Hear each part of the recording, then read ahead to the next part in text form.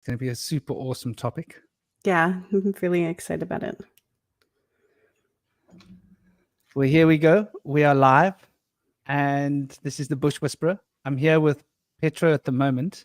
We're going to have a whole group of small team of experts joining us very soon for what is going to be, I hope, a delightful discussion about the beginnings and endings of things, life, death. How is my mic coming through, by the way? Is it loud enough? I hear you just fine. You hear me just fine. So, yeah, to begin with, I'd like to announce Petra here. This is her first time on this roundtable show. She's super awesome. I'll let her introduce herself so that I don't make a mistake and an error, but I can tell you that she brings new life into this earth in a most holistic and wonderful way. So we're talking to somebody with lots of experience of handling the freshest of souls, and obviously with a holistic environment and a holistic attitude. And I don't know if you know, but this is the partner of the Third Eye Edify. So we're very privileged and honored to have the madam of the Edify with us. And without any further ado, I'd love to give you the stage, my dear. Give you a chance to introduce yourself. Thank you so much. Yeah, my name is Petra. I am George Mess's wife, proudly. Very excited for all of his new endeavors and his work. He's doing a great job with everything that he's doing. It's very exciting for all of us over here. But I am a student midwife with the Indie Birth Association, and I'm very proud and delighted to say that. I am also a birth and postpartum doula, as well as I offer bereavement services as well. So I touch on life, death. I support people as much as I can through whatever spectrum they are experiencing at the moment. Regardless of age, I don't only focus on pregnancy loss, stillbirth, the loss of children, things like that. I support whoever is in need at the end of life stages. And yeah, it's a journey through and through. It's very humbling. I am an eternal student of the earth, so I do not consider myself an expert. I am always learning. And it never ceases to amaze me, the beauty of these processes and the spirituality through and through. So.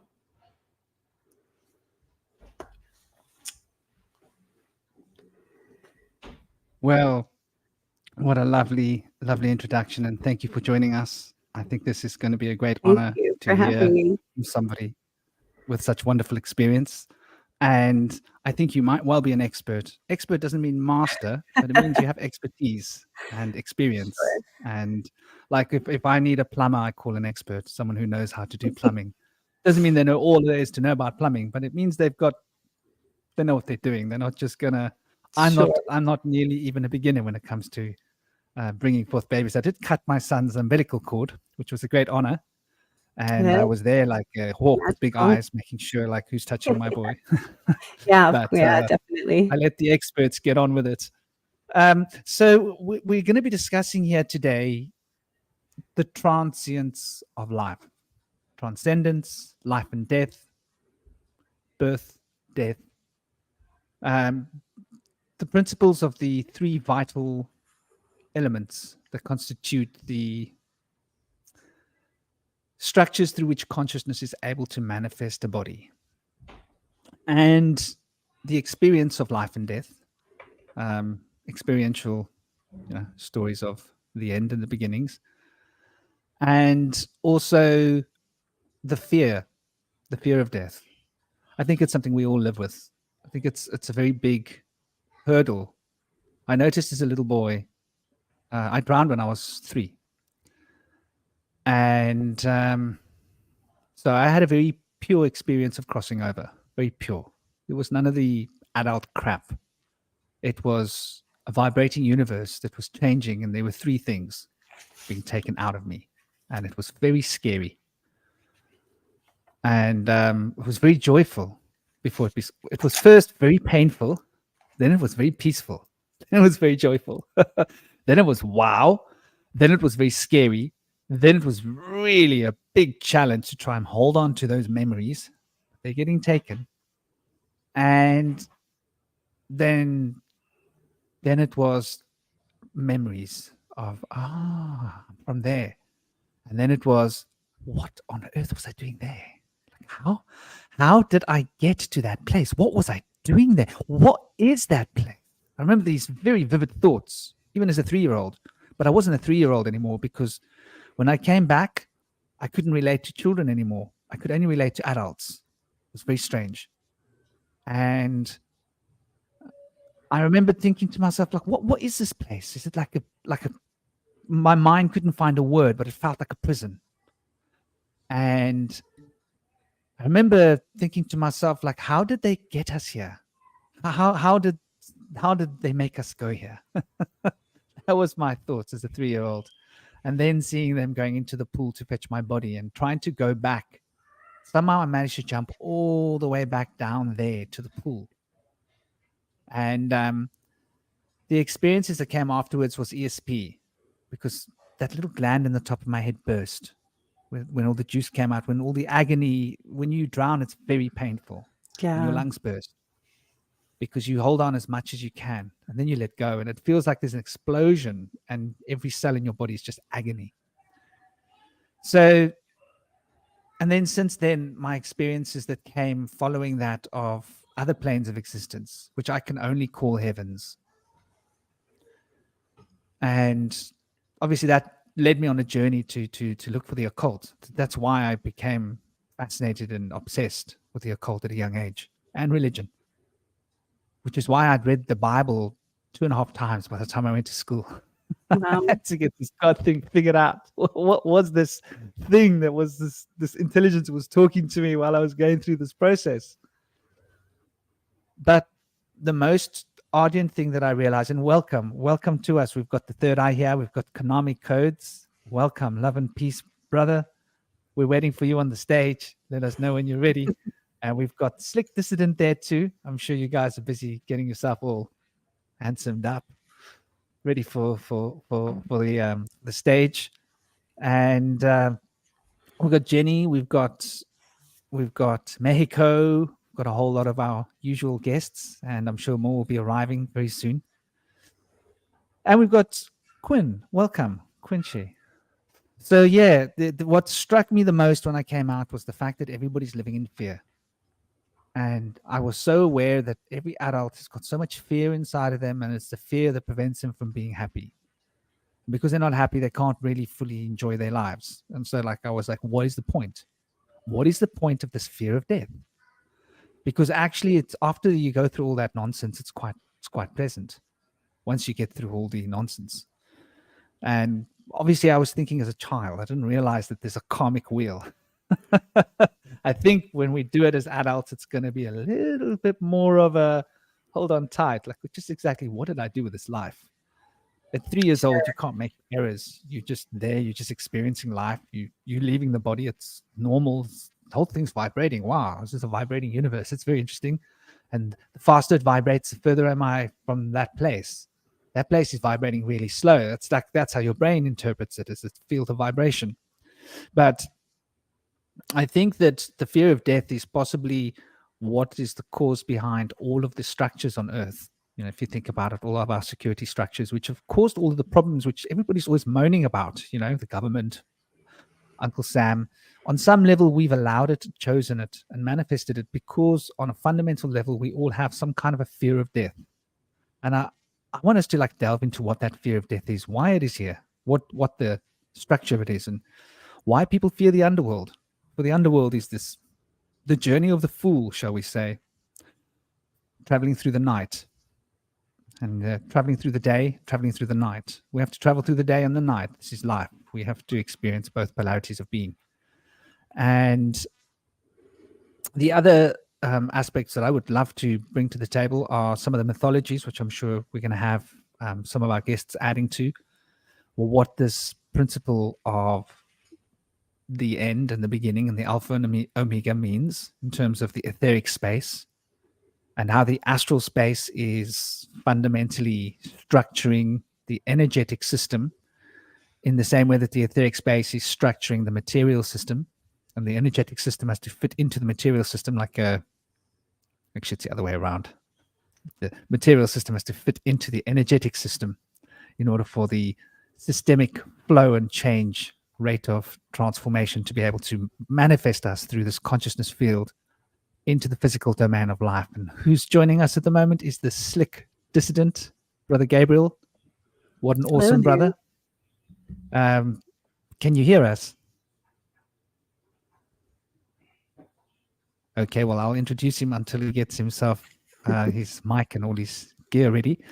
Gabriel is a wonderful student and a wonderful teacher and a wonderful practitioner of the Greek mysteries. I call it the Greek Kabala, the Ennead. He'll tell you all about it and the mythologies that relate to it. And also a student of, well, all the sciences, really. I suppose you can't study one thing without studying all the other things. You've got to stick your fingers in all those pies. And he's one of the people that has got those fingers pie-like, all fingers. And what a wonderful, inspired and intelligent guy as well. Welcome, Brother Slick. I'd love to give you the floor.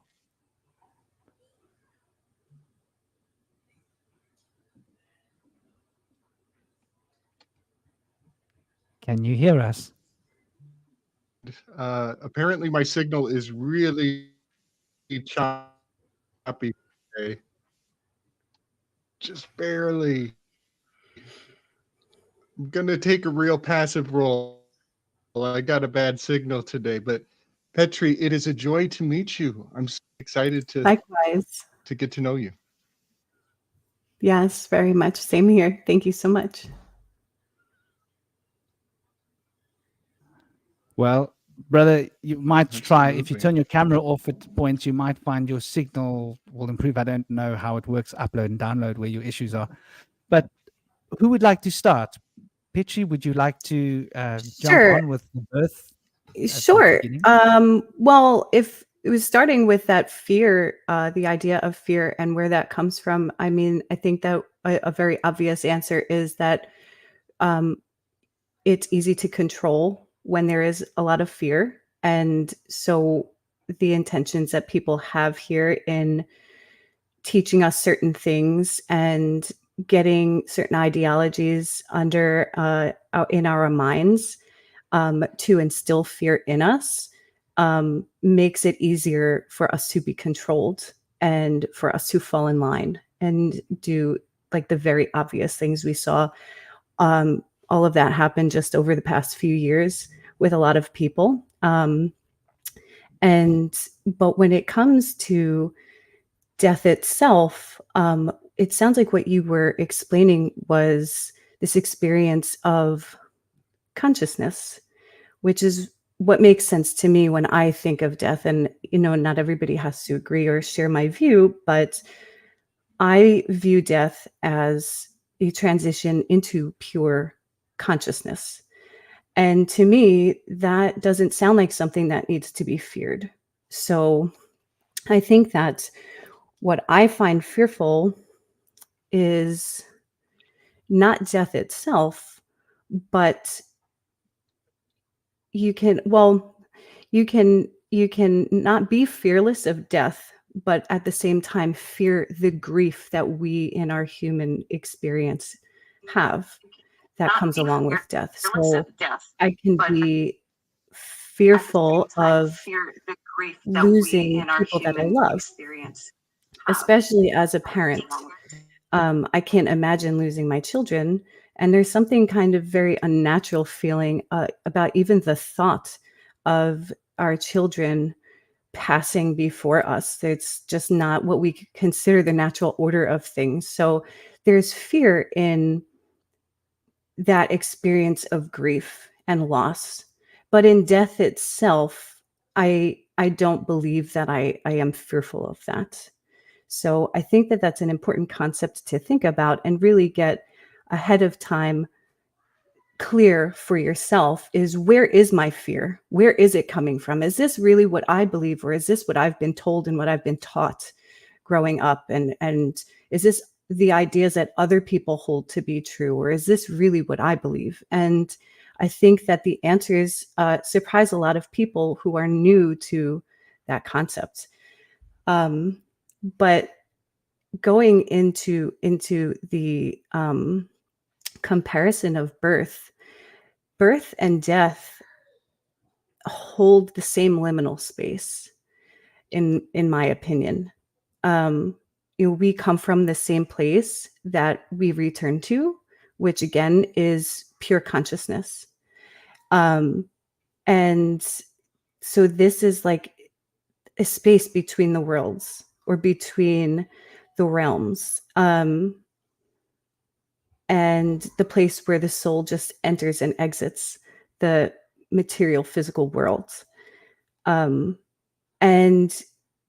you can feel the presence of this liminal space at these events of birth and death. Our side of the liminal space anyway, because when you think of a liminal space, it is comparable to a doorway, which has two sides to it. So you can absolutely feel our side of this liminal space during these major events of the entry and the exit. For example, there are times when it takes a few moments for a baby to come into their body, and you can absolutely feel the presence of this soul in the space around you. And they're just not there yet. They're just not in their body yet. They're there. You can feel the presence. You can feel the energy. But it just, for whatever reason, takes them a few minutes. Maybe they need a breath from mom, or a little help to realize that it's time for them to enter their body fully. Whatever the reason is, but you can absolutely feel this. And the same at the time of death, at the time of somebody's transition into, the great beyond, or whatever you personally call it. But at the time of somebody's death, you can absolutely feel the presence of that soul in the room once it leaves the body. And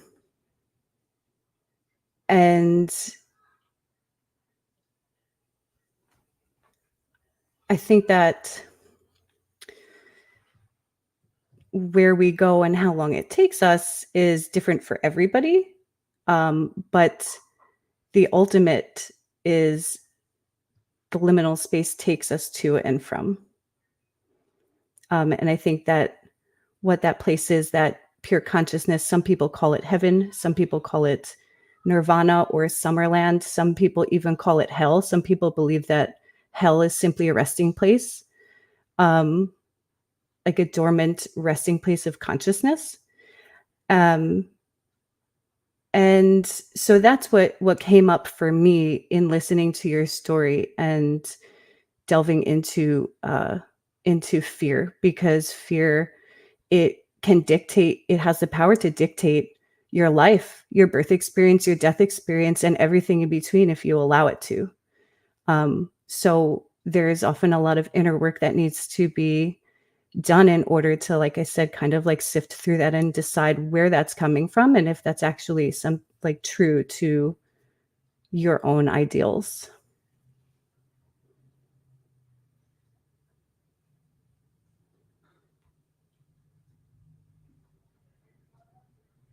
That's truly beautiful. And thank you for that. It inspires me with a lot of thoughts, puts a lot in my head. And when you speak about the sameness of the liminal space, I completely see where you're coming from, and I feel it too. I feel you there.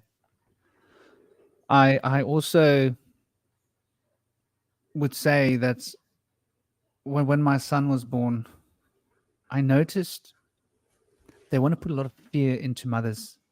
It seems to me, the medical establishment, maybe it's a South African thing, but they did the same. I remember when my ex-girlfriend's sister was having her first child, Nuriel, in a London hospital, and she's a doctor. And it was a good hospital, a so-called good hospital. And she's a practicing GP, so she's you think she knows what's going on. And I remember them making her afraid, them having to stick this tool into the newborn baby's ear to test that the baby's not deaf. And I was like, seriously? And she's a doctor. And I mean, I'm not a doctor. I said to her, like, do you think that's okay? And she said, yes, no, it's totally fine. And I was like, but they can't hear yet anyway. Like, it takes time for the calibration. It's like if you turn on a camera, it takes a while for the lens to calibrate. It takes a while to get into the body for the child to establish control of the central nervous system. They're not going to come in just hearing and seeing. I mean, they can see a bit of light, they can see light and darkness, right? And smudgy appearances of faces when they're newborn. Yeah, they I remember see how what they say is basically from the breast to the face, they can see a mother up very, like that is the distance in which they can kind of see. Yeah. And I think the hearing must be even more difficult for them to distinguish what sounds they're hearing. So like to try and test the hearing of a child when they're newborn, to me, that's messing with the inner ear. And I find it scary. And I remember how they made my ex-partner, my son's mother, so afraid by telling her she had to have a cesarean because she had had cesareans 18 years before. But she was fit and she was healthy and she was strong. I don't think she needed to have a cesarean, but they put the fear of God into her, where she was like, okay, well, I'll have a cesarean because the doctor said, no, you must. It's too dangerous. You must. And they really want to get their blades out, don't they? They really want to do it. They're like, we don't want God to do it. We want to do it. And Right. yeah. Yeah, a lot of providers are coming from that savior complex, and that's unfortunately why they get into medicine in the first place, is to have that feeling of saving people instead of promoting people to save themselves and be their own healthcare providers, and to know themselves in and out in order to know what they need to heal. And going back to what you said about instilling that fear, exactly what I was talking about a minute ago, is that that wasn't her fear, that was their fear that they pressed onto her. And that you see that all day, every day throughout the medical system, where they are so fearful. They're fearful of lawsuits. They're fearful of bad outcomes. They are fearful of not feeling in control. I mean, you name it, they're fearful of so many different things, to the point where they make it almost impossible for women to make their own decisions. And the saddest part to me is that a woman's innate inner voice, their intuition, is almost deafened by other people's fear. You can't even hear it at a certain point. You become so disconnected with what your body and your spirit is telling you, what your gut is telling you, that you end up making choices based on what other people want and what other people believe.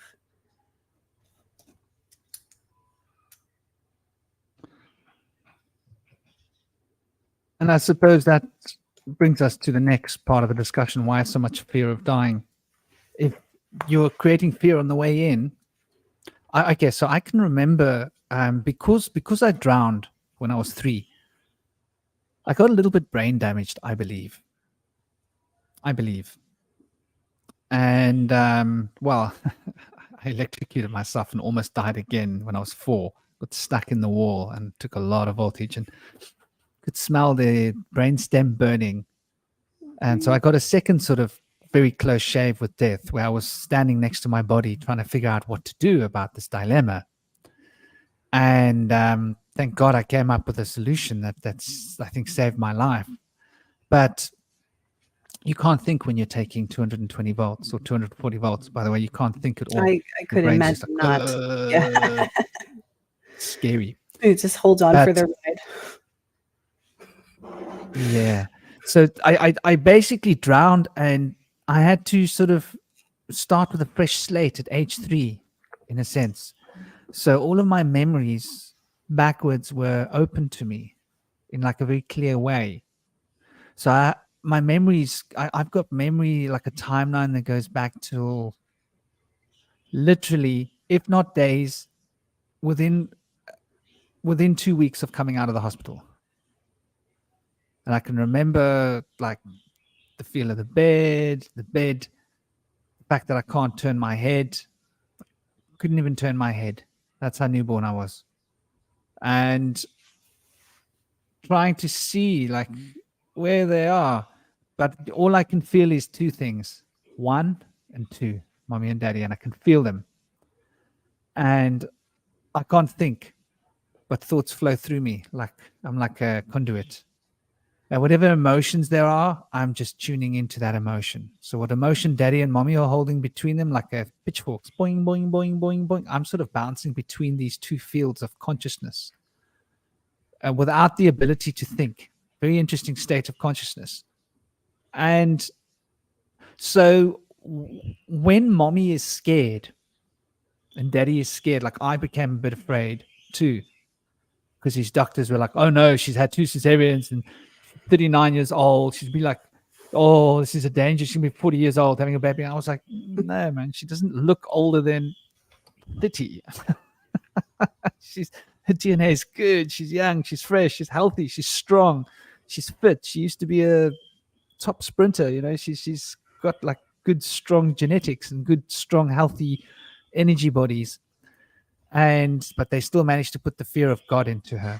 And so she became so afraid, and that fear carried over into Joshua's beginning of his life to a certain degree. And it's taken me a very big challenge to break her fear patterns.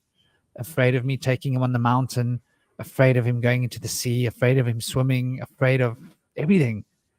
And I've had to like disentangle him from the fear and like, go on, climb that tree. Your mom's not here. You can fall, it's okay. You know, you won't break anything. I've checked the ground. It's hard enough that you won't break anything. You go. With mommy by the beach. You keep them safe. Do you want to get some glasses? Thank you, my boy, but I'm busy. No. Bye-bye. Sorry, that was my little Joshua Eli. He's going to the beach. His mom just got back. So, so all of that fear has been sort of ingrained since the day when she was really afraid when he was born. And I'll never forget, like, the way they behaved was just creating more fear. Like, no, she's old. We've got to be careful. Like, it's not normal for women to have babies when they're 39, going 40. There's all these dangers and those dangers and these dangers. And instead of just letting it be a joyful experience, they lump you with it, hit you with every single thing that can go wrong, give you a list of possible things to watch out for. This could cause death. Here's a list. Don't think about it. And then, of course, they wanted to put my son they wanted to do all stuff to him and vaccinate him. I was like, no, no, no, no, no. And then they try and argue about it, saying, no, this is necessary. And I'm like, come now. I've got a lawyer on short dial. If we need to do this, I'll do this. But we're not talking about this anymore. Then they wanted to put him under a light. And I told them that they were giving him too much of the vitamin K, because I had checked her diet myself. She was topped up on vitamin K. I told them he doesn't need any vitamin K, but they quickly walked past him and stuck it in his mouth, a little ointment. And I said, he doesn't need it. I said, now he's going to turn yellow and you're going to want to put him under a lamp. It's true as God. 2 days later, they want to put him under a lamp. I'm like, no, you don't want to put him under a lamp. It was the next day. And so I had to say to them, this is not on, you know. Mm-hmm. I had to ask him to give him a blood test so I could watch, like, okay, let me see the needle. Where's the wrapper? Let's see you taking out a clean needle. Yeah. Because you just don't know what's going on with these people's minds very often, because they are taught to operate in the structure that's been sort of given to them. And they're all good people. But unfortunately, you know, training, mind control, and education, like you're saying, they've all been subjected to that when they've given birth. And so this is how it's done. And I think we carry this through our whole life. And it translates into a fear of death as we get older. Absolutely. And you notice that when you go to places like, okay, let's say you go to India and you go to like a tribal land, people don't have so much of a fear of death. Like you go to the middle of India, in the middle of nowhere, up in the high Himalayas, and you'll see these like young guys climbing up a tree with a piece of rope, and they'll climb right to the top of the tree, and it's like it's a flat tree, there's no branches, and you know, they slip and they fall and they die, and it happens, but they're not fussed about it. They're just getting on with it. They want to get to the top of that coconut tree, you know. Or not coconuts. I think the other trees are kind of ketul, or kind of a fruit. But anyway, my point is, in this Western society, I think fear has been drummed into us, and I think this fear is really part of the matrix's structure of control, and I think it's part of the design. You know, the design of this world that we're living in. And by the design, I don't mean of matter. I mean of the man-made creation. We're living in the concrete jungle, the economic reality. It seems to me as well that, okay, let's look at the vital bodies for a moment. So we've got the causal influence, the causal body, which is that pure consciousness state that travels from body to body to body, and it's a transient state of consciousness. But it can't operate here because it's too pure. And so that needs to take on an astral, and the astral needs to take on an etheric, and the etheric needs to take on a physical. And so the etheric, I see it as the translation of thoughts that move through our brain. In other words, taking the proverbial state of thought and breaking it into small chunks of thought. And then the emotion is becoming aware of the energy motion and the patterns and the tones of the vibrational sounds and the frequencies of consciousness. And then the tones and the frequencies of consciousness and their mood and emotions become structured into segments, passions, and the passions become convoluted into patterns of thought. And so we experience these polarities through the etheric and the astral. So we've got these three vital principles, and obviously they stem from the Hermetic principles. So the Hermes first principle is the principle of mentalism, which cannot be divided. It's the total state, pure consciousness. It's our original state, Zeus, if you will. And this pure state of consciousness needs to take on a vibrational frequency, the word, and in order for light to come into being. And so the word has to become the presence of light. And light I see as the quantum entangling process of all things being corresponding to all other things. So the energy of the astral emotional sphere is traveling through the etheric sphere. And so we're seeing this radiance of the astral moving through the etheric as the presence of light. And so the presence of light is the extension of the quantum entangling principle, which is the singularity, if you will. So the first three principles of Hermes, as the triad, produce these three fundamental states, these three fundamental parts, which are then reflected through the polarizing principle, because vibration is movement that needs to be kept in check. So if you have movement, it will be like a pendulum. It will need to move to and fro, and it will have to have polarity in order to maintain the movement. The polarity will then have to have a rhythm, because the movement is in a state of continuity.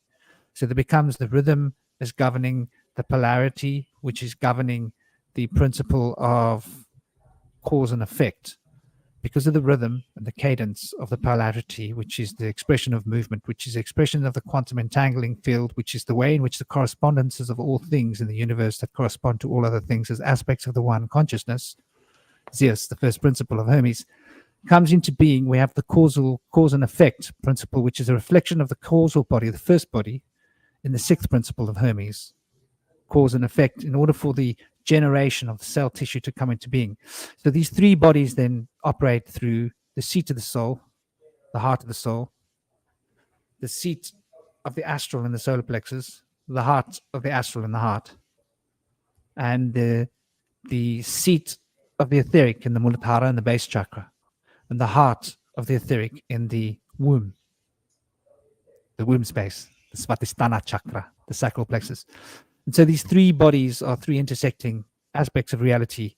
You could think of them as the three worlds of the shaman. You could think of them as Atzilut, Bria, Yetzirah, which form the structure of Isya, the physical body in the Kabbalistic terminology, or you could consider it in, there are a lot of ways of looking at these principles. They come from all the traditions. They seem to be repeated, just different names.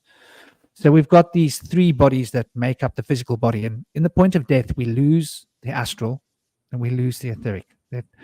And the physical body is torn from us. So all three bodies are torn from us, the physical, the etheric, and the astral, and we're left in our causal body. And all of the memories are structured through the astral binding into the etheric, holding on to the physical. And so the memory becomes how the structures of all of these energetic patterns are able to become the physical form. So when we lose these three, these other two bodies are floating. Now we're going to, at some point, we're going to talk about ghosts. What what is this seances? What's going on here? Who are we talking to? What are we talking to? The shade. What does it mean, a shade? A shade is a shadow. When I walk, there's me, and then there's my shadow. There's my reflection of me in the mirror. It's not me, but it's me. There's the shade of me when I travel, my shade, my etheric. When I leave, my shade is left behind. So there's an interesting concept of this. And the shade is obviously constructions. All the memories that get torn from us are left here in structures. In the same way that the body is kept intact to a certain degree for a certain amount of time, the etheric is bound for less time, and the astral is bound for more time. So the astral form can live for much longer in terms of the relative time, in terms of linear. And the etheric can live for quite long, and the physical can live for a while until the worms get hold of it, or the fire, or whatever we do with it, stick it in the ground. So I think that we've become quite disengaged from understanding the principles of life and death because we've lived in so much fear that we haven't given ourselves time to really investigate it. And this is how those beings that prey on us from extra-dimensional space are able to influence our thoughts through our fears, able to get into our fears and say, like, you need to do this because you're afraid. And then you do something that makes you feel bad, and that's like fuel for some other being. It's like they're like, I made you do that. Feels pretty good. So they eat our exhausts of when we waste our soul essence, move away from our true path. Some of our energy is lost, and that can be siphoned off by beings that sort of hover around the consciousness field. I think this is something we will probably get into here. But I don't want to get too lost in the conversation. Are you still with us, Brother Slick? Can you hear us? Yeah, I'm here. I'm loving this vibe. Can you hear me? Am I coming through? You are. Is my audio okay? Okay. So a couple notes. I love the word presence. I know I'm going back quite a few minutes back in the conversation, but the word presence. Is it just me, or did he get soft? Or is it just me? It Yeah, contains within it the implication of. Oh, am I back? Am I back I don't know on? if you can get closer to the mic, Slick.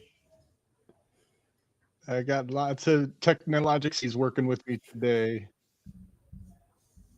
Okay, is that better? Is this better? There, Yeah. is that better? definitely. Okay. Okay. So yeah, the word "pres" has, and I just love that word. I told myself my next cat's name is going to be presence. It's a great word. But yeah, the pre-essence, and pre-sense. No, am I back? It seems like you're coming and going, you're They're really sliding giving in me a and you're hard time sliding out. But today. Ramah has just joined us. Welcome, I'm so Ramah. sorry, everybody. Ramah is a wonderful sister. She's from UK. She's a great natural empath, natural psychic with natural experiences of the otherworldly spaces, and quite humble about it as well. And she might not be formally trained in all of these things too much, but she has what I can call a natural background and a very lovely, down to earth, wonderful, exuberant mind that asks beautiful questions. It always gets me thinking. Welcome, Ramah. Thank you so much. Hello, everyone. Blessings, everyone. I'm a bit late, so I don't really know quite where you're at, but no, it's a very interesting topic today, definitely. It's lovely to finally hear your voice, sister.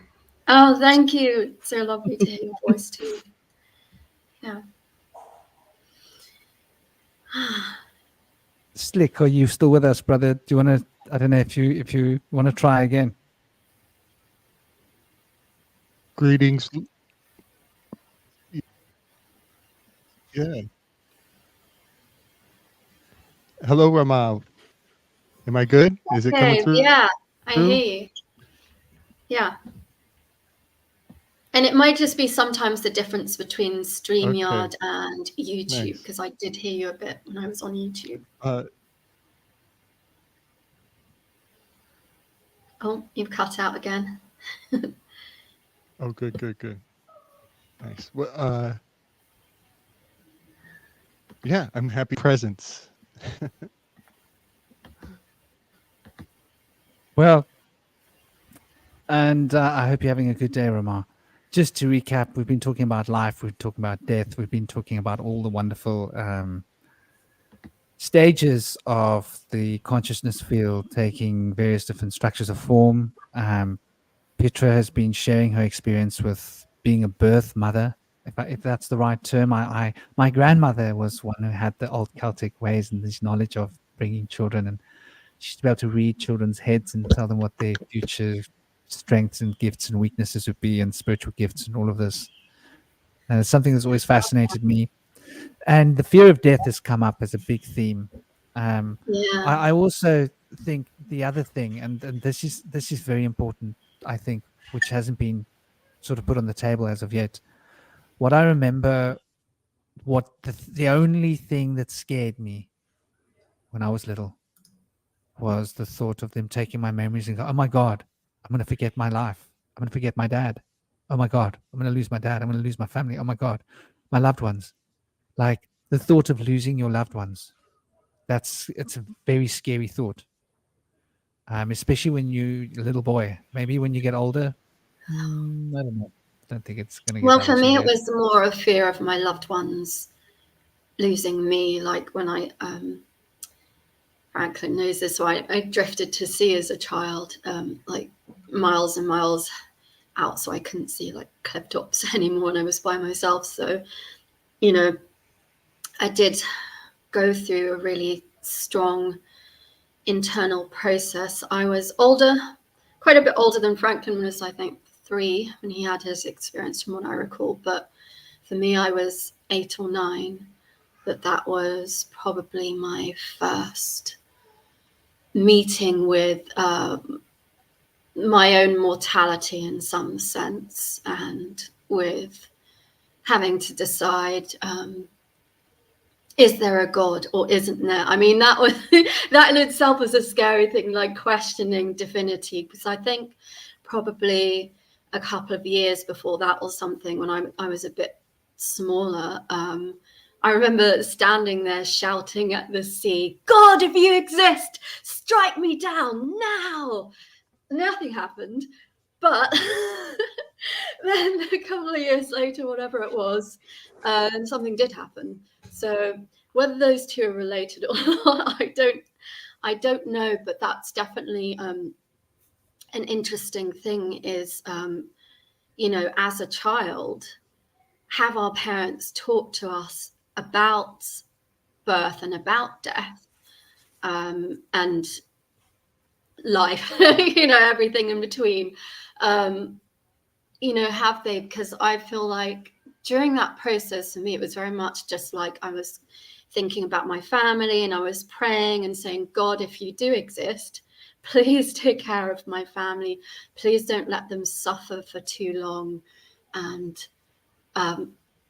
it's a long story, so I won't go into all of it. But, you know, there was just a lot of process, and then like accepting death and imagining what it would be like, and trying to sleep, because I was like, I don't know what a good death is meant to look like, and I was afraid. and my little blow up thing that I was on was deflating. So it was like, this is my time. I'm done. I'm 8 or 9 and this is my life. It's over. And I just went through quite a long psychological and emotional, spiritual process. And I wouldn't say I made peace with it exactly, but I accepted it. And I said all my prayers and all of this. And then I did get to live after all. So that was even weirder, was like having accepted death and then being like, oh no, I'm going to live. I don't know why, but that was actually almost even harder. And then sort of no one really talked to me about death or life afterwards. And I was really like traumatized for a long time, for years, like even, you know, I'm 39 now, even into not that long ago, where I would just, you know, not be able to remember it without feeling, I mean, not that there's anything wrong with feeling emotional, but feeling emotional about it. It's sort of like that. So I think this is really interesting. It's like, how much do we talk to children about these things? You know, how much do we embrace these things? Hello, Jenny. Oh, love Jenny. She's a wonderful artist, by the way. Yeah, like how much do we talk to children about this? How ready are we? Because, and how even to embrace life? Because, you know, how many of us are sort of like, and I'm not necessarily talking about any of us here, but just some of us, and I've definitely been through many stages of this, and I go up and down with it, of feeling like, yes, I'm alive, I'm technically alive, but what is living really? What does it really mean to embrace life? And what does it really mean that I die and am, you know, reborn like all day long, every day, or even biologically, like cells in my body, or you know, every aspect of being really, or you know, I have had a miscarriage before that too, to experience death inside your body in that way, or just to know that your cells are dying and being reborn all the time, or your consciousness is fluxing and changing, and different things are coming into our being. I think I heard you saying, Franklin, about, you know, other beings sometimes controlling through fear, but I don't think it's always just fear. Sometimes I think it's just, there's just happens to be a space there. And I think, like you said before, our consciousness is kind of like antennae, and we do pick up on things. But I think, and sorry, I'll wrap this up. I do think that nervous system, central nervous system healing, and the spine, and all of these kinds of things I was talking about a little bit with Kalel yesterday. These things are really important to note as well, because we can't have that level of fear with an aligned central nervous system. Or we can, but we can realign it again, you know. But we do live in a society that kind of says, one, emotions aren't cool, aren't good, you know. Being called sentimental is an insult these days, apparently. So don't be aware and accepting and open to all these you know, things like death and life, and you know, presence, as Gabriel was just saying. You know, don't be present, don't feel pain, don't feel fear, don't feel anything really. So we're really controlled by our central nervous systems quite a lot. And I do think that people who have like a specific aim to perhaps put fear in, you know, mothers or whoever, they know this, or about fear of death, and taking away, and I'm sure Petri said this as well, taking away kind of like our ownership in these ways. Like, it wasn't that long ago in history when we used to bury our own dead, and we knew how to do that in a healthy and safe way.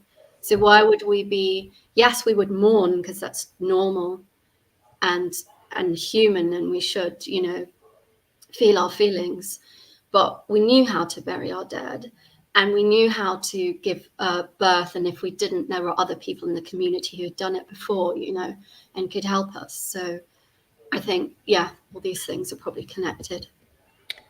Yeah, I agree. And you had a lot of really great points throughout your talk there. What was being discussed before was looking in other cultures and seeing kind of like this lack of fear around death.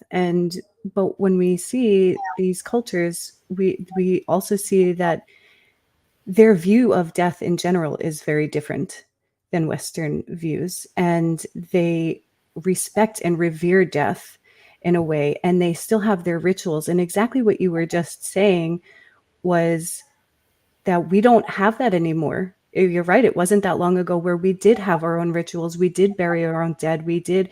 And it was within family, you know, we had our family traditions, not just our community traditions, but our familial traditions, and how we, in our family units, you know, had our own rituals when it came to giving our love to somebody who has passed, and coping with the grief. There is a separation between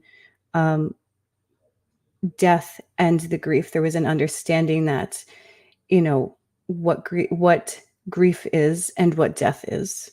And just like in birth, we have given that power away to other people. And now we don't have control over really what happens to us when we die. We are not allowed to bury grandpa in the backyard. We're home and keep them home where they belong.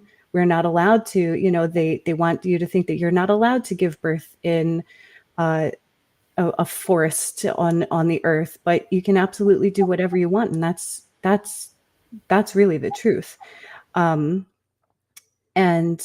I wanted to share that I too also, I didn't have necessarily what they call a near-death experience, but I also did have a very close encounter with water as a child, where I did get swept in by the current. And if I had very, very long hair at the time, and if I hadn't passed my father's feet, all he saw was my hair in the surf kind of like go past his feet. And if I hadn't done that, I would have been swept out. And I do remember thinking in those moments, like, after the few seconds of confusion had passed and I realized what was happening, I was, you know, I did have a second where I was like, this is it. I'm going to die. And it's crazy how quickly those thoughts come to you, and how quickly you can actually come to terms with things in those moments when it's in real time. So yeah, there's a lot there. And going back to also the fear that's kind of instilled in us, we were talking about that before also. And when you have very heavily medicalized providers that are caring for you, and everything that they're taught and everything that they believe is based on pathology and very normal events like birth being viewed as a disease and pregnancy being viewed as a disease, that absolutely is impressed on you for the rest of your life unless you become aware of the unnatural aspect of that ideology.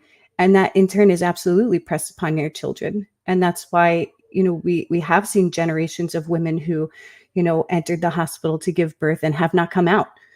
And their daughters and their granddaughters are still continuing to go into the hospital and hand their power over to other people. As a disease, that's batshit crazy. Oh yeah, God. Yeah. And so what was being said before was that is taken with us throughout our lives, and absolutely taken with us into our ideas of death. If birth is a disease, you know, that's how a lot of people view life in general. Is pregnancy is a disease that needs to be managed. It's a medical event that needs to be managed. You are sick throughout your whole life. You need these vaccinations to keep you well. You need these tools, these medical tools to keep you healthy. You are incapable of being your whole self, your healthy self otherwise. And then you get really sick and you die. And the end. And it can be a hard cycle to break when you have generations upon generations of that kind of thinking. I like what you pointed out about the indigenous cultural perspectives and practices and the way we watch the clock. And we've turned it into Halloween, haven't we? Like one of our Death Watch times. Trick or treat. It's become a little bit of a let's all wear masks and eat sweets kind of concept. Sort of forgetting really what it is that we're talking about. You know, the Halloween would have been a sacred time. Obviously, it's going into this phase that we're in right now. No mistake that we're discussing this now. No accident, no coincidence. I don't know what's going to be discussed until normally like 2 days before, 2 or 3 days before. I just feel the energy and go with it, and till something grabs me and it won't let go, and we're like, okay, well, that's what's got to be the discussion. So for all of you watching, smash the like button. This is totally unrehearsed. None of us know what we're really going to talk about. I don't even know how to rehearse. We just get on here and we just start banging it out and saying what's in our minds. So it's a very authentic conversation. I'm getting to this whole thing about not talking about it and not being prepared for it. I think it touches onto the shamanic, because the reason I became a shaman was because of, well, being drawn to the occult since childhood.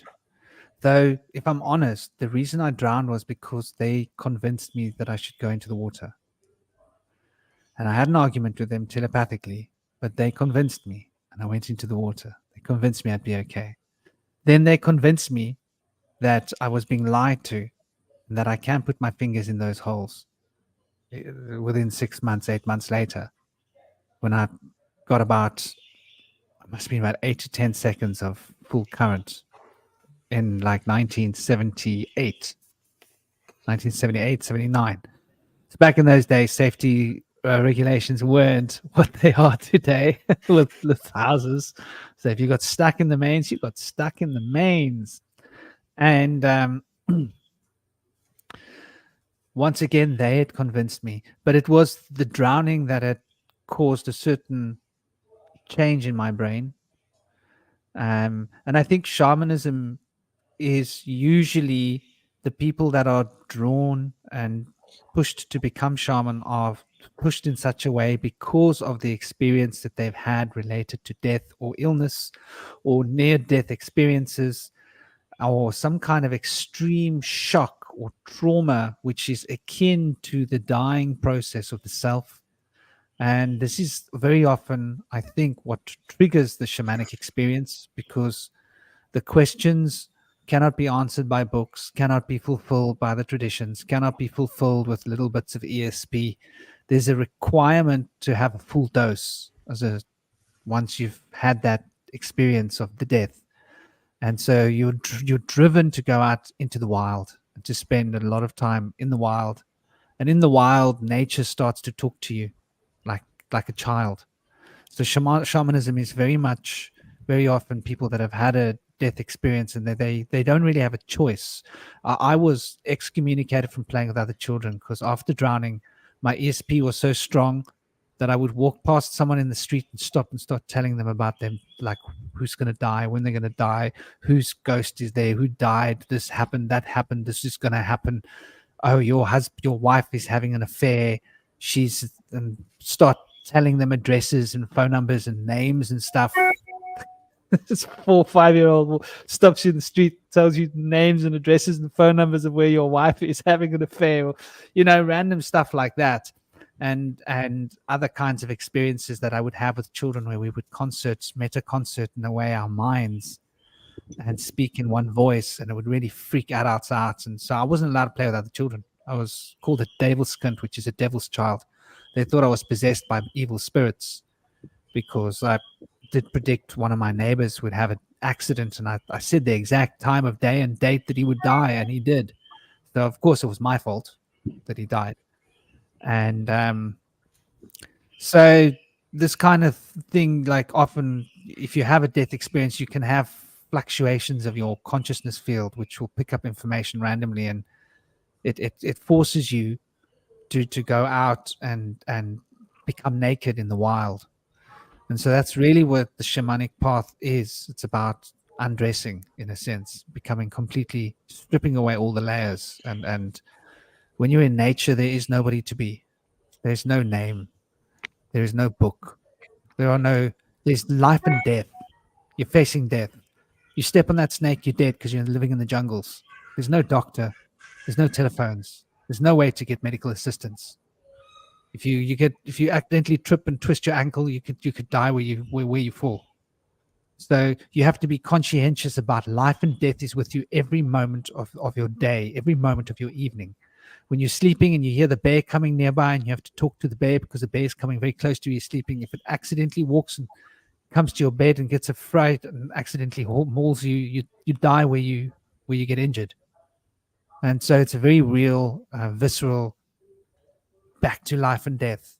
And so that's what shamanism means to me, life and death. And so when you hear about shaman, like personally, I've done stuff that I would never do. I thought I had completely conquered the fear of death. And then I had a child. Then I got scared of crossing the road. Now I'm scared of dying because my little boy needs me. But then I would swim out to sea. Like I've swum out to sea, Ramar. Like you can't see the land anymore. To be with I know. killer whale. I remember you've told me about this. Amazing. But I wouldn't do that now. And so shaman are drawn to do these extreme experiences that take them close to death. Yeah, very close to death, like being drawn to find your power animal, and you must connect with it, and it might well kill you. Yeah, if it's a lion, then you have to approach a lion. You have to get close to a lion. You got to get funky. You got to get down with a lion. If it's a boa constrictor, you got to get down with that boa constrictor and then pray that it doesn't kill you, that it loves you back. Welcome. We have Indy here. Welcome, Indy, brother. Indy is a shadow worker, a wonderful brother, very grounded, very down to earth. He works helping people uncover their shadows, giving them techniques, and sharing his insights and his expertise and his wonderful heart to help people to find the healing of the shadow, which is exactly what we're looking at when we're considering the fear of death. Please do introduce yourself, brother. Thank you so much for the wonderful introduction, Franklin.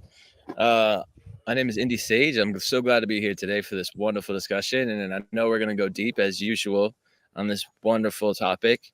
And so we're talking about life and death today. And I know that we are discussing the deeds of the death doula, but I've been looking up a couple of different names for the death doula. Some of you might have heard and some of you might have not heard, but I'm just going to put these out there and we can bring this into the discussion if you want to bring any of these up later in the discussion.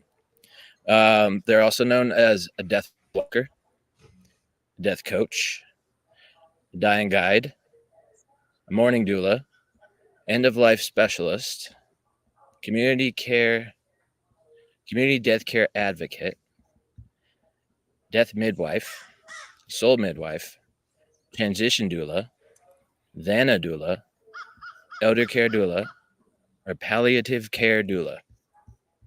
And in my work as a shadow work therapist, I help people come to peace with their inner turmoil. And there's a well-known piece of literature called, I believe it's Ivan the Terrible. And in the book, it's about a judge that sent a lot of people to their death and created a lot of misjustice, misdirected wrath and spite. But on his deathbed, he started to realize that he regretted his ways in his life and that he finally found salvation in his deathbed. He came to peace and found that inner peace and let it all go, let out that inner turmoil that he was projecting onto others and realized that he had to care for it for himself. And so that's the process that I do. And if anyone can do that at some point before death, then they can die in peace. But my ex-girlfriend was actually training to be a death doula, and had similar premonitions to you, Franklin, that when somebody was close to the other side, close to passing on, she would get that intuition. And I know cats do that, and ravens are also said to know that as well, and will rest on the house if someone's going to die there, and they'll crow, or the chimney. But it'll be interesting to see who else is going to be here with us today. And I know we have a couple new people here. This is exciting. So I'm going to hand it over back to you guys and see what else we want to go into here. They're mentioning the Upanishads. I could do something good. Slick, I would so love to hear from you, brother. I hope we can get Slick's voice on the roll.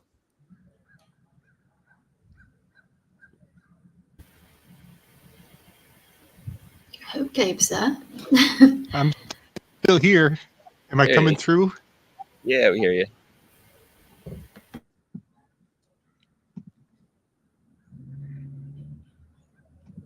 Nice. Wonderful. All right. Yeah, this is it is so appropriate that we talk about this at this time of year. You know, the thinness of the veil never ceases to prove itself. You know, it's in so many ways it's provable, you know, even to the naysayers, or those who are not inclined to have a mystical worldview. There's no denying that there's a vulnerability to the trees shedding their flesh. You know, the trees literally become skeletal, you know, which the actually articulating like they're articulating famine. It's a really extreme expression of it, but you know, they wither up and they become skeletal. You know, depending on what tone you take with this, with what I'm conveying, but you know, the skyline is literally decorated by skeletal figures in the fall and throughout the winter. And this is the time of year that takes place, and it's so gorgeous. I just love how colorful it is. How beautiful the fall uh, uh, really truly is, in a very affirming way, in a very uplifting way. But there is something poetic and, I guess, ominous. It doesn't have to be scary or frightful, but it's just the message, coil and the removing uh of masks, and even you know, because we're Halloween, we're changing our clothing, are also going through um a wardrobe adjustment. You know, like I'm breaking out my heavy pants and my long this sweater. I haven't worn this sweater in a whole year, and you know, so we really do go through a dress, I guess, a change of our fleshly expression and associations. Yeah. So, and even there's even an aspect as children of like inheriting your older brother or sister's clothing, a passing down of like, this doesn't fit me anymore. This is going to be waiting for you next year. You know, that used to be part of this time of year as well. But I love how it corresponds with the mortal coil, and you know, the Halloween and Dios los Muertos and all of the observances of, you know, into the world and out of the world with as much integrity as we can. Awesome. Yeah. Amen. Thank you, Slick. That kind of skeletal talk reminds me of the owl, which is another kind of shamanic guide to death. And I believe that the owl is said to be wise in part because it can turn its head like 360 degrees and see all the way behind it. Well, yeah. So And it's silent when it flies as well. It flies, it can hear everybody else, see everybody else, but no one can see it, no one can hear it. It's invisible, but it's all seeing. It's present, but it's not. Quite a mystical concept of the understanding. Or I'd like love bats to as well. bats. bats, yes. Bats on the next level. Oh yeah. Vibrational field. I'd love to give a warm welcome to Kalal, Dr. K, Kiana Codes, the decoder. Welcome, brother. You joined us in the end. We were worried about whether you were being indisposed. Kalal is a wonderful decoder. His speciality is numerology, but he's all over the shop with the cosmologies and the mythologies that relate to this, the philosophy and the psychology that relates to the numbers and the spiritual coding of the universe, of the matrix. I'd love for you to give an opportunity to introduce yourself and say a few words. Welcome, Kalal, brother. And thank you for joining us. And thank you all for joining us. And thank you all in the chat. Smash the like button. Share this out there. The more the merrier. Kalal. Thank you for that warm welcome, Franklin. Love, peace, and power, Mrs. Mesa, Ramon, Slick, Indy. It is wonderful to see you all, everybody in the chat. This is an extremely timely subject that you already pointed out, Franklin. It being Scorpio season being so associated with death and the idea of rebirth. Scorpio has 3 incarnations, if I remember correctly, the scorpion, the eagle, and the phoenix. Shout out to Moonfa, our phoenix. That's representing so much. There's so many different levels. You mentioned drowning. I also drowned. I drowned when I was 6 years old.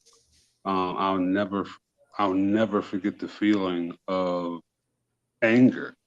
I mean, divine anger when I was brought back to this realm because I felt so elated. But that was the innocence of my spirit at that time. I had not yet gone through what I needed to go through, which is why I had that experience. Because that changes with your life. It changes due to what we call time, which is not said to exist. So I want to pose a question, for just a little food for thought. If time doesn't exist, then does your life truly exist? Do you truly exist? What are you without your trauma? When you think about cesarean birth, the idea behind it, in truth, Caesar was not born this way, right? But he decided that anyone who was fated to be born of a woman, I want you to think about that. There's a possibility that either he had some future inclinations, or maybe he was dealing with some psychics, or maybe he just read something we haven't read yet. But anyone who was fated to be born of a woman, we know about cloning and genetic engineering at this point. Anyone fated to be born by a woman had to be cut open. That's what that means. That literally causes you to attract death throughout your life. I was born that way. I was born through cesarean birth. It's like a magnet for death, but so is your entry point. So I'm also a Capricorn. So I've died about 7 times. you're doing this to give you a certain trauma. If you understand crystals, shout out to Ronan. He was talking about a tumbler yesterday for making rough crystals smooth. That's essentially what the life process is, right? But therein lies the rub. Everywhere you look, there's an adage telling you a cheat code as to how this works. But death has largely become a fear mongering process because it's taking your power and siphoning it somewhere else into this matrix, into this system. That, by and large, is changing. That is what we call consciousness. That is what we call critical mass. And that is why conversations like this are so so needed. I will rant continuously, so I will shut up now.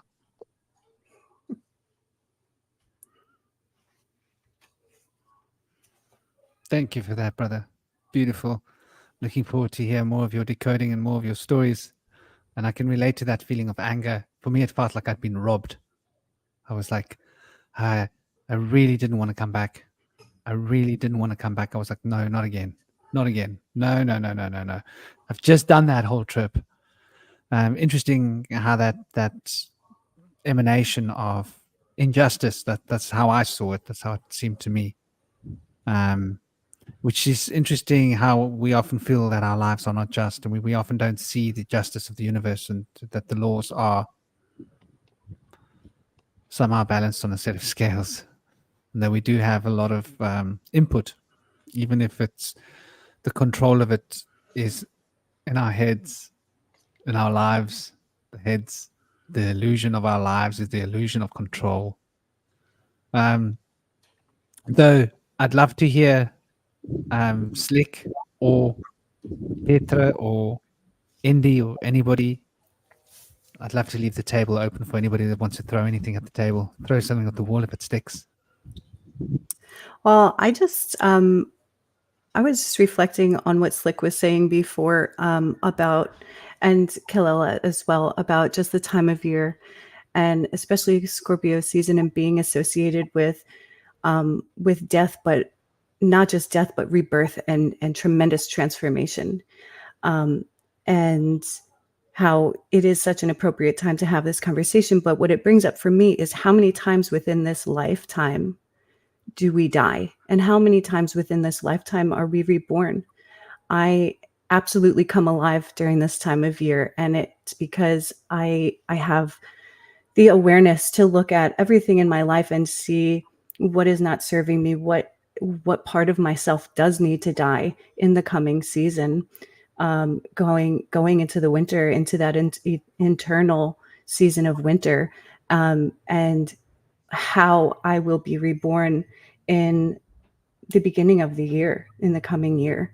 So on a grand scale, we live and we die many times in one lifetime.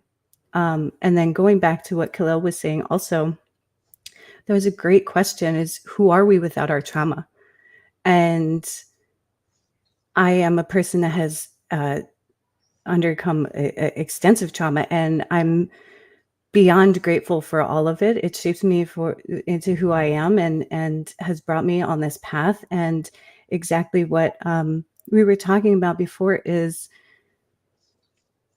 things like drowning and even trauma, physical and sexual trauma, being an initiation into the occult and onto this path of shamanism or healing, the path of the healer. And it sets us on this path. We start to hear this call through that trauma, through these experiences of disassociating and completely detaching from our body through these very traumatic events, and seeing ourselves objectively from like a bird's eye view, and seeing us, all of us, not just being aware of our physical bodies, but being aware of just there being so much more. And I often think, how different would life be if we were all taught about all of our bodies? How different would life be if we were all taught that we have these 3 vital bodies, and it's not just this physical world. And your mental awareness is not just attached to your physical body and something that is in your head and to be associated in the physical realm, but that these are bodies that also need to be nourished and nurtured and taken care of and acknowledged. And, you know, how different would life be for everybody if we all understood that when 3 energies align, manifestation is possible. And a lot of the physical ailments and things that are associated with death are stemmed from the other bodies being out of alignment and not being nourished. And the rest of us are other bodies living in shadow compared to our physical realities. I think you're so on point there. And I do wholeheartedly feel as well, there's definitely this desynchronization. And I was reading the chat as well about how Macbeth and C-sections, they've been advertising and pushing these C-sections on us for a long time, been wanting us to have unnatural experiences of birth. And it sort of takes us away from that organic process that you're talking about. I think it's all about being in tune with nature. The nature within us is around us. And by tuning into the nature around us, the plants, the trees, the sky, the sea, the wind, becoming aware that the wind is a living being, that rocks are alive, that everything's alive, just a different scale of life, that all everything is just one big emanation of the life field. The life field is emanating. And this is quite an interesting point, repression. We've been taught to repress the astral. When I think of the astral, I think of emotion. When I think of the etheric, I think of thoughts. And so when we think of what we consider spiritual experiences, it often stems from emotional states. If you think about it, get into a heightened emotional state and you're going to have a wow, super consciousness experience. It always starts with a heightened emotional impulse, which brings the perceptual machinery to be in tune with the astral field. And so we have these very powerful spiritual experiences. When you're having psychic experiences, it's very often to do with the thought field, with the etheric field. So they've wanted us to become attuned to the etheric field, to our rational. So we've got the Ida, we've got the Pingala. This is the Vedic cosmology. Break it down to the Indian system for a moment.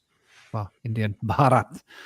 It's an insult to call the Bharat history India, because that was a name created by the British to subjugate the Bharat people.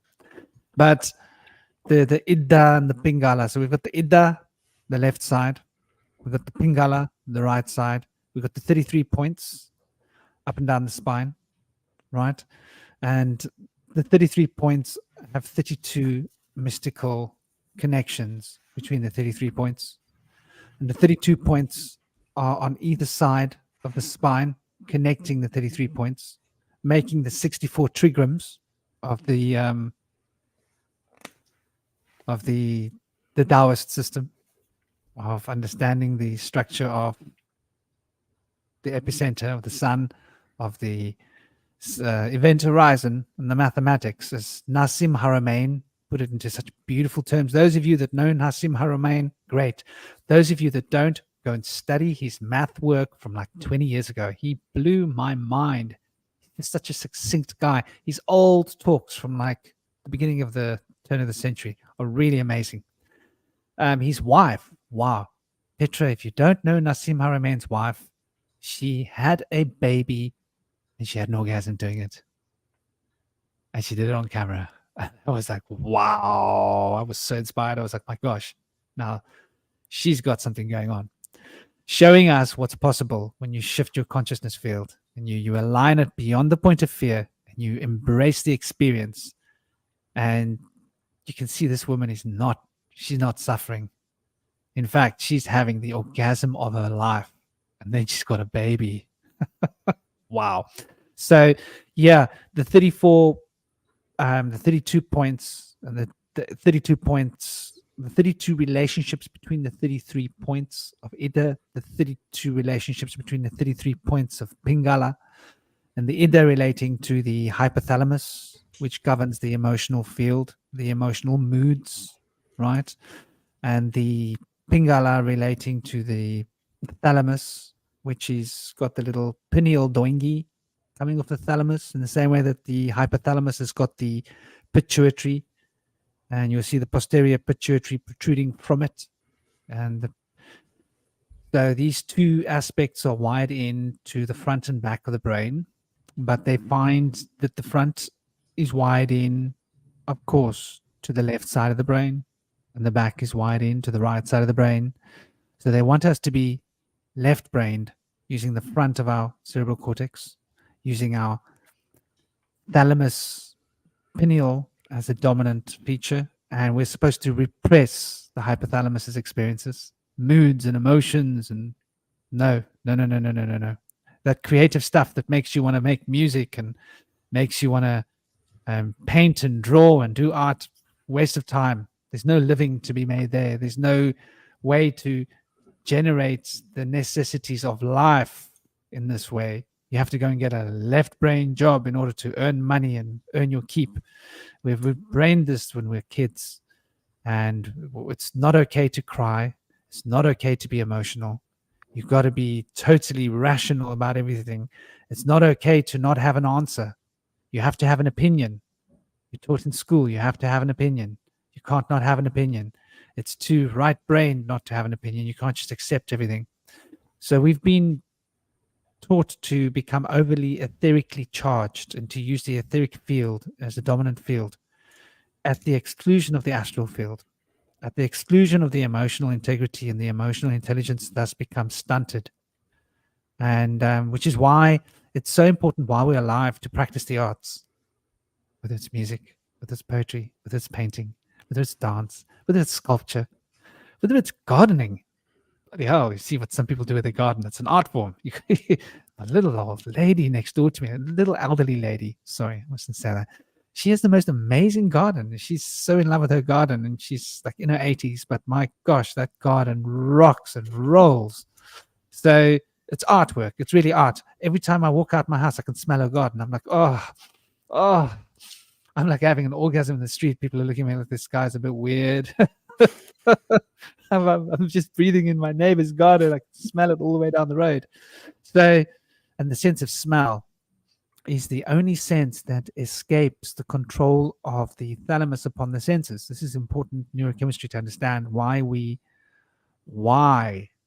they want us to be plugged into the etheric at the exclusion of the astral, because the smell sense isn't recoded and re-put into information before it is sent to the cerebral cortex in the way that all the other five senses are.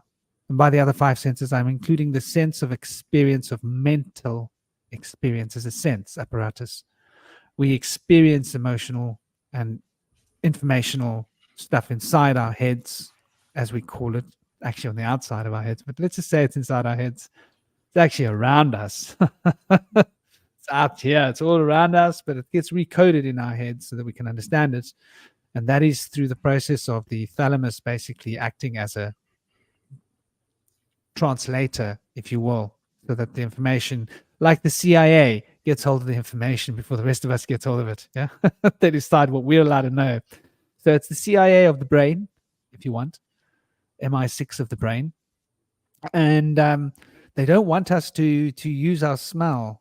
So deodorant and fake smells, and think about it, it's very interesting. Smoking has been made very popular. In fact, Edward Bernays spoke to his uncle, Sigmund Freud, who specially helped to make sure that everybody would be smoking.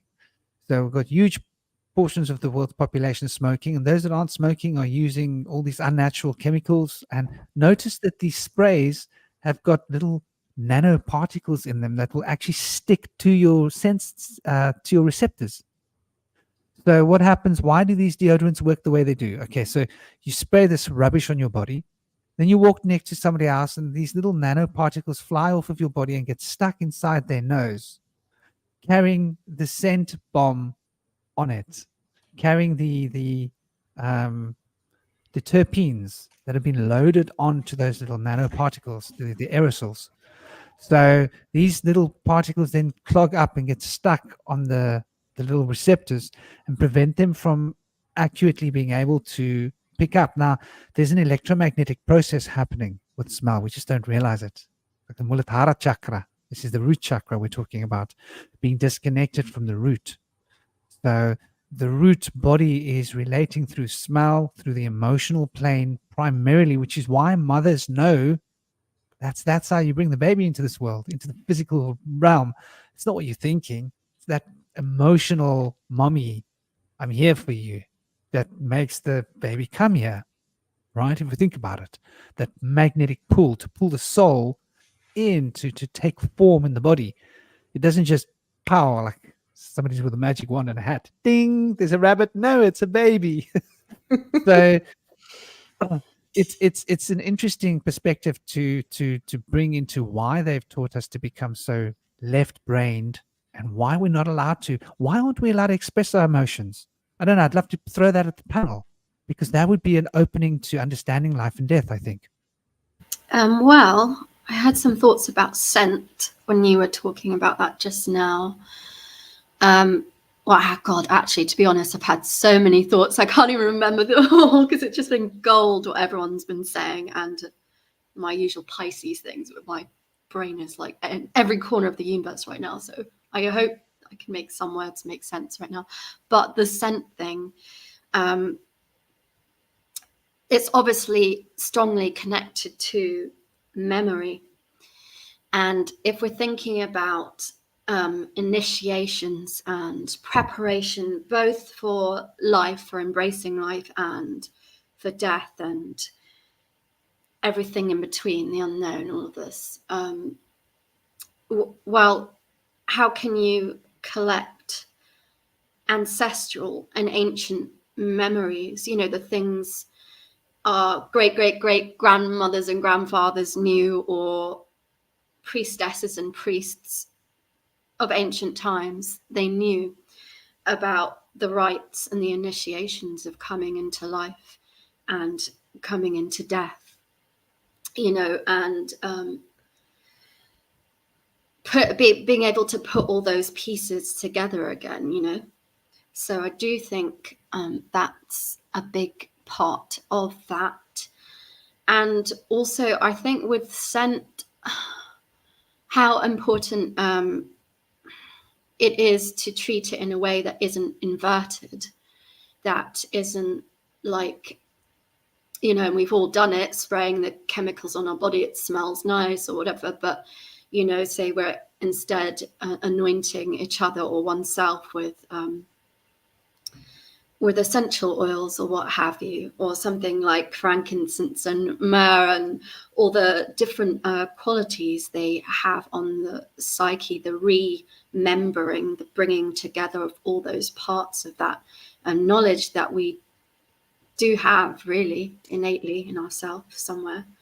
And that makes me think of, you know, the fluid, the amniotic fluid and blood, and you know, a few of us have been talking about experiences with water as well. So and yesterday Kabala was actually talking to me about the water and the heavens, as it were. I'm probably saying the wrong word there, but you know, I think that there's something to do with that element there that's important, and to do with the scent as well, and DNA and codes within us of knowledge. But also, just quickly before I shut up, I did find it really interesting what Petrie and Slick and Franklin were saying about really connecting with our senses, connecting with nature, because I do really feel like that brings us into a really spiritual experience as well, and also a very a sexual experience too. You know, mentioning orgasm, Franklin was joking about orgasm over his old lady friend's flowers, and I totally understand where he's, you know, coming from. I've definitely had that experience where it's like you can almost feel the universe, the world is breathing into you, and you're breathing out through all of the universe, and you're connected to all of it, life, death, every age of existence. You can kind of feel it all. So that is really important. And the beauty of this time of the year that you guys were talking about too, the Scorpio season and the death. I was just thinking of a crow I saw years ago that had just died, and it was sad, but it was covered in pink petals all over. It was very early spring, and it was beautiful. It made me cry cold tears because it's freezing cold England, but it was you know, just incredible to see. And then just a couple of other things I was thinking, I'm sorry, I just had so many thoughts, but was something, I forgot what it was now. You said, I'm sorry, sister, but something Petri said that made me think of how we are taught, like connecting with spirit. Oh, this was it, what you were saying about viewing the body, you know, being able to see ourselves from above, that kind of view and understanding everything that way. But modern pop psychology will try to teach us that, and of course disassociation is a thing, but it will try to teach us that to know ourselves in that way is to be disassociated, that is some kind of mental disorder, which, you know, I think that in itself is a mental disorder, thinking like that, but never mind. So I thought that was interesting, and I don't know why, but something that Slick said about the skeleton trees that we're beginning to have at this time of year in the Northern Hemisphere made me think of the 4 horses of the apocalypse, and I have no idea why, but I don't really know that much about that, but that came into my head, and I'm sure some of you have more about that. And last thing that I'm going to say is witches, because someone has to. I kisses to you, Petri, because thinking about preparing for death and thinking about all the shamans, witches, it still happens today. Actually, in South America, you do get a lot of like shaman killings. It's usually because they want them off, they want their land. But you know, how, just thinking of the witch trials, how are they preparing for death if they're being hung or burnt or tortured? Or, and I do come from a family where people have been tortured in a dictatorship, so in a way that's close to my heart too. And also the witch trials have always caused me pain since I was a very little girl deep inside, and I'm sure for many of us.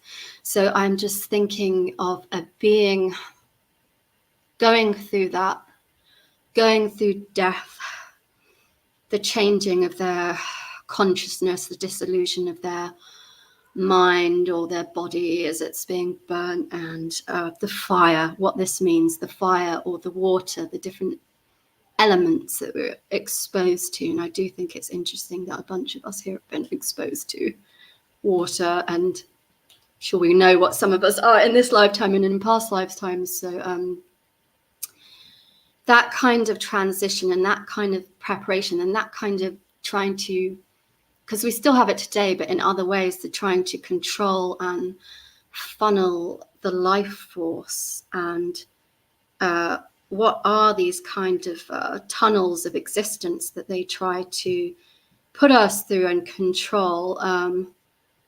Yeah, I just think that's a really interesting thing, the idea of trying to control life force as well, and what we do with our own and how we perceive that.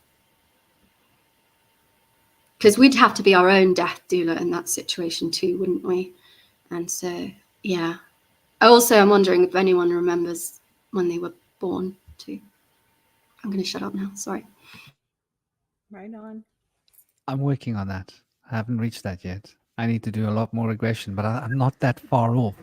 There was something that was mentioned, or there were a lot of really great comments, and I noticed the synchronicities. But like, yeah, I'm banging on about orgasms, and I see just before I'm talking about orgasms, there's Ronan out there. Whenever Ronan's around, let's talk about orgasms. Ronan, brother, lovely to have your humor here. But what was it that Mexico said? It was about, and it's like sort of relating to what we're talking about, how women's emotionality has been shunned, especially by men and the media. And women aren't allowed to be women because women are intrinsically more connected to the astral in a sense than men are. Men tend to be more connected to the etheric. We root and ground our energy in the Muladhara chakra. The women root and ground their energy in the Svadhisthana chakra, which puts them one step closer to the astral sphere, which is Manipura, the root of the astral sphere, which is interesting. And so women tend to be more able to access their emotions. It's not a rule. I mean, I'm obviously quite able to access my emotions, so men can, but generally speaking, women would normally, on the whole, be more adept at processing emotions, experiencing emotions fully. Obviously, being a mother has got to be in tune to that. And how women have not been allowed to be emotional in society, right? She gets labeled as being a nervous wreck or this or that, where it's actually quite natural sometimes for emotions to be expressed. And another thing that was being discussed in the chat was about smell and how smell engages those raw emotional states, because it takes you right back to your memory. So a smell, for example, sex, what brings the baby into the world. The women are very smell oriented to being aroused, are they not, by their men? So that smell of the man is what's going to get the woman totally, let's do it, baby, put one in me quickly, twins, triplets, let's roll. But with men, it's much more of a visual and a sound oriented. I think the sound of the woman's voice and the way she looks and maybe her touch will be more. Women tend to be very in tune with their smell, and the smell, once again, isn't filtered. So it's a very real sense. You can tell who someone is by their smell. Like dogs, they know. Animals know whether you're a good guy or a bad guy. They just know. They can smell it. You can't lie to an animal. Try lying to an elephant in the jungle and see what happens to you. So I think this whole idea is repressing the woman is also repressing the sense of smell. By repressing the ability to express emotions and to ridicule women in Hollywood and in media and in our education system, and to make jokes out of women saying, she's just being another woman now, being all emotional, where men are like, we're not emotional. We're taught to repress our emotions. It's really masculine to repress your emotions. Look at me. I'm such a masculine man. There's something really dangerous about what we've been doing for the last 100 years, if that's how long it's been going on. I see a couple of heads nodding. People want to say things. Yeah, that was really fascinating. I wanted to mention a couple things. Earlier, it was mentioned that how often do we die? And I also wanted to address, Franklin, why aren't we allowed to share our emotions? Why do we hide them? But it's been said that like we kind of die and get reborn each night, and then each morning we get reawakened, and we leave our body while we're sleeping and go into another realm. And then when we awaken, we come back into this realm and reawaken anew in a new day, which is really powerful thought magic. But also we have, we die in the new moon. We have the chance to purge and release what no longer serves us during the new moon. And in a sense, we allow possibly ego death or something to die within us that we no longer want to carry with us. Maybe release our demons, or the skeletons in the closet come to terms with our inner turmoil, things of the such. Those things can be done during the new moon. And then, of course, every year during the winter, starting in the fall, we begin our demise and our rebirth in the spring as the sun retreats from us and is reborn on the day of Christmas. It starts to return back. And so that's really celebration, goes back to Saturnalia, but represents the motion of the sun. And it was affiliated with different pagan holidays as well.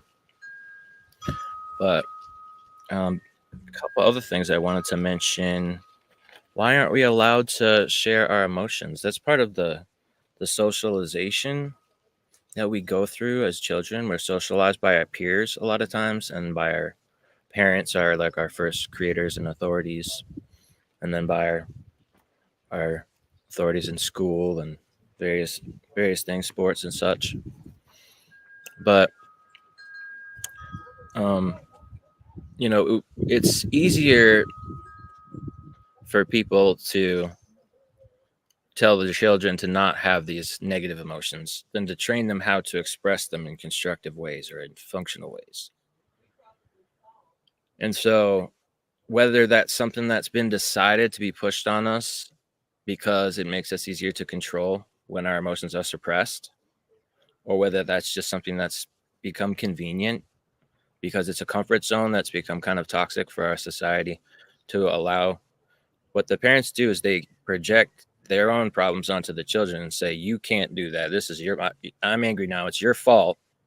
And you have to not speak unless spoken to, or you have to not say anything good unless you have anything good to say. Things like that are told to us, and that conditions us and programs us at an early age when we're being programmed up until age 7, which emotions are okay and which emotions are not okay. And if we're lucky, we go through the dark night of the soul and we reemerge having reintegrated those lost emotions that had been suppressed and become whole again. But it is a difficult process to go through that. But it's worthwhile in the end. Wonderful. Yeah. Yeah, I agree about the moon cycles. Absolutely, I think that we have many opportunities within our daily lives to reflect and be reborn, and I think that a lot of what you said reflects both men and women. But I can speak for, from my experience as a woman, reflects the domestication of us as a society and the extraction of the wild woman that is innately a part of all of us as women. We are not allowed to be wild. We are not allowed to be emotional. And it all ties into fear and control, like we've been have been topics that we've been kind of going back to throughout our discussion today. But I also was really interested when you brought up the orgasmic birth, and I that is absolutely possible. We've been talking about where 3 energies align, manifestation is possible. And so while people think that orgasmic birth is a really hard concept to go behind, it's really, if you have the mental clarity to get you through what you're experiencing, and you are spiritually aligned with the process of birth and the initiation that is birth, and emotionally you are invested and aligned in the process as well, anything is possible throughout that initiation. So that is absolutely something that is a possibility. I know that there are many women that have shared that that has been their experience. And I think it's just kind of breaking down the belief systems that we've been taught what these initiations are, and what they need to look like, that they have to look a certain way, and they are not allowed to be enjoyable. You're not supposed to enjoy birth. It's supposed to be, you're supposed to fear it. You're supposed to be afraid of it. You're supposed to be in pain, and you're supposed to suffer. And a lot of us are taught at a very early age as women that we are the reason why mankind is destined to be doomed, that we're the reason for the fall of man, and that we have to suffer during birth, and that is our punishment. So a lot of it goes back to, those beliefs that are ingrained in us in the first 7 years of life. Absolutely. And those belief structures that need to be kind of broken down. Birth absolutely is an initiation, not just for the woman, but for the child. And so going back to cesarean sections, when you are born of cesarean section, what's happening is you are bypassing your first initiation of life. And so somehow along the way, you're going to have to kind of make up for that in some way. So it was really interesting to hear, Kalel, you say that you were born of cesarean section and that you've been attracted to death throughout your life. The other end of the spectrum, and the balance of that is what comes to my mind.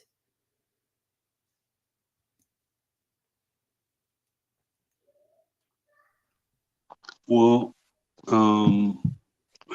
there's a lot of reasons for that. Ultimately, it's the way we choose to set up our lives. But being able to know thyself and tap in with yourself and understand that everything is a reflection of you, then you also have to remember that you made the game, right? You are the Most High. You are the grand designer. So if that's the case, that means you actually either knew what the rules were going to be or what the circumstances of your life were going to entail, or you knew you had the capability to deal with it or to figure it out and remember. So as you spoke about how woman, the divine feminine, is blamed for, everything that's wrong with mankind. You know what I'm saying? You ate the apple, you did this. Your power is suppressed. Remember that everything here is and has to be inverted by nature itself. So collectively, we used to know and remember that, oh, I need you to get out of here. See, in order to truly win in this, you need the feminine principle. That's why the mother is the first teacher. So you're born into contradiction. The world tells you, put the woman down. She can't speak in the temple, and all of these kinds of things. But you're the first one to teach me. So are you going to teach me that? Are you going to teach me that along with what the world teaches me? Are you going to disavow what the world says? Are you going to do your best to give me examples of discernment so I can do it for myself? These are the questions we have to ask. But these are harsh realizations when we put the lens of gender over it, when we put the lens of family and possible separation over it, when we put the lens of religion over it, because God says this. You know what I'm saying? Depending on how we choose to look at it. So you can't teach discernment, but anything that is promoted to be a certain way, just as an exercise, even in your mind, just to entertain a thought, to keep your mind open, imagine the opposite. If they're telling you it's going to be 60 tomorrow, imagine it's going to be 30. Just what would you wear different? Just to exercise your mind, because this is how you not just force it to be open, you force it into creativity, because now you're forced to ponder. And this is what we do naturally as children that we forgot to do as we grew up into this cold adult world of harsh realizations. But that's what it's about. It's about self-realization. You have to realize for the self. The hive mind won't do it for you. I love that. It's beautiful. Resonates very much. Thank you. Oh, wow. Now your voice was so lovely and clear again. It must be SoundCloud playing with my brain. I was thinking your voice was soft. I'm glad everybody could catch you. But I've been able to backward engineer pretty much what you were saying, which is awesome. Love it. And I agree totally about the wildness of the feminine. Maybe it's because of what happened to me when I was a child. I've always been very in tune with my feminine. And the first thing my dad taught me when I was 5, he was like, son, gotta learn to dance like a butterfly and sting like a bee. Come from a boxing family. So it's like the first thing my dad taught me was how to fight. And I remember thinking, but that's girl-like. My dad was, well, that's how it is. That you got to learn to dance like a butterfly. And so it made me think about this whole idea, dancing like a butterfly. If you watch the way a butterfly dances, it's very wild. It's like a woman. It's something that one of my closest friends said to me in 1991, stuck with me my whole life. He said to me, Franklin, women don't need a reason. And I stopped and I thought about it. And he was a very deep guy, close friend of mine, Tyler McLeod of the McLeod clan. Blessings to you out there, wherever you are, brother. And I haven't spoken to him in a while. Don't know where he is. Lost track. And it really, he was talking about his mother. And what he was saying is that us men, we always need to have a reason for everything. Women, they don't need a reason. They're wild, you know? And it's that wildness of that energy of the emotion. You don't have to logically figure everything out in your mind to have what you're going to do, why. You go with a passion, with a feeling, with a heart, with an emotion, and they can put themselves out on a limb based on what they feel very easily, more so than men, and actually commit to it. Men have this commitment issue very often. I hear it so much. Many of my clients crying to me about how their men, their lives are falling into pieces because their man can't commit. I'm like, well, why is your life falling to pieces? He's the one with an issue. But this is a theme that seems to come up. And I think it's very much in vogue with what you're talking about, the wildness of women and how easily men can be trained and how men want to, the whole idea of conformity. Yeah. This is a masculine thing, isn't it? You think about it. Let's all conform. Let's all act out the same sort of thing. It's the opposite of, it's the Ida being denied. And the Ida is that emotional, passionate thing that makes us all separate and unique, where we can all think and believe the same thing and speak the same words and seem the same, but the moods, we're not all going to have the same mood. It's not how life works. And women are considered moody, from that masculine, chauvinistic, whatever you want to call it, 1980s television attitude. And what is mood? I'd like us to look at what mood is, because mood and life and death, is life a mood? Let's just consider this for a moment. Is the whole principle of bringing life into the body a mood? Like, do we feel the mood of life? And so when you die of a broken heart, did you just lose the mood of life, get an unlife mood? So how important is mood in like what we choose, what we manifest, what we bring through ourselves, this lens of consciousness into the physical vehicle and the surroundings, and how we choose to speak? Is what we say important or how we say important? If we really think about it, is what we do more important than how we do it? Do we do it with our hearts, or do we do it in a shallow, uncaring way? So there's a lot to be, I think, unpacked, sort of spiraling off the edges of what you were talking about, Petra. And I mean, it's obviously been... We got something on...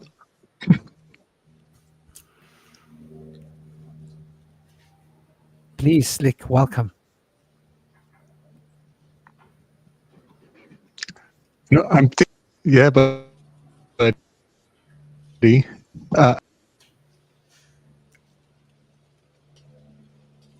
it's like the mood shared by many. I think Slick's cutting out a little bit, you guys. The emotion is like individual, whereas the mood is... Yeah, he's cutting in The and out. mood kind of has a communal feel to it by definition. Am I coming through? Here and How there. about now? Sounds good right now, but it keeps coming in and out a little bit. Okay, I'll try to stay on the flow so it doesn't cut. Yeah. But I think. Okay, I think one of the reasons forbidden or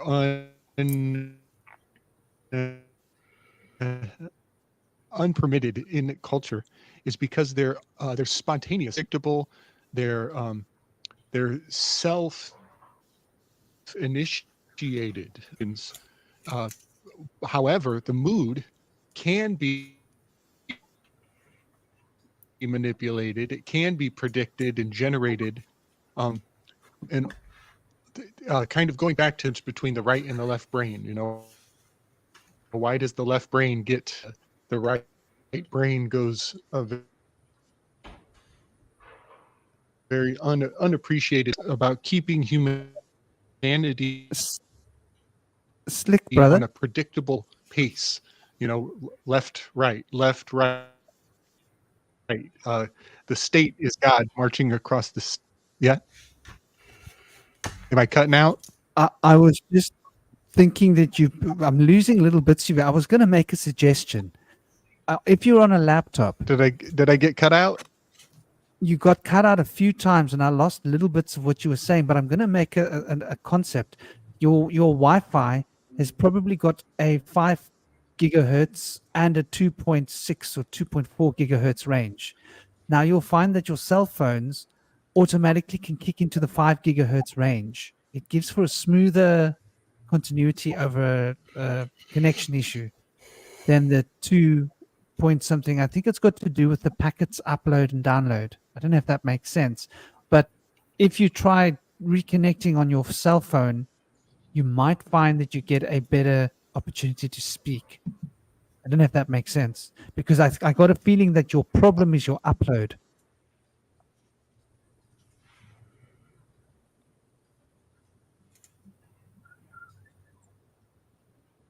Gotcha. Okay, I'm going to slide out and come back. All right. Let's hope we can hear what he was saying, because it was sounding interesting. Yeah, I really liked what he was trying to get at there with talking about mood potentially being a communal thing, because, there's like the mood in the room kind of thing. But as far as like the mood of the individual, I would say that mood as compared to emotions is more of a transient thing. It kind of comes and it goes more quickly, whereas emotions can reside for longer or have like a deeper root where they come from that's always there or can be there for a long time. But mood can also be impacted from like the polyvagal nerve, like from your gut. So it can be like your mood can come from if you're hangry, if you're just because you're hungry or something, or can be from emotional stuff that you don't want to talk about. Like, I'm in a bad mood, but you're not talking about like why, like what are you feeling, But I think there's a wide range of like what mood can refer to, but it's also doom backwards, which can be interpreted that there's an aspect of doom in mood, and also potentially can be interpreted in contrary, that it's the opposite of doom. When you allow yourself to express your mood and your feelings, that's a way to escape the doom of the inner turmoil from suppressing them. But there's also the aspect of, if you're in a bad mood, it can lead to bad things. It can be your doom. Like, I was at my favorite vitamin store the other day, and we were exchanging bills, and I guess I said something in a bad mood, and then she reacted, and I reacted, and she eventually, she's like, you got to leave. And then she was like, I'm calling the cops. And I was like, go ahead and call the cops. Like, I'm just trying to get my money back. Like, and I'll go. But it was all because apparently I was in a bad mood or something. I wasn't really aware of it much, but I could see it. Some people are more aware of their moods and emotions than others. That's interesting. I had a thought about the word mood as well, just that it sounds very similar to the word ood, like the wood that is burnt, and it's a very spiritually evoking scent as well. So find that connection again between like spirit and emotions, for sure. And also, and it's an instrument as well too, isn't it, the oud? So, you know, it's those fluctuating and changing rhythms and waves. And thinking about the wildness again, I was thinking about, I think I said it in the chat, about the feminine, whether it's in a woman's body or a man's body, but the feminine as a vessel for the sacred occult. And of course, we're talking about the death and life initiations having been occulted in our popular cultures. So I thought that was something to bring in too. And with the wildness again, the horses coming back to me again. I know I mentioned the 4 horses earlier, but as I had this thought yesterday, actually, while I was talking to Kalal, and it's kind of an obvious one, but, you know, in the word occult, you have cult, right? Like a baby horse. And we know that the occultists, maybe some of the more secret ones, like to use the horse symbol a lot. So I wonder if there's any, why the baby horse, and specifically, and why in the occult. And yeah, I feel like there's a connection between what we have within us, in our feminine, in all of us, with the occult, with life and death. So I just wanted to bring that up. That makes me think of like the 4 horsemen of the apocalypse. Yeah, I mentioned that earlier, but I wasn't sure about that. It just popped into my head. Yeah, that's kind of like a dark, ominous association with horses and maybe a cult of like Saturnian worship or devil worship. But in that word, it's specifically the cult, isn't it? Though, like the baby horse. So that's interesting. Yeah. The baby horse is fascinating. It kind of makes me think of the golden bull worship, and I think there was an aspect of like the golden calf as well. And so like there's an aspect of innocence to like the baby calf or the baby colt, but it has that potential of its great strength to like become greater than us. But when it's a little baby, it's like around our size. Right, or to be like the acorn. You know, people always say like the acorn holds the whole tree. It's like not. It's the beginning and the end. It has all knowledge. So maybe that's something we have in that. Why we need to access the wild in us, because then we are accessing, you know, that seed, that like primordial knowledge of what life and death really is. Interesting point. Looking at mood as well, the cow mood. So there's onomatopoeia going on there. And bringing it back to these 4 horsemen of the occult, it causes my mind to disseminate and take apart the idea of the 3 vital principles. Once again, brings us into the physical expression of life that we experience in the dissociation of the body. There's 3 things that get pulled out of us. Like it's like a ball that gets unwound, like a ball of wool, unspiraled from 3 directions, and those 3 things are being pulled out of it until there's like nothing left. And those, when we look at it, if we put into context of the 3 spiritual bodies, right? So that the physical body, as a man, my physical body is active. As a woman, physical body is passive. It means it receives. Masculine body of the man, it gives. Which means that the etheric body of the man, it receives. It's passive. Which means the etheric body of the woman, it's active. It gives. Then the astral body of the man is active. But the astral body of the woman is receptive. It's passive. It receives. And then the spiritual body of the man is passive, it receives. But the spiritual body of the woman is active. and so it gives, it lives. The women have always been the initiators in the ancient times to initiate the men into the mysteries because of that astral activity. And so we can consider, sorry, not the astral, the spiritual body, the causal body in the woman is active.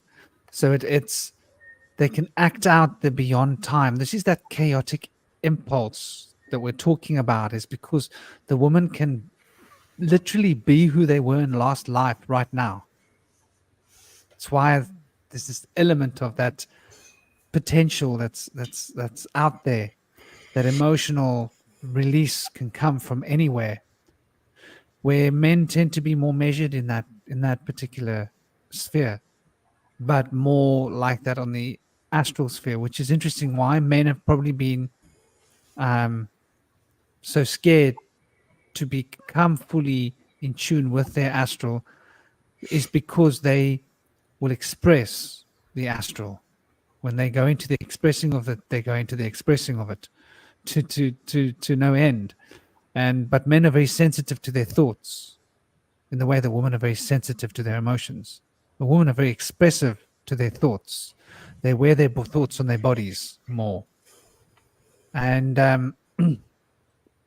so it's an interesting perspective to put these four horsemen into context of the physical form, the etheric form, the astral form, and the causal form. The causal field, the astral field, the etheric field, and the physical field of manifestation. So these four elements are being expressed in this way. And so we can see that these horsemen are driving through reality, but shaping all four aspects of the reality. So it seems to be very much to do with talking about these unifying of these four elements, the four aspects of the four bodies. And by elements, I'm not speaking elementally in terms of fire, water, and these are all aspects of the earth plane that are being reflecting these other dynamic principles. What happened to Slick? Slick, I haven't seen you in the comments. Well, we'll wait for Slick. Slick's got to come back and finish what he started. Maybe he's resetting his internet, or he's phoning the internet company and giving them a piece of his mind. But yeah, I think there's something to be looked at by taking these four elements and taking the four horsemen and looking at them in terms of the four different fields of awareness to be giving us four different messages about what is to be, what is to come. And so what will be happening on the sphere of the causal will be happening on the sphere of the emotional, will be happening on the sphere of the mental, will be happening on the sphere of the physical, in terms of cementing these three vital bodies into the physical body through these principles.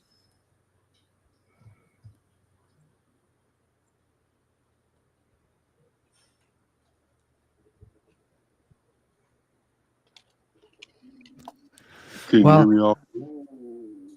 Please do, Kalal. I just wanted to touch on that cult and cult that was mentioned before. Remember the idea of taking something to its apex through both polarities, right? So if you understand that everything here has to be inverted, think about the colt, the baby horse, right? Now, as the name implies, the colt has a mother, right? Otherwise, there would be no colt. So there's a hidden principle here. Horse turns into horsepower, right? Colt turns into a very formidable form of gun, right? But it also turns into a cult, which can be a secreted, or hermetic gathering of people based around a principle or ideal, right? So you see how that principle expresses itself so many different ways due to time and 3D density. You see how that same principle can mean different things on different levels. This is a central principle in sacred geometry. Sacred geometry is about beauty, right? The more beautiful something is the more symmetrical it is, right, to your vision. So if you're able to see the entire principle, the whole idea, the big picture, you can see the real beauty, so you can understand what's actually being expressed.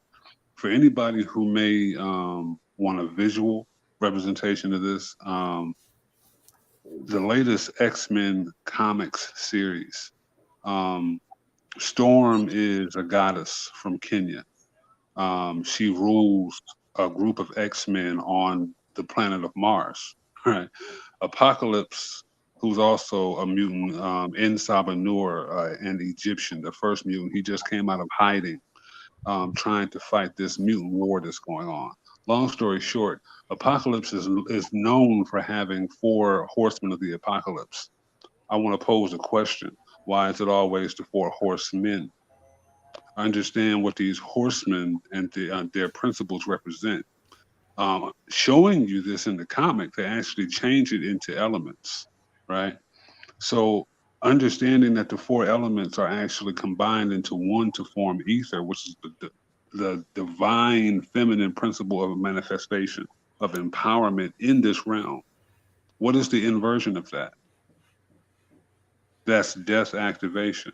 That's what happens to your horizontal DNA transfer at the point of death, where you decide to either come back due to attachment to the realm, or you decide to move on and go back to source due to your completion and understanding of your actual purpose being realized, coming to your apex.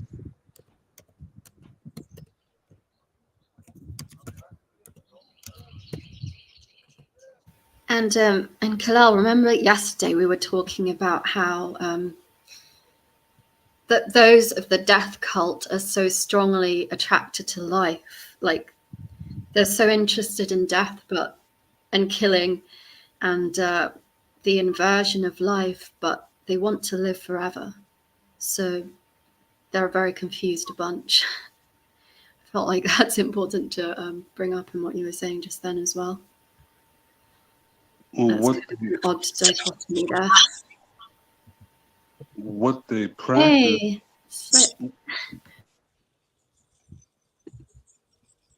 sorry, didn't mean to interrupt. That's all right. What they practice and what they promote are always going to be 2 different things. And this is where study is so important. So just like the knowledge of death is imperative to learn, which they, powers that should not be, will show you day in and day out. So are the rituals of life. So, for example, if we want to talk about the power of the feminine principle, look at the placenta, right? The placenta only exists at the point of conception, right? It does miraculous things. It will literally keep you alive throughout the entirety of your life if you allow it to stay attached to your child until it falls off naturally. And there's a myriad of ways you can dry it out, grind it, combine it with other things to be combined throughout the course of your life whenever you feel anything, right? Especially if you were breastfed on top of that, right? But at some point, you must die. When you die, your DNA goes through its final transformation. So knowing this is priceless. You wouldn't necessarily have to worry about too much, but this is largely unknown. This is where the mystery schools come in. This is where knowing yourself comes in. This is where understanding why you have certain ailments in the first place. It's a manipulation of the environment.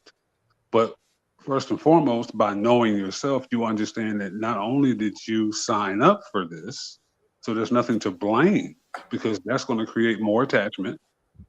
You know, you have to understand that you are the designer of this. You know, like, you're not new to this. You just think you are. So perspective is going to be imperative, but that's kind of like a, I don't know if that's so much a known principle of sacred geometry, but for me, that's what sacred geometry is all about. I like what you said about the placenta, brother. And I always look at that placenta and it makes me think about what Petra was saying right early in the show, that the liminal field of living and being born and dying, it's the same liminal field. And it's the place from whence we enter. And it's also the point of entry from when place arises. The whole idea of place is created out of thin air. The matrix is constructed around us, concentric circles of form and being, to contain the energy of consciousness, so that we can find the expression of liminal limitations within the contexts of time. And so we're in this bubble of space through which time is moving, or that is moving through time, possibly. And the placenta is this key to the entry into this world and from this world. Beautiful word, and very reminiscent, where if you take apart the word, in the middle of the word it says center. In the center of the word, it's placed just the center. So it's quite interesting, because it's the expression of the central sphere of the heart, of the astral, into the etheric, the placenta. And I think there's got to be a lot more research into the stem cells as they relate to the life-giving principle. And when we live, when we die, how long our lives are, essentially. Well, the whole idea of stem cells even comes from the placenta, right? Like that's the highest form of stem cell research you'll see, because it's the mother. Well, it's this union of this back and forth conversation of what the child needs versus what the mother has. Because if the mother doesn't have it, then she goes back in her DNA stock, and that's what determines what genes are dominant and dormant. You know, what's going to be turned on. And this is where, you know, I'm 42. I grew up in the 80s, so you know, we had this thing called test tube babies, right? It was largely a joke, because no one in my community could essentially afford it. So that was their method of telling us about it. But people had already been designing children. This is why you can see in Hollywood a lot of actors follow the exact same template, and they'll say things like, "Oh, are they a time traveler?" No, they're not a time traveler. They're using the same template over and over, right? It doesn't stop. But this is a form of mockery.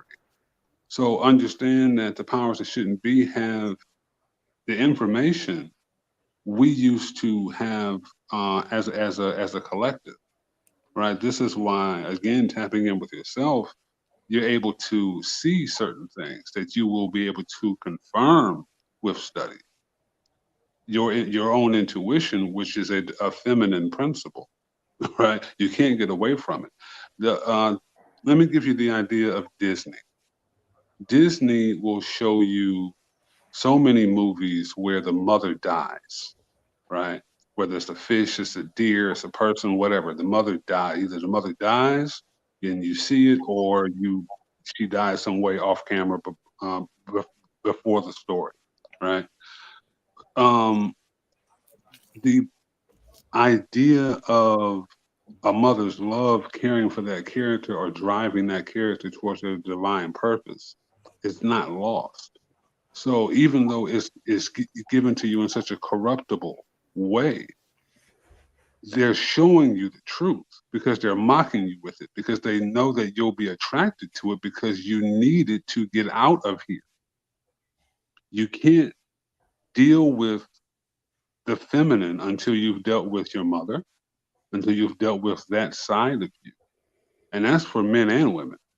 There, divine feminine doesn't mean women. It doesn't mean you're soft for dealing with that side of yourself. Men, it means that's the most central and important thing you can deal with incarnation, period.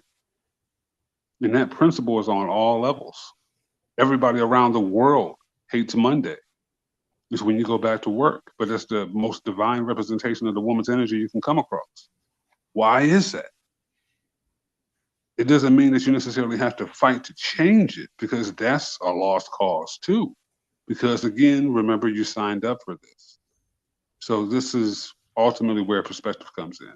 So perspective through the lens of death is the most important knowledge you can have.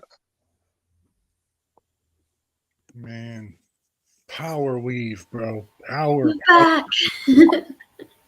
Coffee's brewed. Nice. I love that you pointed out the Monday is the divine feminine, and it is also representative of the labor. The fruits of labor is obviously the child, the blessing, but it is also that ancestral heirloom, that full estate, that weird second coming, the completion, the baggage, the luggage, the equipaje, the equipment. All of this is the placenta. It is in the shape of your auric field. Your toroid is the binding, the weird, the winding, the twist, the oros boros of the package of the present that came to give you presence, that sent you into the center of this place. So much of our language still venerates and holds this keystone as sacred. It's still there in our words. It's still the most important thing in our words. We have just forgotten about its crucial implementation and potentials in each of our family trees. I'm so glad you mentioned the placenta, brother. That scent, it's got that scent. It's got that essence.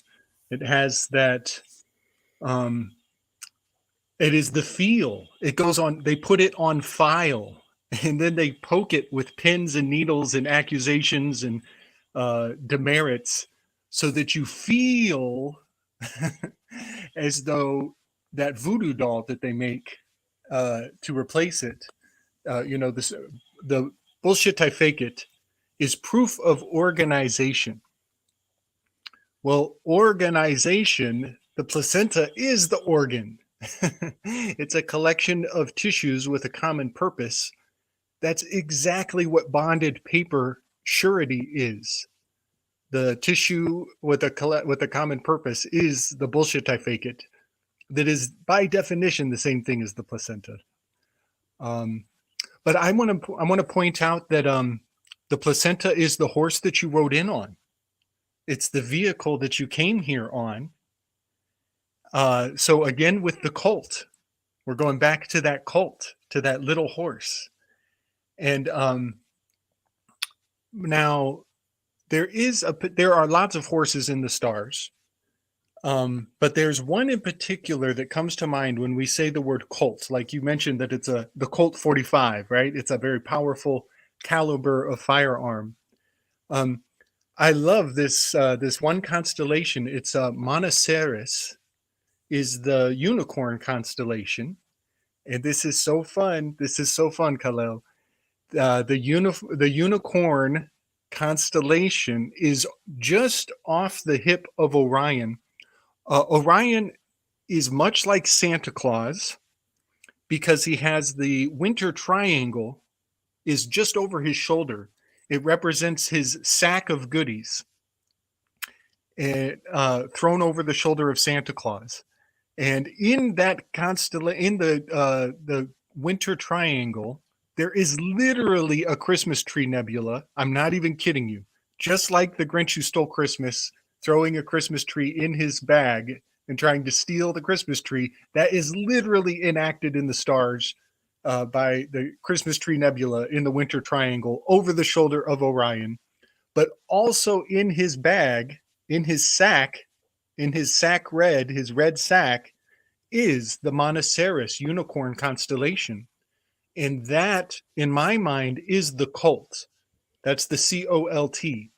And what's really cool, Kal-El, that you mentioned the firearm. Well, wouldn't it be so gratifying to know that Orion is the cowboy? Orion is in Taurus. He is the cowboy, and riding on his hip, lo and behold, is a colt. The cowboy is literally rocking a colt on his hip. A caballero, a gentleman, is a cava, is the cow. Vallero, one who goes with the cows, is a gentleman, is a cowboy. And he's got literally all this time we're talking about, he's packing his 6-shooter on his hip. Well, literally the big cowboy in the sky has a colt right off of his hip. And if he is Santa, he's also play Santa. It's also the play Santa. And I love all of these truisms because recently, big up to Mormon Rishi in the chat, by the way.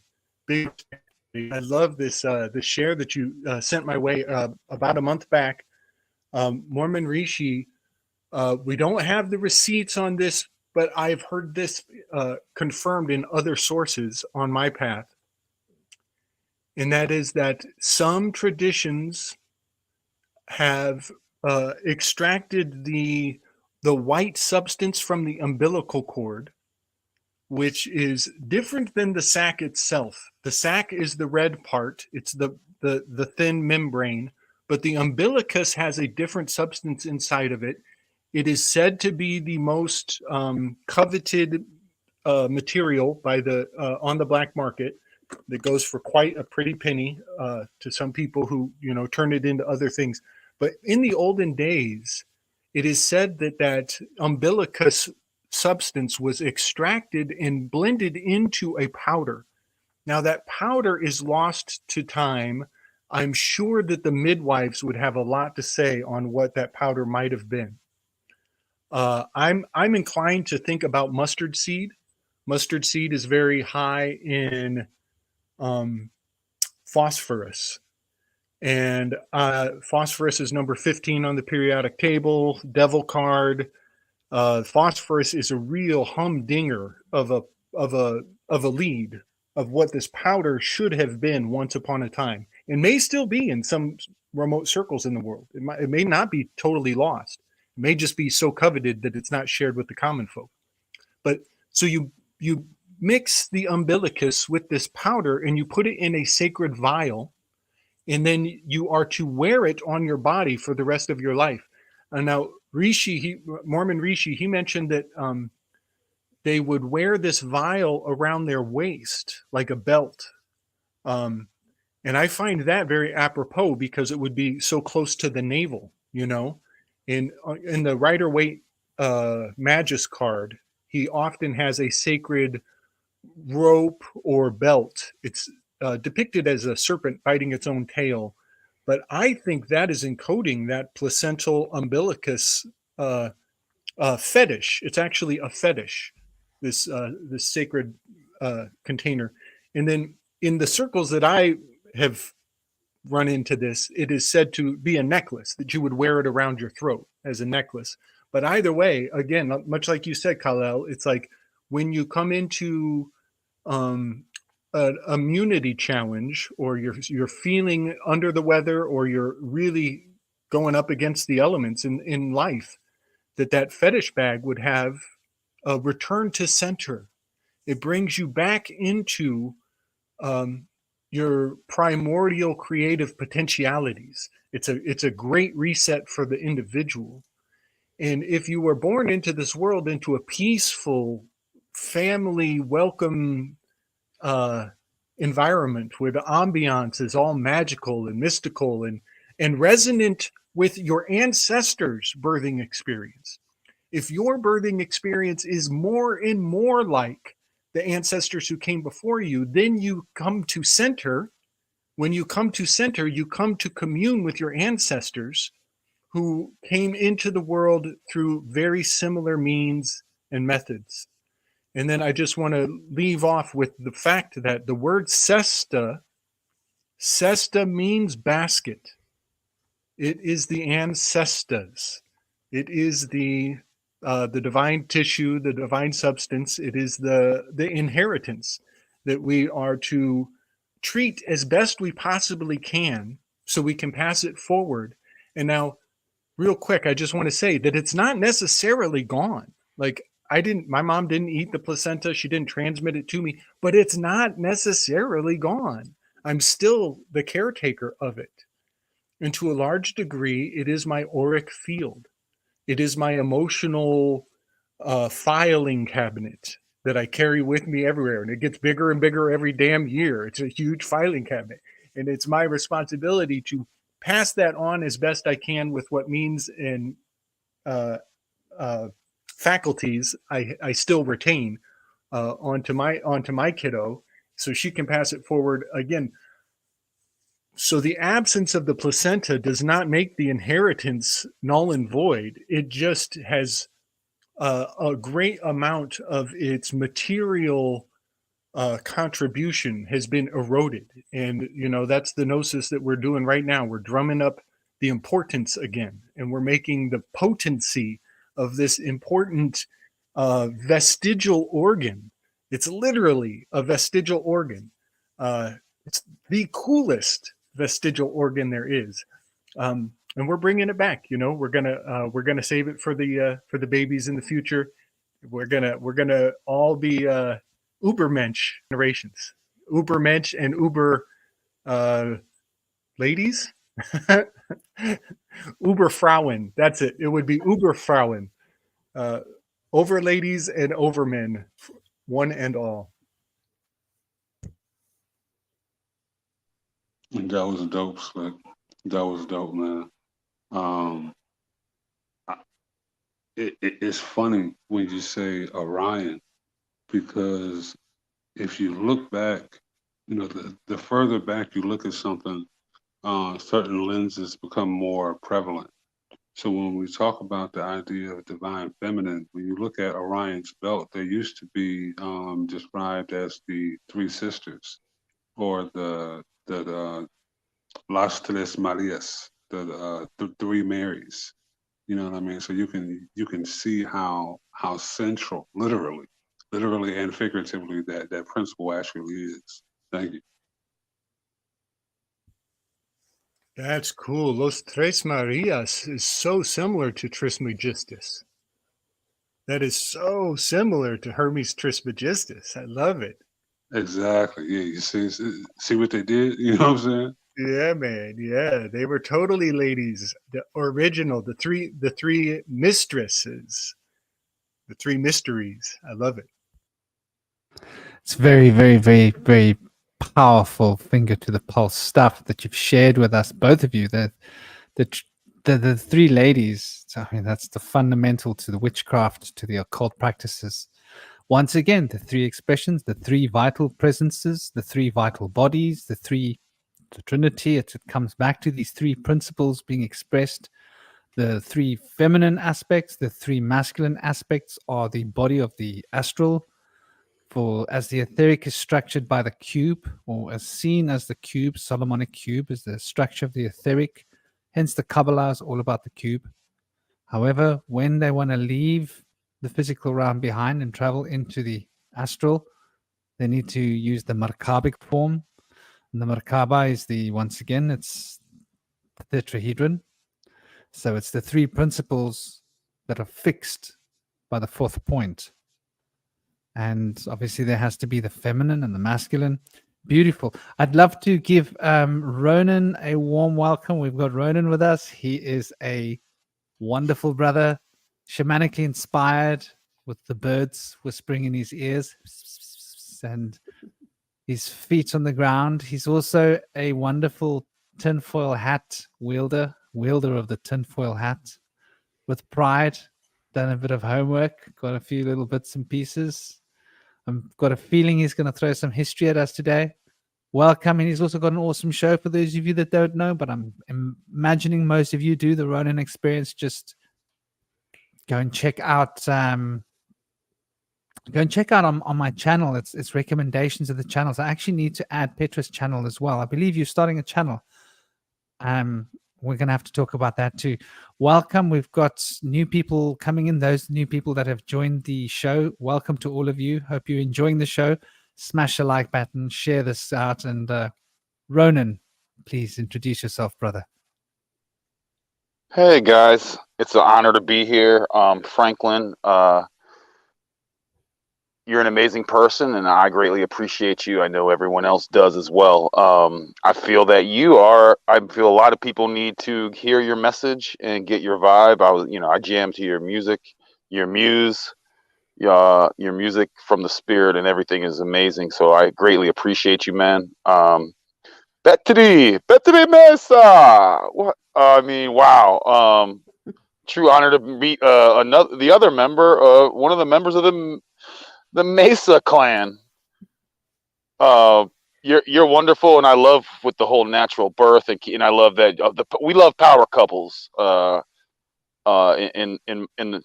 It's amazing. So it's great to share space with you. And Rema, beautiful to see you again. I hope you're doing well. Yeah, it's Ramal, by the way, but yeah. I just like to I like to say stuff to get a reaction. Don't worry. I like to say stuff to get a reaction out of you. You know what I mean? Well, fair enough. Why not? And I'm trying to see. Of course, Slick Dissident. Honor to always share space with you. You always invoke and provoke such food for thought to chew on, and appreciate you, my friend. Khalil Keanu, oh my gosh, the powerful. I always feel lucky to call him a friend and a brother, and he introduced, and I know he's going to get very popular. He introduced me to a term recently. It was based on a transition of a gentleman, a death coach, as opposed to a life coach. So I find that just that turn of phrase and that title has such a profound effect on me on how I look in things and what I'm preparing for the transition, man. And Indy's not wearing a shirt, so that's exciting. So I decided to take my shirt off. What's up, brother? But anyway, I'm just gonna listen. I don't want to throw off the flow, and I'll chime in every once in a while, and I'll try to be polite. But keep going, my friends. Honored to be here. I do have a question for Ronan. It's about death preparation, because I know that's something I've heard you mention more now and previously, that this is important to you, and obviously that's very on topic. So I'd love to hear you talk about what that means to you, or how you do that, or just any thoughts or research that you've got around that. Yeah, I mean, I think it removes fear, and when you don't fear death, but you prepare for it, your actions will reflect that. Your thoughts, your actions are a reflection of your thoughts and everything, your mood and your vibe, right? And I think that that mindset, I don't have a straight answer like step one, do this. You know what I mean? It's a journey. And all the traditions that you guys were talking about, the things that Slick mentions as well, and Petri. I like to say Petri, and I try to invoke Franklin's accent, Petri, because it sounds more more fancy, but the traditions we've lost and have been removed from a lot of us and try to morph us all into one cult. You know, you mentioned the occult. Well, they want us to be one cult. Sure, they're culture creators. So I'm starting off behind the power curve. You know, I wasn't born a natural birth, I don't think. Maybe. I was in a hospital, so I probably got shot up with a bunch of needles. You know what I mean? My parents didn't teach me the old ways or any type of any of this. So I'm coming to a lot of this this gnosis and importance of I removed the fear of death and I removed fear.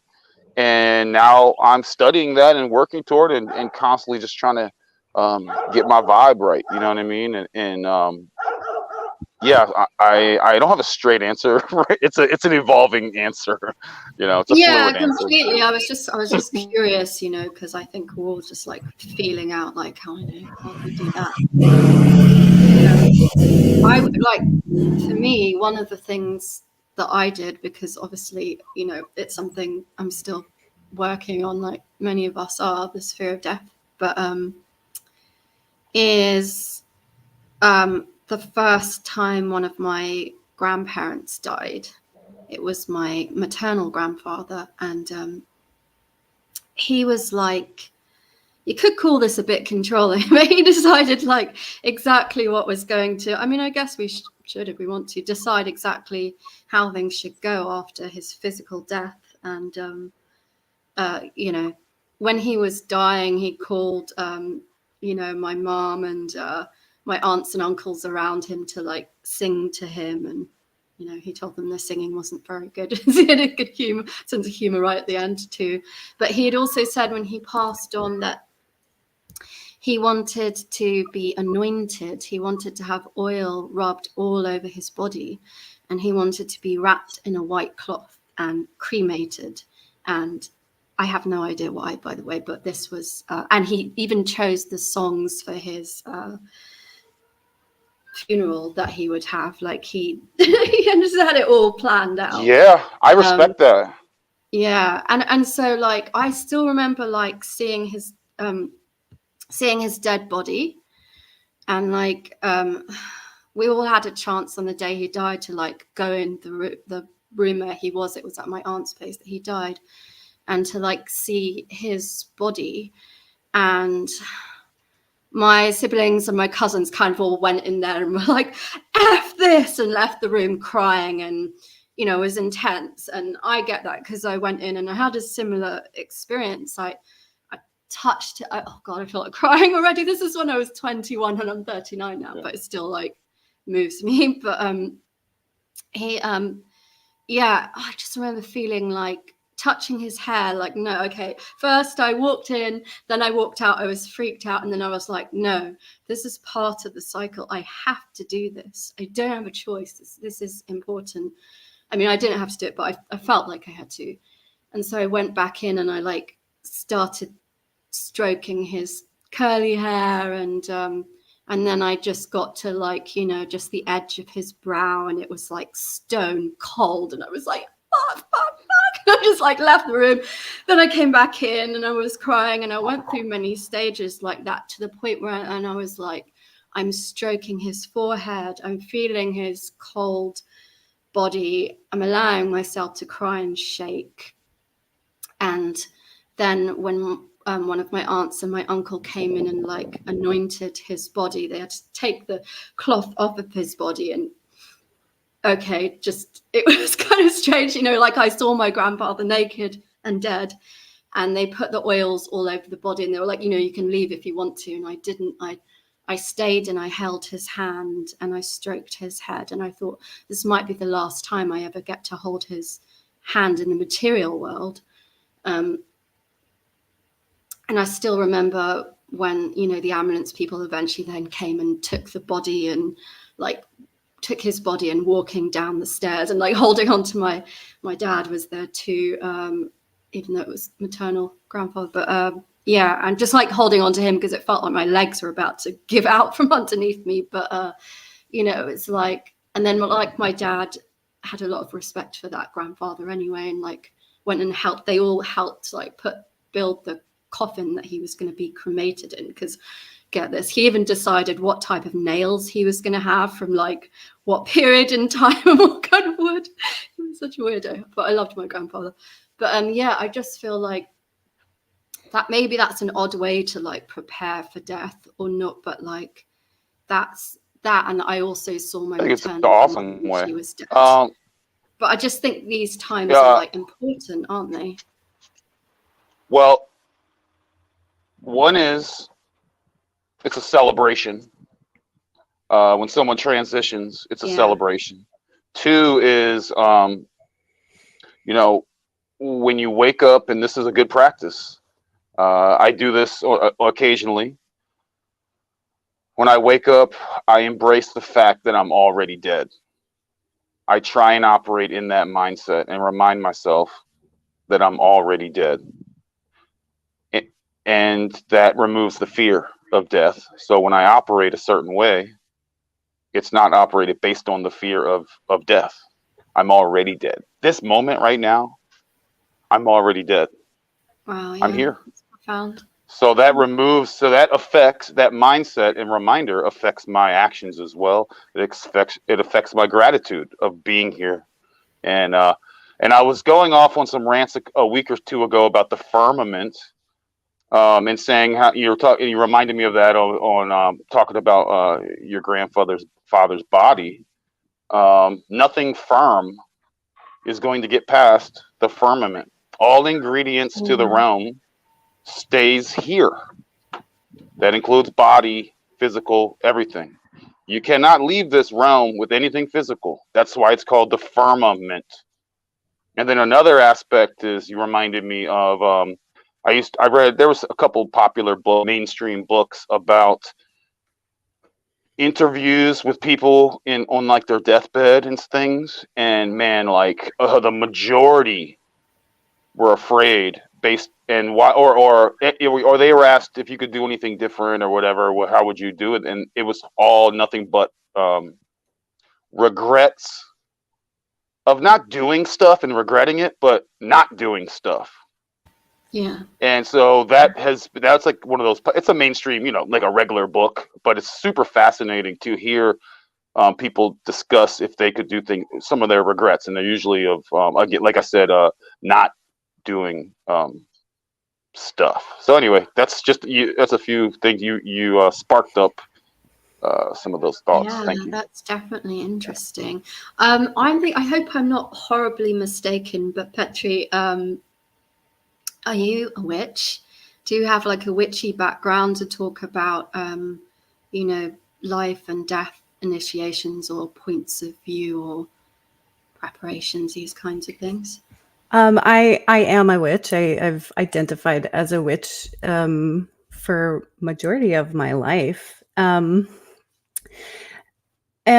I did talk a little bit about my perspective earlier, but going into, first of all, that was an absolutely beautiful death story. And to start off, I just want to say that we can absolutely prepare for death the same way that we prepare for birth, spiritually, emotionally, and, as our physical bodies, it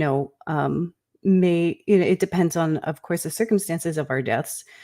But if we kind of have that knowing, if we know ourselves, going back to knowing ourselves better than anybody else, knowing our health, knowing our bodies, I do believe that we can have a sense of our time coming at a certain point, just like we can have remembrances of past lives in this life. I think that we can have insights into our futures. But I think that there's a lot of ways that you can prepare for death, whether that's, getting absolutely what Ronan was talking about, eliminating that fear. And I'm a huge, huge advocate of that, especially with birth work, but death work as well. It's really essentially the same work. And in getting your not just your desires, but your beliefs in check, sitting with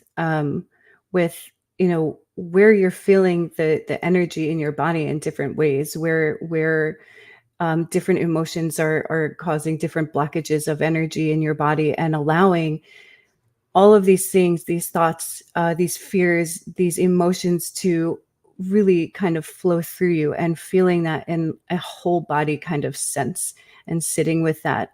And there are ways to navigate through that, whether it's writing or expressing it in artistic kind of ways, or speaking it to a friend, or there are so many ways. And there is absolutely, Ronan, there is like no one answer. I will never be able to tell somebody, this is how you need to prepare for your death. Like, that's something that I can maybe try to help somebody discover, but I can't give them the answer. They will eventually give me the answer, and we can work on that together.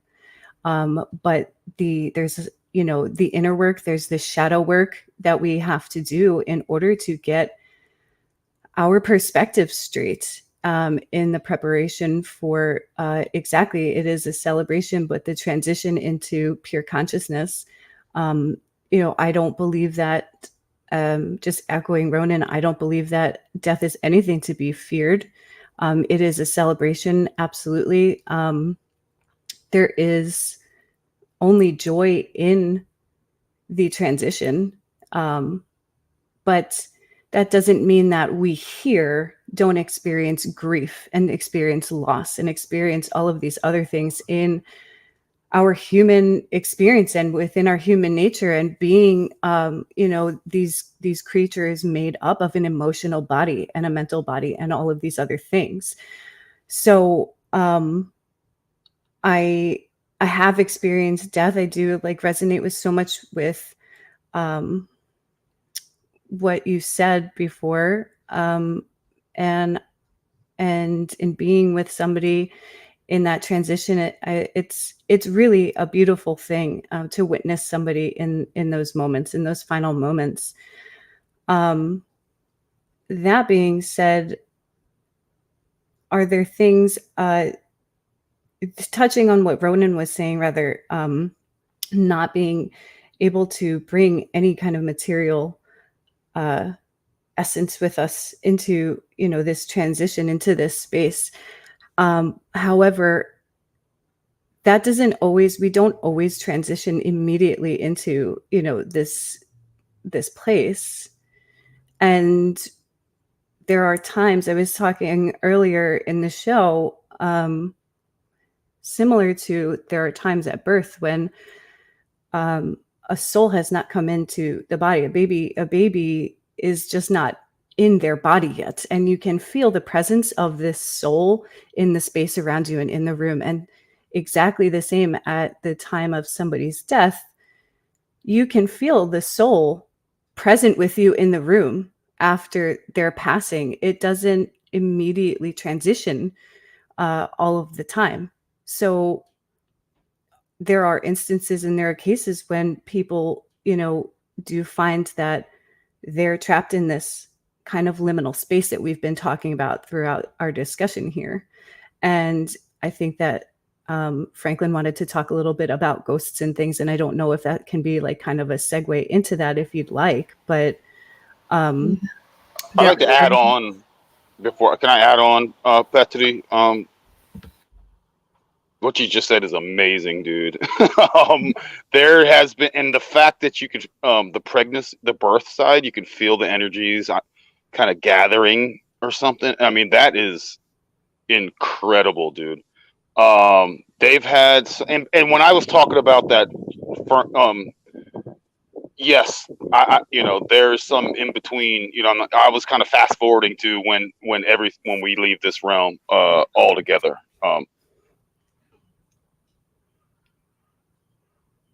That ghost side, that spirit side, there is studies where they've like weighed of someone dying, and then when they literally passed on, they could see like a few, you know, a little bit of less weight. I don't know if you can verify this, but there has been studies on like maybe just a couple little, you know, grams lighter when they're, and that could be their spirit. or energy, or how, however. So yeah, there. And then of course we have the Akashic records, and you maybe you float around here and come back because you still have, this is the training grounds. You can look at this as the training grounds, and when you're ready, you transcend past the firmament into, I don't know if you want to look at the tree of life or whatever type of phenomenon that happens. But either way, I don't fear it at all. It's better to embrace it. Now, if like a tree is about to fall on me, I'm not like, bring it. You know what I mean? I'm gonna step to the side. You know what I mean? I'm gonna like take a few steps to the side. But in the meantime, yeah, thank you. Yeah, and I think the segue into ghosts and things is an awesome segue. I just want to add that before we move. Yeah, I'm sorry if I didn't really answer your question, Rama, about the like a witch tradition and death in particular. There are many traditions within witchcraft, and I can't speak for. Yeah, I just wanted like from your own kind of tradition, but I believe that mine is still kind of developing. I'm still getting into this work, but I believe that there can be ways. I've done cord cutting rituals, absolutely, whether it was at a wake where I have felt, or somebody's family has come to me and said that they had felt that their loved one was still here and needed help transitioning, and based on the beliefs of the person known in life, they that I've done that, and I've done that several times. Cord cutting is a thing that I often will utilize if it's appropriate, or if it's asked of me. And I am always quick to leave offerings and to just allow my own energies to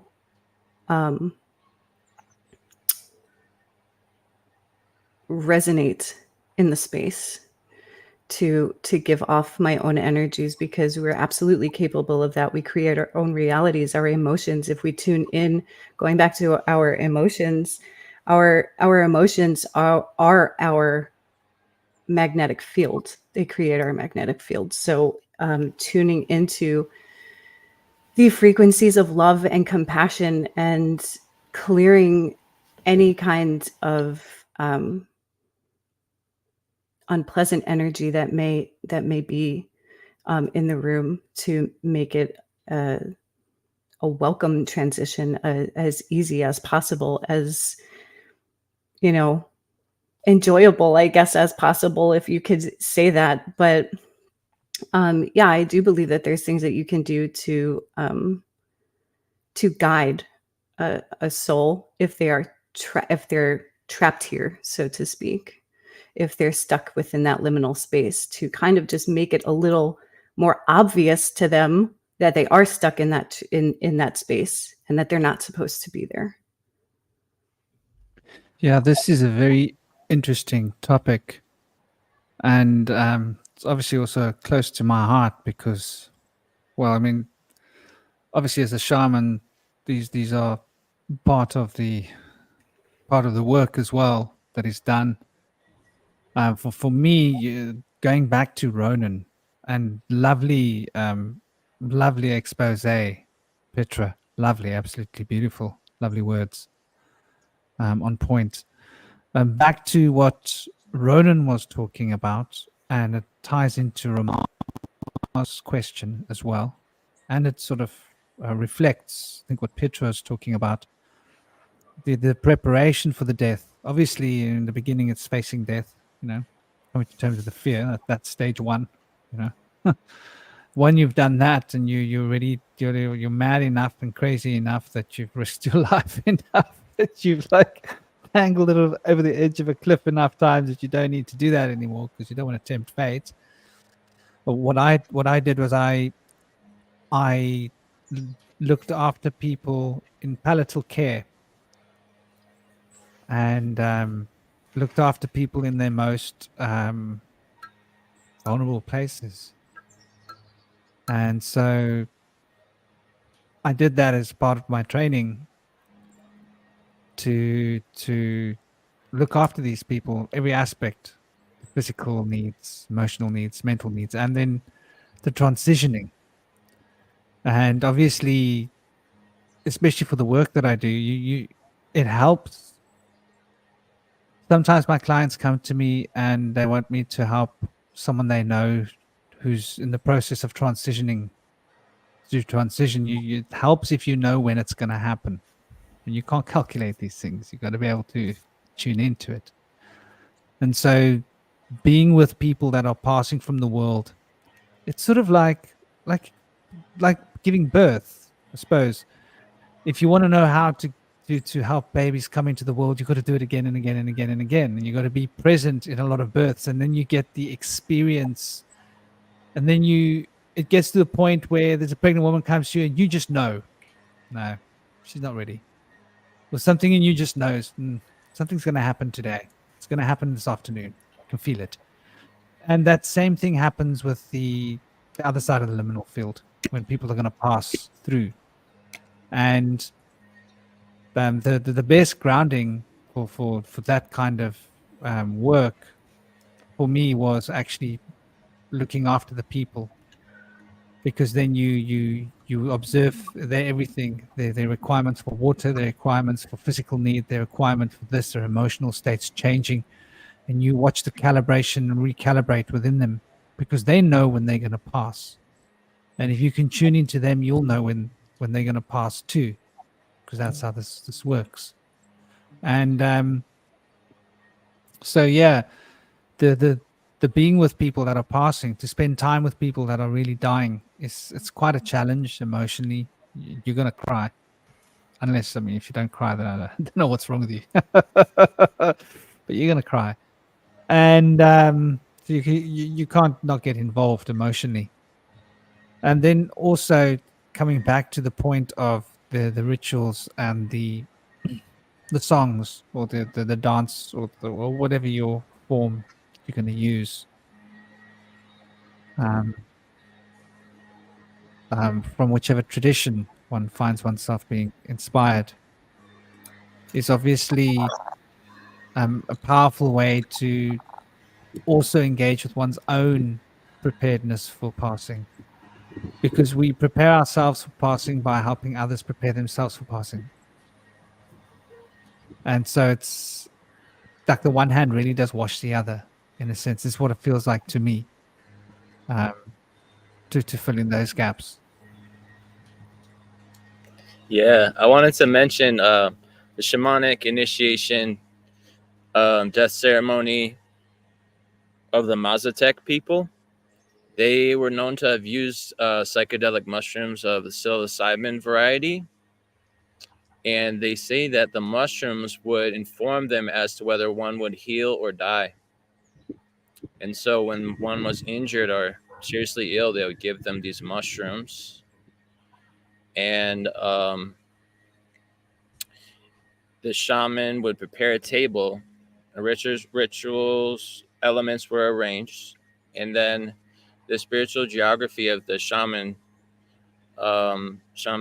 wisdom is taken into strict calculation with the placement of the arrangement of the objects. The mushrooms are smoked with copal smoke, which is a purification ritual, and then distributed in pairs amongst other participants. During the ceremony, the shaman will evoke ancestors to request their help and advice, and the Lord of the Hills, or the guardian of the caves, rivers, and springs.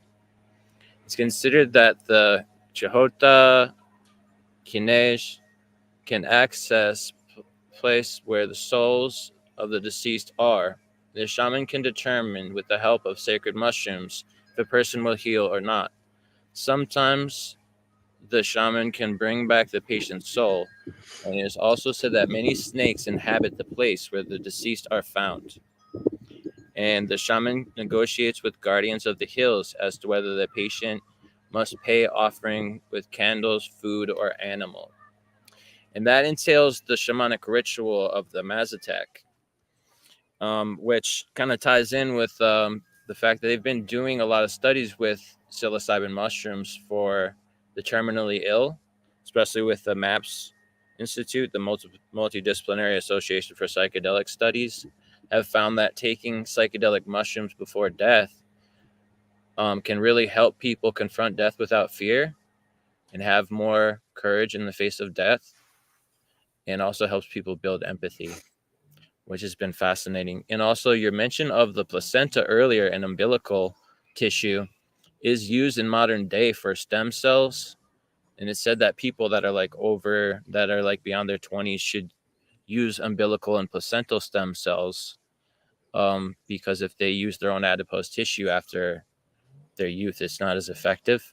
So that magic powder that they used and used to wear on their necks in the old times is still being used today, and now is putting into medical practice, which is fascinating. But some friends and I were talking about some interesting analogy that you can make with the idea of the baby in the womb within the placenta, compared to like people here in this realm in our interaction with spirits. My friends have like postulated that the way that a mother and a father talks to their baby in the womb and may sing to it, and the baby can hear them but doesn't see them there, can be likened to the way that spirits might communicate with us here in this realm, and they can see us from behind a veil, but we don't see them there, but they're here with us. And that analogy has always been powerful for me. Yeah, buddy. Yeah. You know, I always got to chime in. I'm such a defender of the placenta. I'm so self-righteous about it. Please forgive me. I am self-conscious of this fact.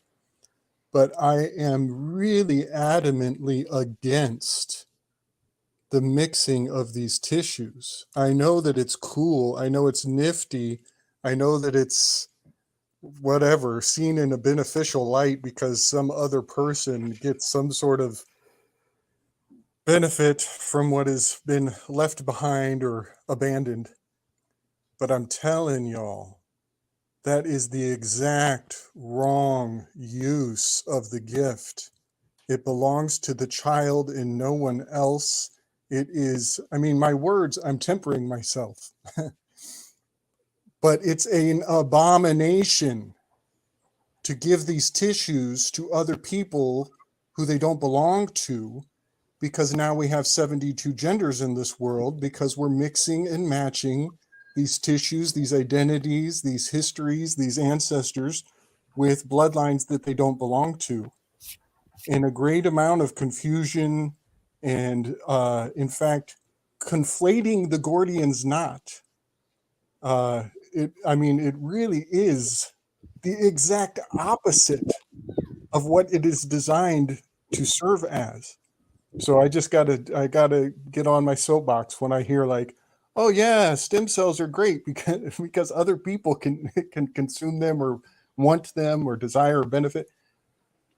Yeah, it's sad that they're doing that and they're monetizing them and just right. Corruption of it all. But it just shows that there is power there that the corruption has taken hold of. They're using that sacred power of the most sacred of things. Yes. And selling it to people that it doesn't belong to. And we should really be, having these like placenta parties and stuff and sharing it with the family, whatever. That's where it belongs. Yeah, buddy. Yeah. Man.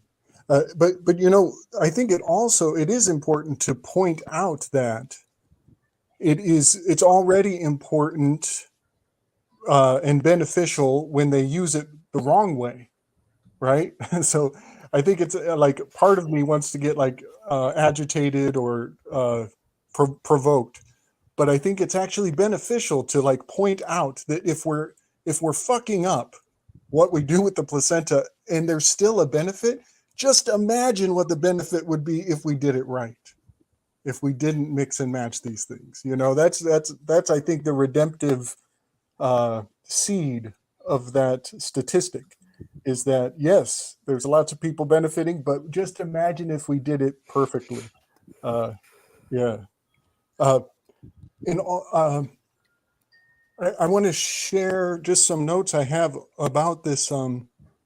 Rama, thank you for sharing the story of your grandfather passing.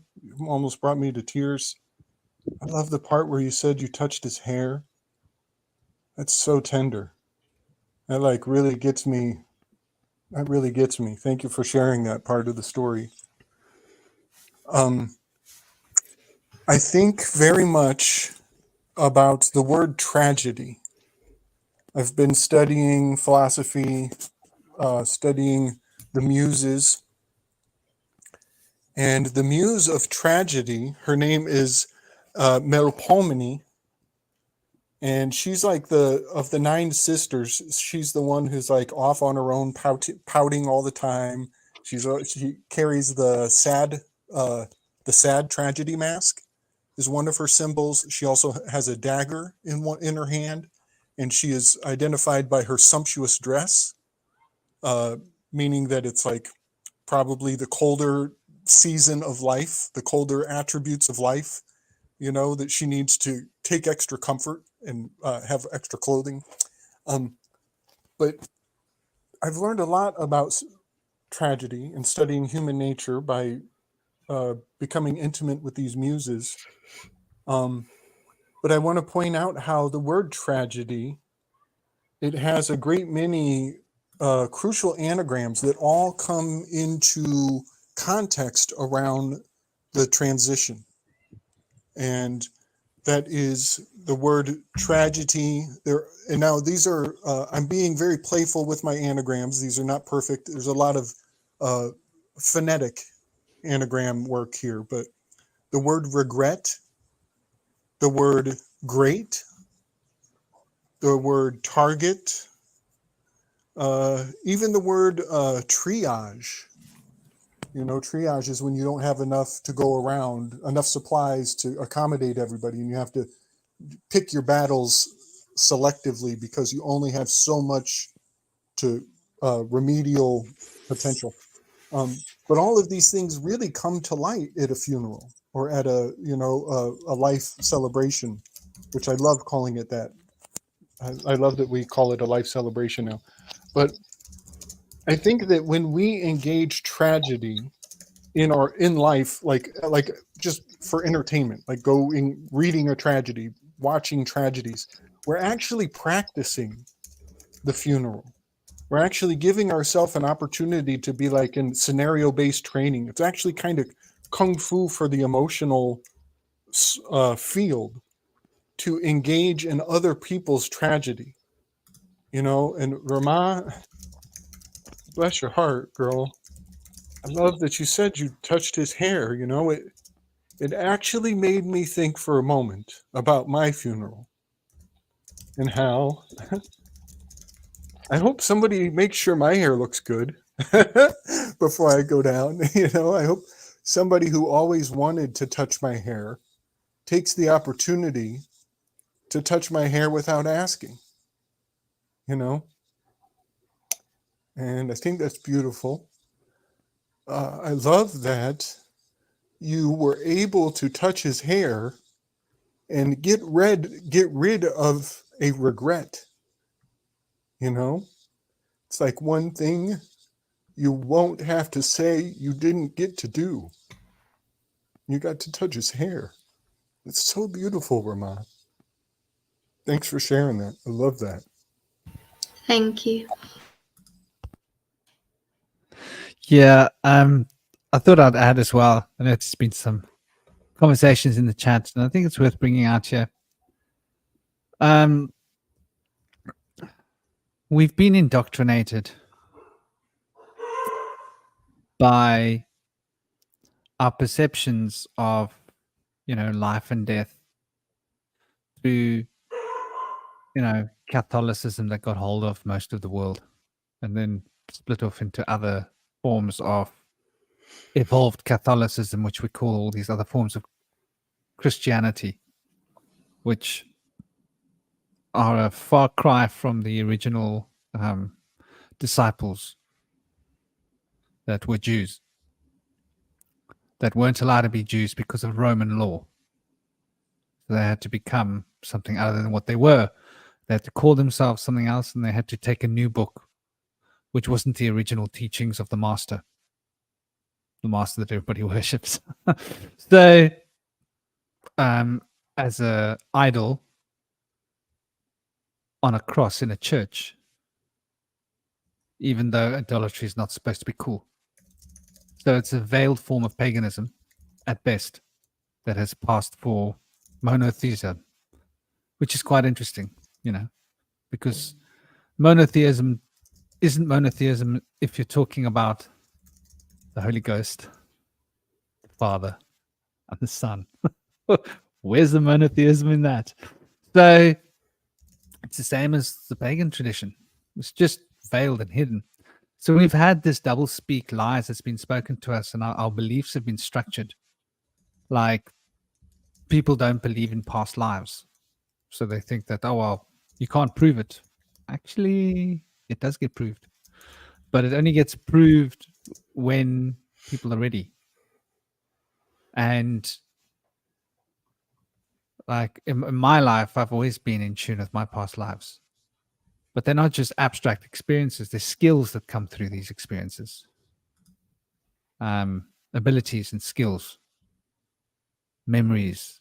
Things you can do that you weren't taught to do. That you don't just learn. And so in the same way with people in the transitioning process, the witchcraft, the various different pagan forms, the various different traditions, shamanic, whatever is your boat float. It's the same nonsense. I call it nonsense because it's the same nonsense. It's all so much simpler than what we've built it up to be.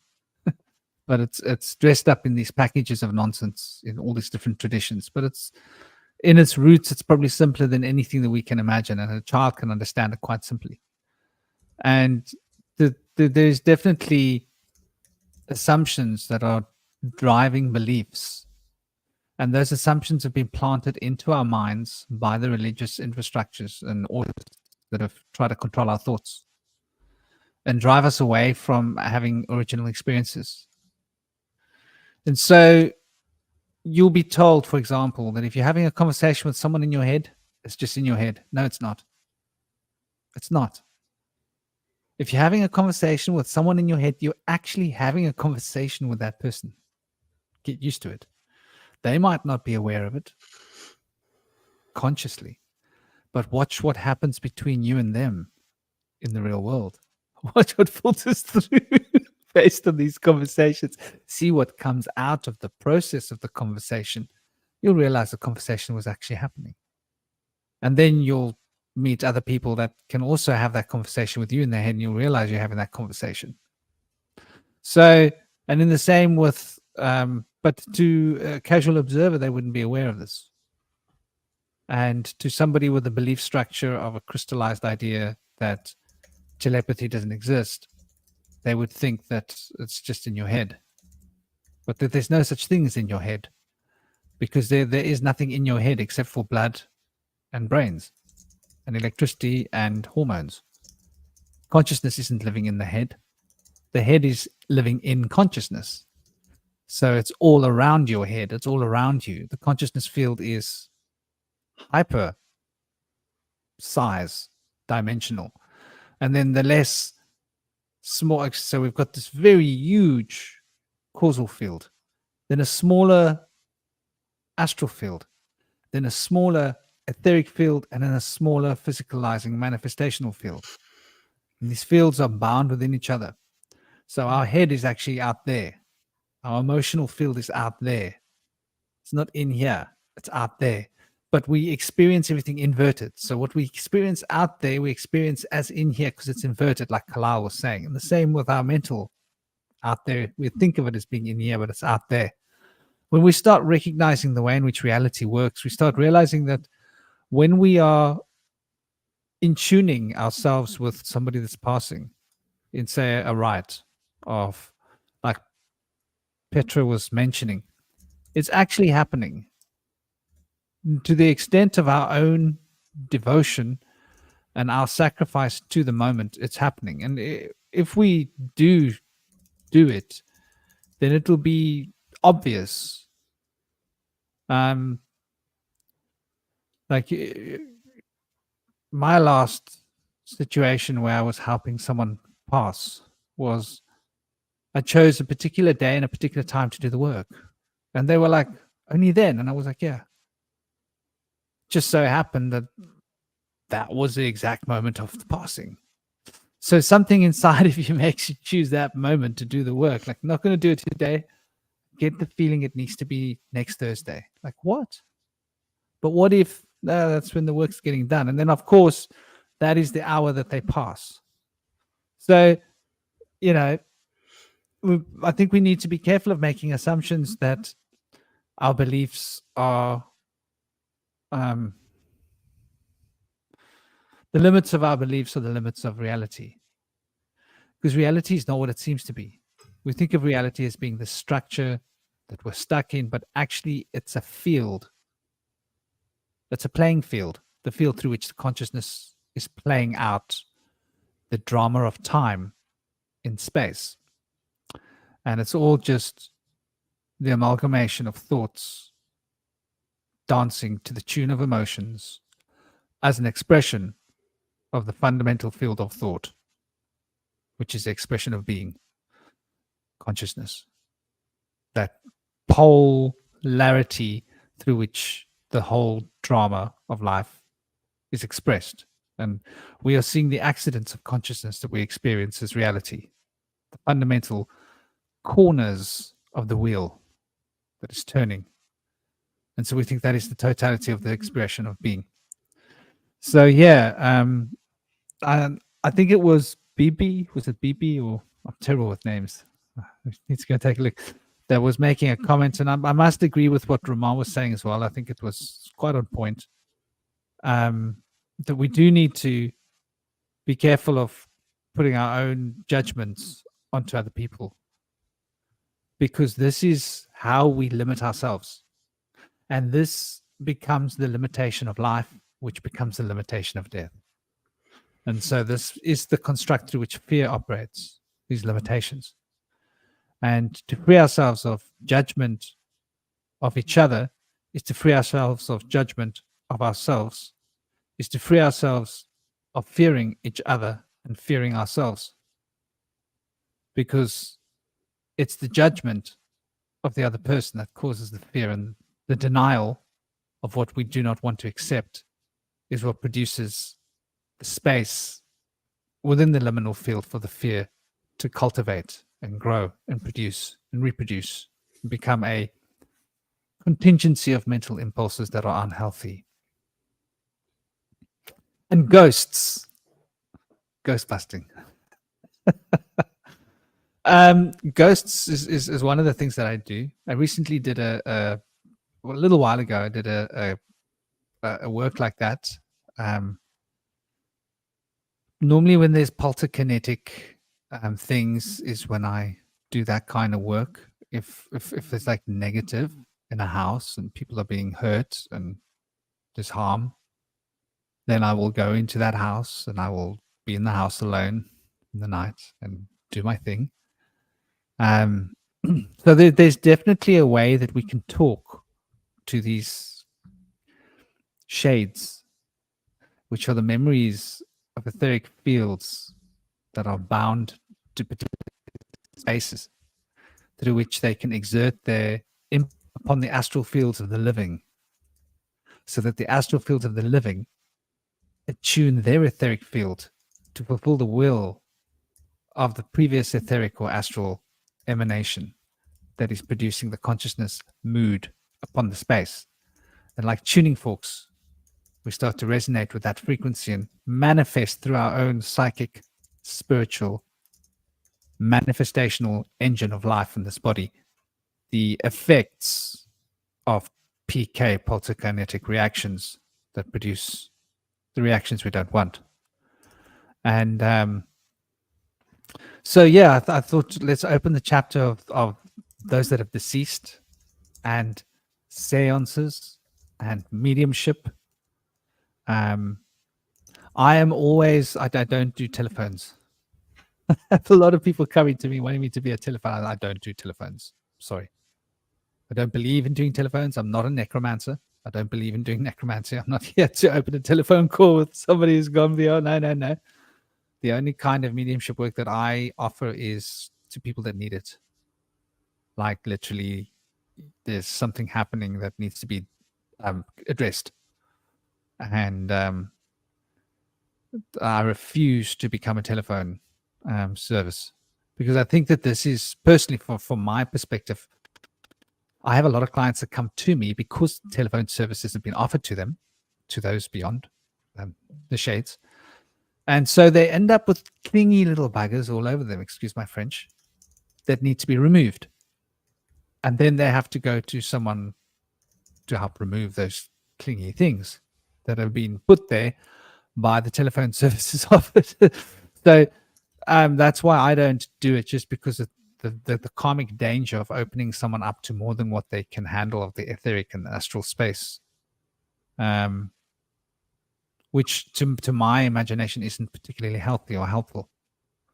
But at the same time, it is a very real reality. I was introduced to it when I was a child with a Ouija board. And my gosh, I opened doors that were very scary for a lot of people.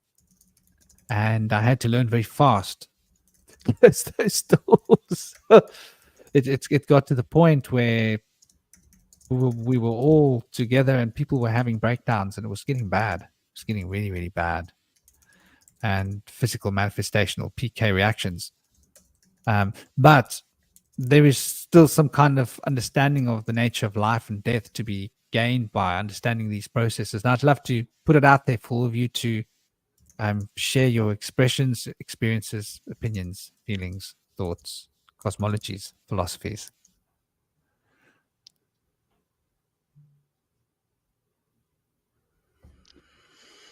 I would love to, Franklin.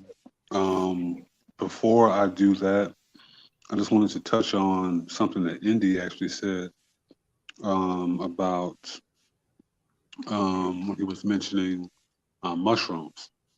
If you look into psychedelics around the world and people, their unified experiences, you'll come across certain themes that are unified, universal across culture, from things that they see, beings that they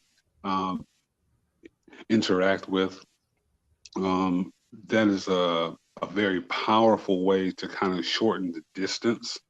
But what you're going to see is no matter what, you have to do the work. And that's ultimately where we go now with this idea of ghosts and spirits. You have to deal with the dead. You have to deal with the trauma. And that comes across in many, many different levels. Ultimately, you have to deal with the trauma you've created. You have to deal with the trauma you've attracted. But you have to realize you're the ultimate puppet master. There's nothing outside of you. That takes a lot of work.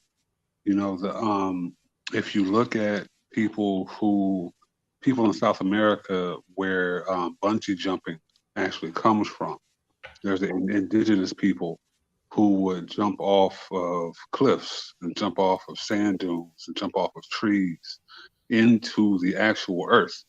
They would have leather rope and straps and twine tied around their ankles. So, you know, they weren't going great distances, but this is where bungee jumping came from. The idea behind it was when you have a near-death experience, most people, or a lot of people, myself included, you'll notice you'll have your life flashes before your eyes, so to speak. Well, you'll notice the more instances like this you have, hopefully that sequence changes, right? Because some people have regret. Some people have joyous moments, but either or, we're talking about ultimately attachment, and attachment is what brings you back. Now, there's nothing wrong with coming back because everybody essentially gets out, but to give yourself full control of your ship total navigation, to follow the mooring of your soul. Well, this is where paying attention to your own intuition comes from, because nothing is happening inside of your life that you didn't author.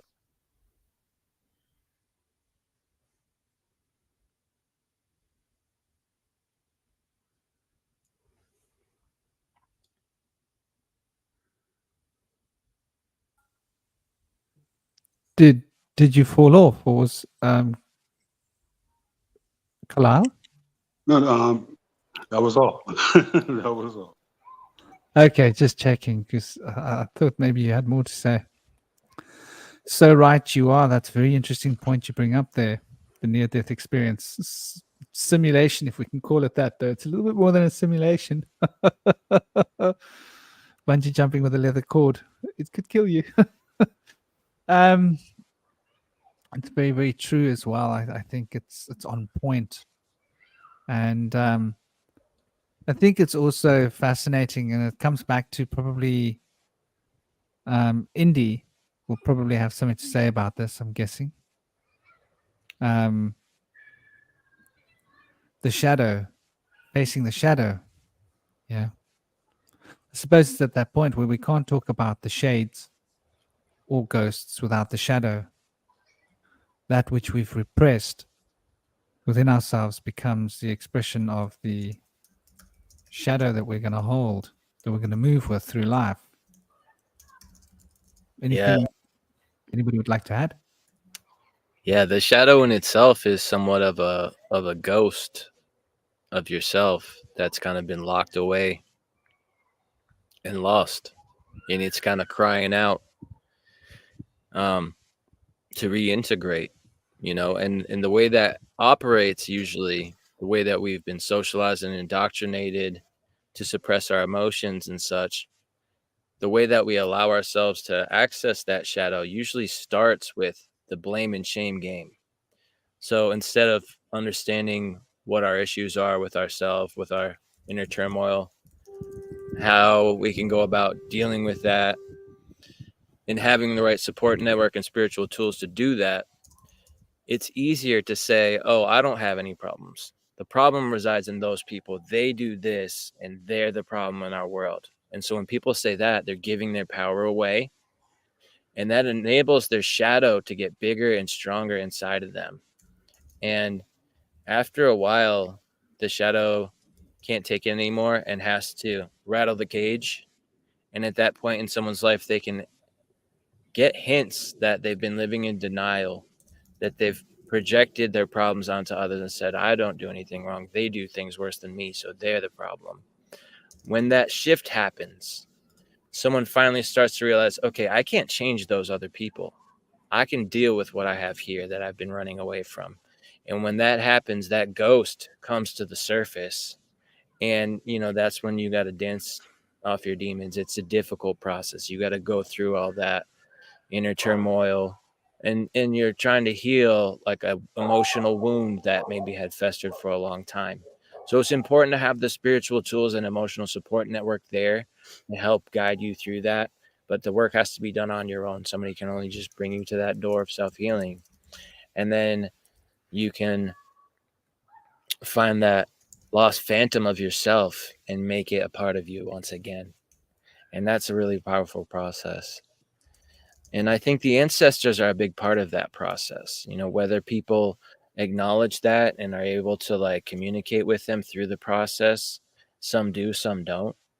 But I think a lot of times they're there, and sometimes they'll appear in different ways. So a lot of times people will say lights flickering is an indication of guardian angels or ancestors looking over them, maybe giving them hints and insights.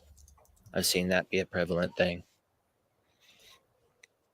And I've had situations with ghosts before. Oh, you know what, Indy? I was still contemplating the whole hair phenomenon.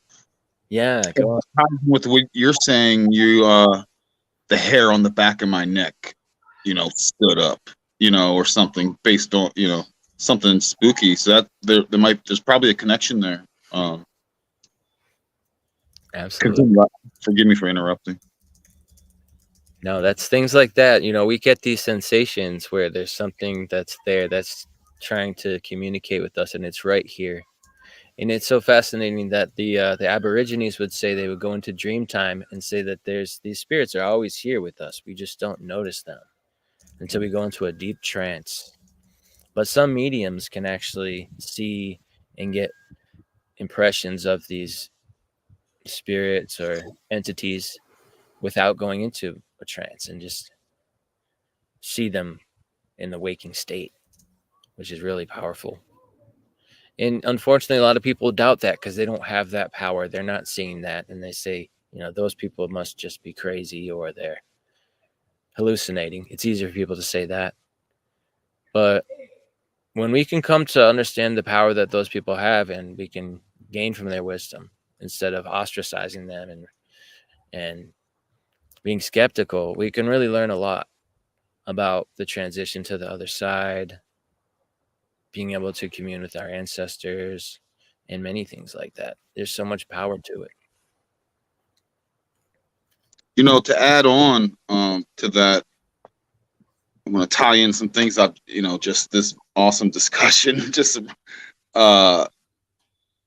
this whole, and I was trying to figure out if placenta and planet, I was getting real loose with the gematria while you guys were talking, you know, but maybe there's a connection there, placenta. The whole earth, the whole heart, the whole realm, you think of it as a one. We say oneness. It's the whole body. So our body is a part of the entire body, to include those ancestors and things that we can't see with our mortal senses, or five senses at least.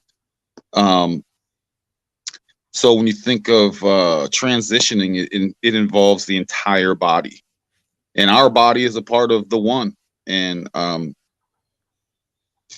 yeah, I just want to, I'm still working out that thought. Forgive me, that's like a not complete thought, but I just want to throw that out on the round table.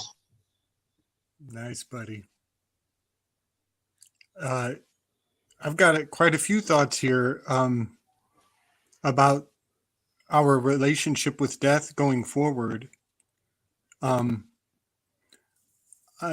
often am reminded of the parable from the Bible that Jesus makes that statement to leave the dead for the dead. And that has a lot of different meanings for different people.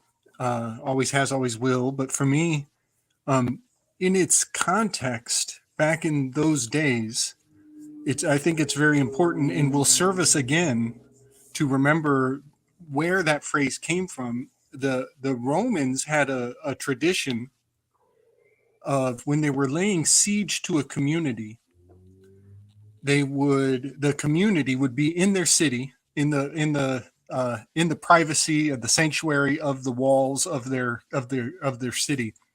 And the besieging group would they had a ceremony. This was all ritualized and dramatized and performed for psychological influence, and that is that the besieging army would defile the burial grounds of the community in ways that were intentionally provocative, as a means of demoralizing the people in the city, making them feel weak, or questioning their decision to hide or to self-preserve.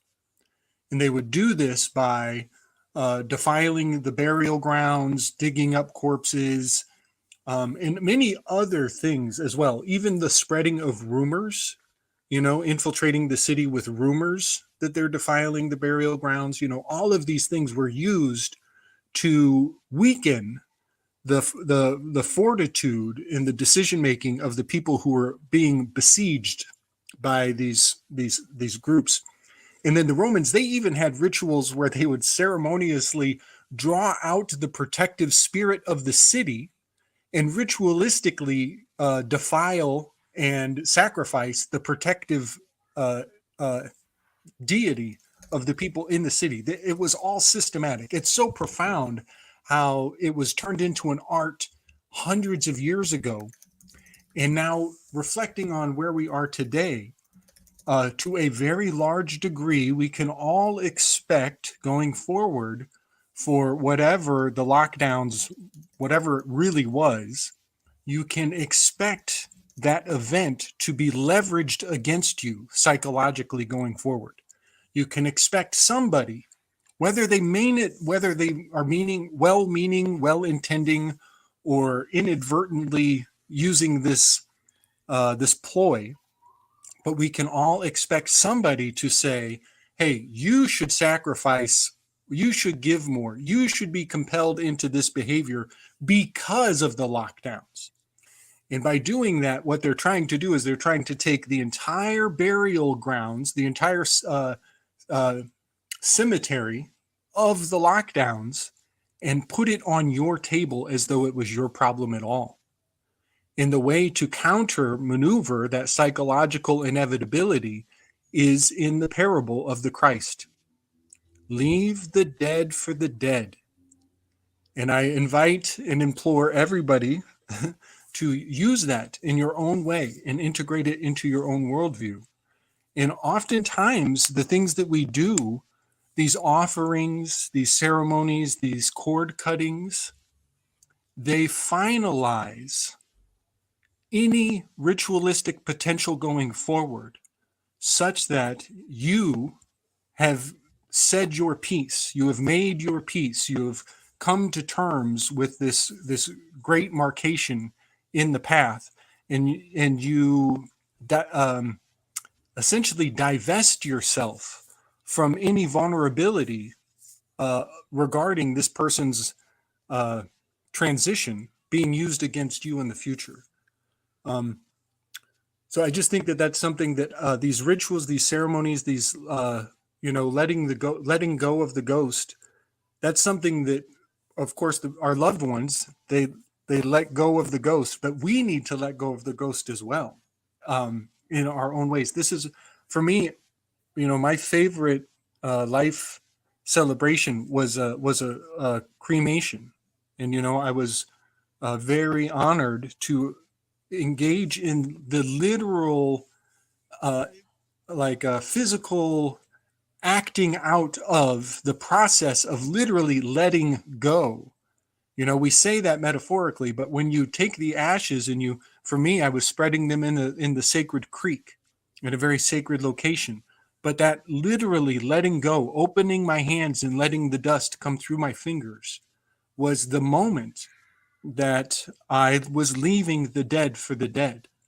And there was no possibility or chance of something creeping up later, or some regret, or some latent psychological hook can't come around and be used against me, or even cast a doubt in my future actions, so I can move forward with integrity again.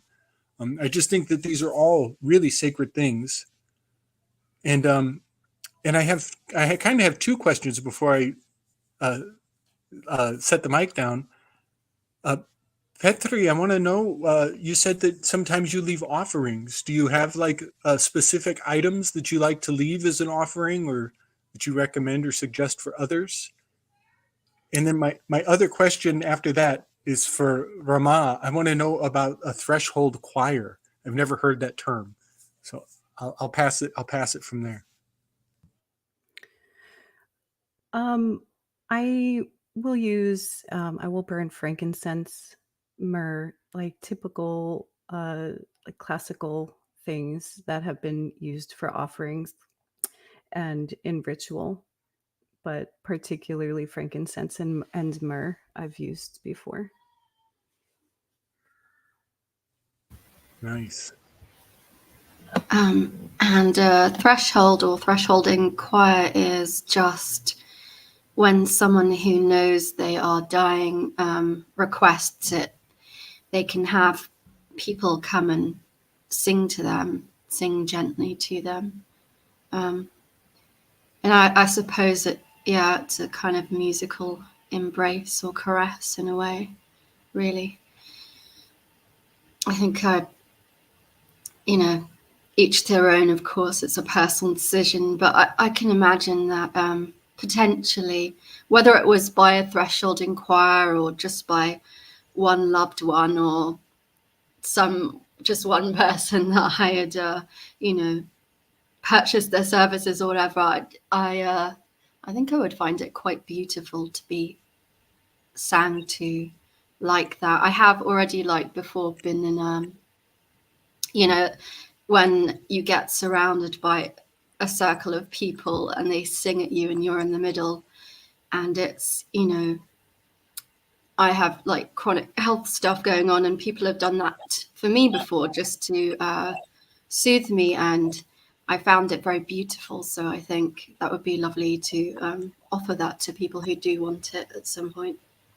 Wow, that's gorgeous.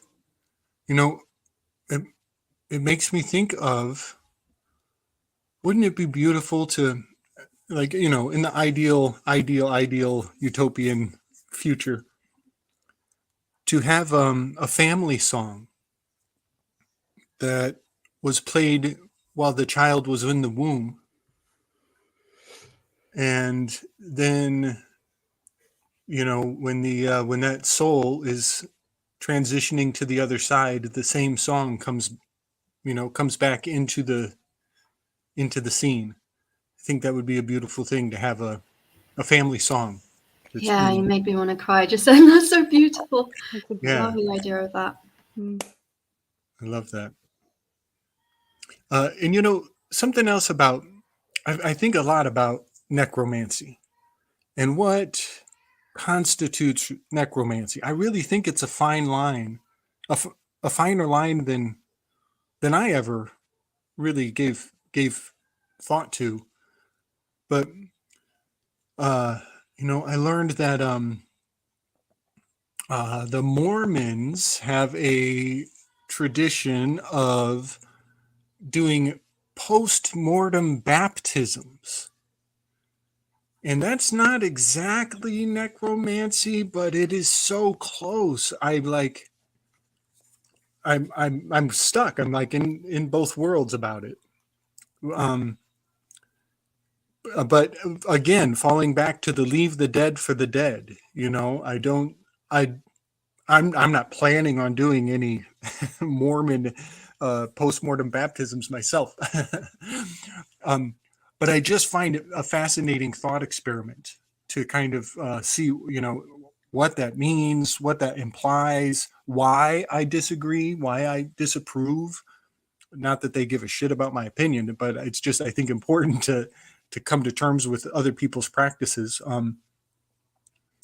But the post-mortem baptism theory, I don't think it's exactly necromancy, but it's so creepy. It gets an extra 5 points of creepiness because they use a child as a surrogate, as a go-between, as a portal, as a doorway to access the person who's passed on the other side.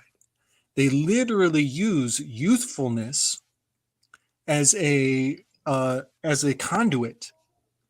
And that's where that tips the scales. And I'm like, no, this is not cool. You do not be using kids as a doorway to access the dead.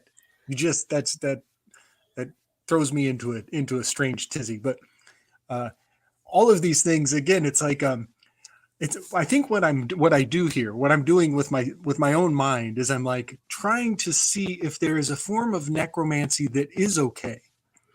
Is there a necromancy that's approvable or acceptable, or has somebody finally finagled the details so that I can be comfortable with the, you know, participating in these kind of things? And so I look at the Mormons and I'm like, no, absolutely not. But then but then at the same time, now I'll shut up after this.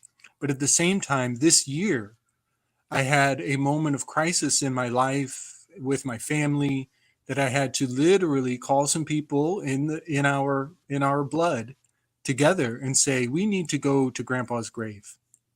It's time to go to Grandpa's grave and have just a moment of re-observing, what this man meant, that he brought us all here in this world, and maybe we should all come together to see, where he is in the space and time, frozen forever, crystallized in that very beautiful graveyard. My grandpa has a beautiful graveyard. It's really a joy to go to. So we did. The family got together and we just visited Grandpa's grave, and took Grandma to see him one more time, and put another flag, a flag I had chosen, and put some nice intention, some remedial intention into the flag that we planted at his gravesite. But just for that one little ceremony, we're not practicing necromancy. But again, I'm just in my own mind, in my own way, I'm like experimenting with, that wasn't necromancy, that by no means, but it was communing with the dead on some level.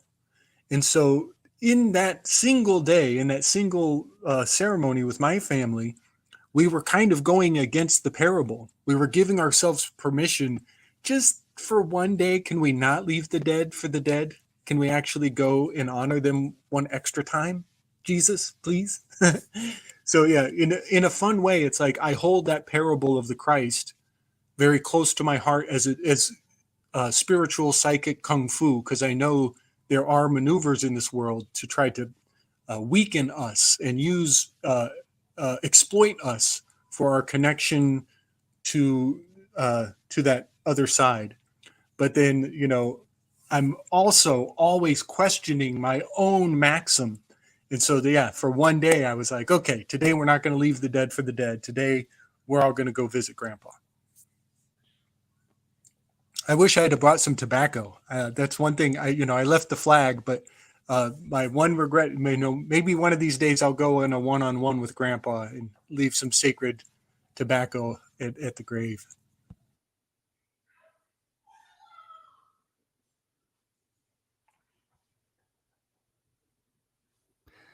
Lovely sentiments, Gabriel. Beautiful. And I feel the resonance of it. Oh, I love the song idea. Family song. It's very shamanic, of course. It's very interesting when you think of the word shaman. Gosh, I've had this discussion in so-called shamanic communities. People believe it comes from the Tungal language, which is quite a modern language, like hundreds of years old, literally hundreds. And that language was people that from Mongolia traveled through Europe, Indo-European territories, and then continued their journey across to the eastern ranges, Russia, and settled there. And the language evolved and shifted and changed and became what at a later stage was the Tungal language. And there's lots of different dialects of it, and it's got a lot of dialectics very similar to the Mongolese, which is similar to certain parts of China as well. Very mixed. And of course, it's been Indo-Europeanized as well to a certain extent because it traveled through Indo-Europe, which Indo-European languages, as we know, are 80% from Sanskrit. So when you look at the oldest place where the word has been written, it's Sanskrit, actually. Interesting. And that is in the Rig Vedas, 2,700 years old text, where the word Shraman and Shramana are written. And the word Shraman is, if you translate it from the Vedic text, it's a holy person that lives in the wilderness that chants the Shramana in order to enter into altered states of consciousness to heal the community and to have transcendent experiences that can be shared. And Shramana are these songs that you're talking about. So the word Shraman comes from the word song, actually. Interesting, in the Vedic tradition, which is where the Himalayan shamanism stems from, which I often say I believe is the oldest form of shamanism. Well, I mean, it's the oldest place you're going to find a record of it, an actual verifiable record. But then if you speak to the people, they'll say it goes back way older. Just because there's a written record that's 2,700 years old doesn't mean that's when it started. It started 10, 15, 20,000 years before that. But anyway, prior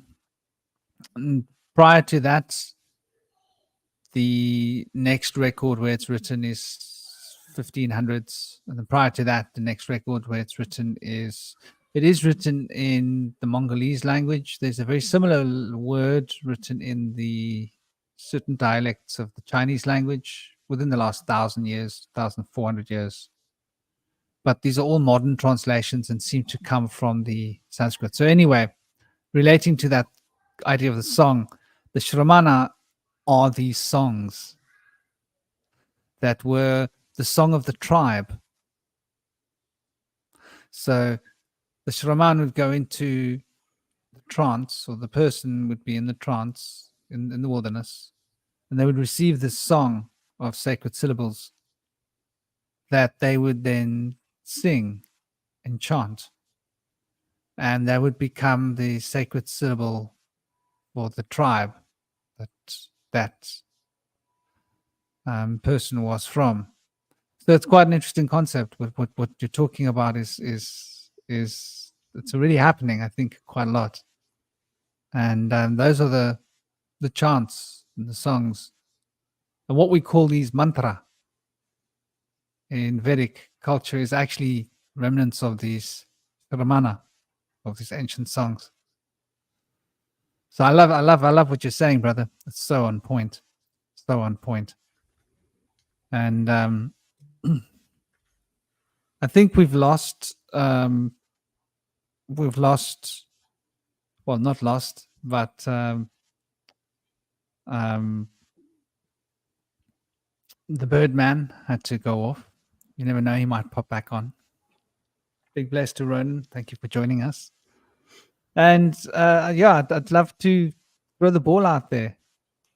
Kalil, there was something you were going to say to us. And I think, am I right, Petra? Is there something you wanted to say? You look like you're burning to say something. Or am I just reading this wrong? No, I'm going to have to get going soon. So I didn't want to just dip on you guys. And I wanted to thank you so much for welcoming me here. Thank you all. It's been an absolute pleasure discussing all of these wonderful things with you. And I appreciate and love you all very deeply. Much love. Thank you. So much love. Thank you for honoring us. Yeah, thank you. Guys. It's such a pleasure to weep with you, Petri. And everybody definitely look into World War U by George Mesa, our brother in podcasting. Yes. Put out his new book. I'm looking forward to that. I'm so excited for you guys. I see it in the background. And we need to hear about Petri's new podcast before she goes. Oh yeah. Yes, Petra. Where link? Throw it. Have you created the YouTube channel, and is it up and running yet? I do not have a YouTube channel. I'm on Spotify and Apple Podcast, and I have the RSS, of course. It is called the Earthside Birth Podcast, and it's just going to be an adventure. I'm going to see what messages come through that I feel that need to be addressed. And so far, I have an episode about the questionable safety of ultrasound during pregnancy, which is a big topic that I think is so often overlooked. Wow. And as well as the history of midwifery and the connection to the witch trials and the witch craze. Oh my gosh. I'm so sad. Looking forward to this. I feel like we missed out on a lot of topics. I so badly wish. Okay, well, I want to share this with you. Okay, this is really obscure and weird. But I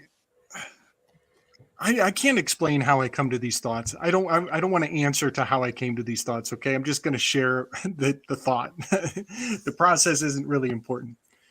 The Thoth deck moon card, specifically the Thoth deck moon card, it's encoding. It has a roach at the bottom and two lighthouses above with the Anubis dogs staring at each other like a mirror image with two lighthouses framing them. The two lighthouses make the shape of a bat. There's clearly a bat's face in the moon card, and its mouth is eating the cockroach at the bottom of the picture. So there's a cockroach in the mouth of the bat. Long story short, the whole card is encoding the technology of ultrasounds. That is so interesting. Wow. And the bat uses, echolocation to catch the roach. So when I started looking into what the card was telling me, I realized that it has all things to do with the ultrasound technology that is the first impression onto the child. And I just want to really harp on the word son, the person, the sonogram, the sound waves. This is literally the first time the child is being perceived. This is the first time that the child is being made into a subject. Yes. The subject. And this is so, the uploads I was getting around this topic were so heavy. They were so heavy. And so what I came back with on this journey was that the sonogram is actually capable of taking the fingerprint of the placenta. And the fingerprint of the placenta becomes potentially your call sign in the future. And so what I'm getting at, these uploads, they're so hard to convey how I came to these ideas, but essentially what happens is if they can get your placental fingerprint with the sonogram, the person before your mother names you. They're giving you a name. They're giving you a sound. They're giving you an impression before your mama even gets to you. And then, theoretically, you can be called upon for the rest of your life by a sonic imprint, a sonic fingerprint that you don't even perceive. This becomes an angelic name. And so you can be summoned, you can be commanded, you can be compelled by a sound that you didn't ever even perceive was being implemented from the beginning. This is a handle. This is a handle. We will have handlers, and they will be talking to us on levels that we don't even perceive. And it's because they have your placental imprint. They have your placental fingerprint from when you were in the womb, folks. This is why a trophy has two handles on the trophy. The standard trophy has two handles, and one is for you to hold, and the other handle is for your daemonic genius. It's for your holy guardian angel. It's for your other self. This is why trophies, the word trophy means atrophy. It's a trophy. It is a stone. It is the cornerstone. It is the keystone. Petri, it's your name, sister. It's your name. This is so profound. It's so profound. Yeah, I'm super excited about your mission in life. Thank you so much. Yeah, and the fact that you're getting onto the ultrasound, it's the MK Ultra of it all. It really is. You're going to the heart of the matter with that topic. Yeah, well, it all stems from my experience in the medical field. There's a comment in the chat about how it is most important to leave the medical paradigm. Obviously, I resonate with that strongly. I'm a former nurse who specialized in OB triage. So I left that role several years ago. I have not looked back, and I am working my way into radical midwifery. I'm very excited about it, and yeah, it's a big topic that has kind of plagued me for a long time, and just the assumption of that this technology is safe for not just, and I mentioned this in the episode on my podcast, not just our babies, but for our womb space, and the fact that we as women, our womb space is the source of our entire creative power, and what effect could that be having on us as women as well? So there's a lot to it. There's a lot that is often unsaid, and so yeah, I my goal is to say those things that I have noticed over my years in the medical field, and to shed light on them so that people can think for themselves and make truly their own decisions, and not decisions based on what a provider is telling them. Yes. Sister, you have such a beautiful name too. Thank you. You do. I think I said it. I think you probably hear everybody try to say it 3 or 4 different ways all the time. I Yeah. think that's adorable, because George has the same thing. Everybody's like, Yeah, everybody's always guessing at our names, but that comes with the territory, and it's all welcome. I love that. It really it makes you so malleable, and it's so endearing that you guys just kind of got to deal with that all the time. It's so sweet. My kiddo has the same thing. She has a name that everybody's going to have a different version of it. You could even imagine people fighting each other about what the best way to call her is going to be. That's so sweet. I thank you so much. I think the whole thing with the ultrasound is very powerful, because we're talking about the astral realm.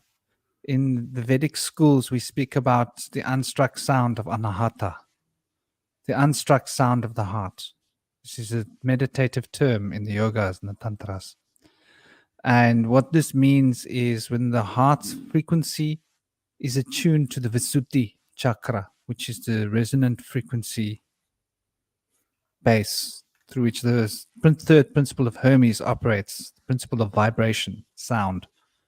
And the astral zone is rooted in the heart, though in its apex it touches the Visuddhi, and in its root it touches the Manipur, the solar fire. So when they're using this ultrasound technology, it can affect the astral body of the child that's not a child yet, but going to become a child, because first the true spiritual body. So in the moment of conception, like when you're making love, the wheel above you starts turning, right? So you go, oh, what's going on up there? And they're crowding around like, hey, come on, it's my turn. And it's like a casino table or something. It's a very weird experience. And they're all like rolling dice, waiting for their moment, like who's gonna get to come in. And then the one that's most likely will pop in, and you'll feel this presence of this being coming in, but it's like a perfectly formed, I can't explain it, angelic adult being. Then that being has to form an astral body. And it takes time to form an astral body, and it uses the placenta for the astral body to form. Well, the placenta is sort of the residue of the astral body forming, and then after the astral body is forming, it's forming an etheric body. The process of the astral and the etheric can be damaged by the ultrasound because of the frequency of sound relating to the heart touching the Visuddhi, relating to the heart touching the emotional sphere of Venus, the Venus heart, the Venus sun connection.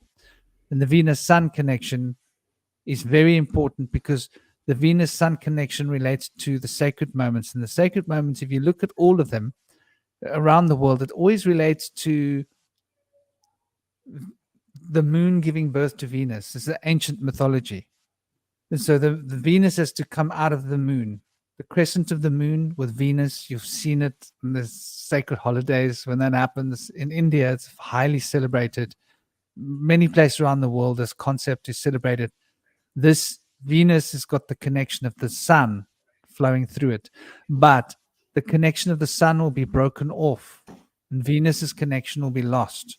And so that special alignment of the birth of the Holy Spirit can be affected. And I think there's a lot of, I think this is good work you're doing, because it's something that really needs to be done. And it's really, it's getting my brain working. It's So an much love to interesting you, my dear. concept. Also, you know, what you were kind of describing as like the kind of roulette wheel of all of these, you know, conscious souls, like who is going to get to come in, because in my experience, I am absolutely in connection with spirit babies. And I have had souls approach me, and I do feel the presence of a soul that wants to come in, that wants to utilize my body as its mother and it as its vessel of entrance into this world. So that was a really interesting concept that I'm sure that it kind of happens that way too. Not everybody is in connection with their spiritual body the way that I am, and not everybody has the spiritual awareness that I have and that other people have. It's, you know, it's a common thing that women are in connection with these souls that are looking to come in often. And so that was a really interesting concept, just like that image of everybody trying to get their chance. When my experience has been a little different, that was really cute. Yeah, we both experienced the moment of, I know the moment I got Joshua's mother pregnant, like literally the moment, because he was there before, but I had been aware that I needed to have a child maybe about within the year before, but his mom had been feeling his presence for 2 years. Yeah. And literally the day we made love, like the moment it happened, I was like, I felt the click. Something clicked. Felt like something clicked. It was like, I've made love a lot of times in my life, but that's never happened.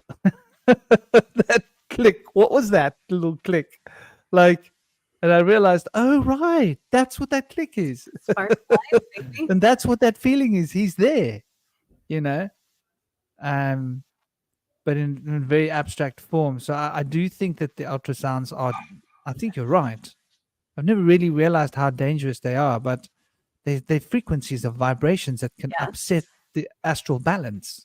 Yes. And we have seen how sonic waves have been utilized for not good intentions, with very ill intentions in this world. So to say, oh, it's just sound waves, it's totally fine, it's not going to hurt you, is just outlandish to me. So yeah. The SON, you know, is even SOUN, SUN, you know, it's such a sacred sound. All variations of it. You know, a lot of us are, we know about the sun, SUN, and the SON, but I love the SYN, the signs. You know, that's where it permeates to and touches all the things in that incarnation of that sound. You know, George is in the background. He's like, "Give me my wife back, guys." Yeah. Yeah. So on that note, I thank you guys again so much. Thank you. And I'm gonna miss Moonfeather. Yes. Hey, Moonfeather. Nice. This is a nice trade. Bless you. Thank you so much. Welcome to Moonfeather. Moonfeather is an awesome empathic, psychic, card reading, card slinging, tarot wielding, and crystal wielding, tying in the knots with the astrological archetypes. do her trade of predictions. Welcome, dear. Thank you And what a so much. wonderful changing of the baton. Thank you so much for that introduction. Petri, I know you have to leave, sweetheart. Thank you so much for blessing us with your presence. I'm so glad that you got on here. I loved all of your insight. I absolutely resonated with it. And I knew I loved you because you said, yes, you identify as a witch. So, yes. Absolutely. Yes. Give love those witchy vibes. You're amazing. Bless you, your family, your children. I love everything your family represents. Thank you so much for coming. Thank you. All right. Love to you, sister and brothers as well. Hi, Petri. So much love. Hugs to George for me. Yes, absolutely. Right. Big Much love. Yeah, guys. Oh my gosh. Thank you so much for that introduction, Ronan. Ronan, you hear me? Well, bless Ronan. Yeah, he was here. He was here. But to you, Franklin, thank you so much. Thank you for allowing this space, especially with today's topic, right? I know it's a topic that hits home for every one of us, every one of us. So thank you for this space. I came in when I think when I started to tune in to when Ronan first hopped in, and I've just been trying to ground myself, guys. I was like just a few hours in the troposphere, and I'm really trying to ground myself. So I said, let me ground myself and then jump in. So much blessings to Rama. Rama, thank you so much for being here, sis. Um, I'm grateful. I'm so grateful to Spirit. So grateful to Spirit for taking care of you and giving you the strength to be here today. And thank you so much for sharing your account, your story about your grandpa. It was absolutely, absolutely beautiful. Thank you so much. Slick, oh my gosh. Peace and blessings to you, Slick. Always a pleasure to hear your voice, and I love how powerful your heart energy is really coming through today. You know, especially whenever you share your wisdom and your insight, and you just connect with everyone on an amazing level. Thank you so much for that. Kala, peace and blessings to you. I know that you've been killing it in here because the energy of, like, just death, I mean, not to mention that you've died several times. I know Kala has shared a little bit of his story here with you guys, but I know a large portion of it. And he's officially has died several times. I think, what are we at, 7 or 8? I think, Kala, times. So death is a very close topic with him as well. And but then at the same time, like, if anyone has been tuning in, but it has been in his energy, especially since Brother Panic had transitioned. Shout out to his queen Khadijah, and shout out to Indy for sure. Indy, thank you so much for sharing your knowledge of the traditions on other cultures when it comes to, death and everything, which reminds me a lot of the it took me back of a lot of the traditions back in the day with my own family on what we do when people transition, when they die, and all the things that we would do, which I'll share it. I honestly, I wasn't even, well, I am compelled to send out massive love to anyone who's tuned in today, or maybe later on, if you had a new birth of a baby in your family, massive love to you. It's a wonderful, wonderful experience. I've given birth 5 times to 6 children. So yes, one of them were twins. Okay. And most of all, I want to give massive, massive love to anyone who's tuned in here, be it on the panel, be it in the chat. Shout out to everyone for tuning in the chat, for who had a family member transition, pass away, whether it's recent, whether it was long ago. So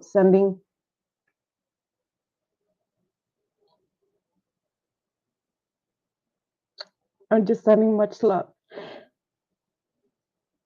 So much love to you, dear, and thank you so much for joining us, bringing your beautiful energy here. Did Slick fall Thank off you. again? Thank you. I'm here. Ah, Big love, Moonfeather. Big Thank you love. so much. Open Thank you. heart all the way. Thank you. I wasn't even sure if I was going to come on today, because when Rama was talking about her grandfather, it just reminds me of when my brother transitioned. You know, it was back in just 2021. He was my only other sibling. He was also a huge spiritual rock for me. So I don't think, and I've shared this before on the Ronin experience, I don't think I have fully dealt with his loss yet. Things that I have noticed is ever since that he did pass away, like like my mortality has never been shaken as it has. You know, it's like it really was knocking on my door. Like, wait a minute, you know, like death is like real, you know, and this is the closest person in my life that I had to experience. I was there with him, you know, I was there with him when he took his last breaths, you know, and I'm so grateful for that, you know, and everything that Petri was talking about, like, you know, sometimes when the soul, like, you know, has time to transition, this, like, I believe in all of that, you know, and that was very significant afterwards. If anyone on this panel would have spoken to me or got to know me before my brother's passing, you wouldn't recognize me. I was not the same person. I was not reading cards. I was not looking at spirituality in the way that I am now. I was very closed in a box with it. And it's strange, but I love who I am now because I just feel so free. I have a much wider, you know, a wider perspective on all of the spirituality. You know, I've always loved the stars, but then it was always condemned in my family, in my religion, in my upbringing, you know, so I started to reconnect with all of that, you know, and it's been a blessing. And then, you know, when my brother had passed, that's when I switched, that's when I changed, that's when I'm like, so, you know, I've heard accounts and I've read in several books where, you know, when our family members die, you know, we take on their DNA, we take on their you know, and everybody's here talking about ancestors, and Kalal, I think it was you, I'm not sure, or if it was Slick, saying like, you know, we take on, you know, like power from them and so forth and so on. And just with my own experience, which I said, I can't tell anyone what this death experience is, what it is. I can tell you about life. I can tell you about the school of life and what it's been to me personally and how it's changed me. But for me, death is still a huge mystery. I'm still learning about it. You know, there are certain things that I've heard of that I resonate, and there's other things that I don't resonate with, or maybe I'm just not ready for it yet. You know, I don't completely reject ideas of certain traditions that other cultures have or whatever the case is, but I just know what I resonate as far as what'll happen or whatever, you know, whatever the case is. But I love hearing everyone's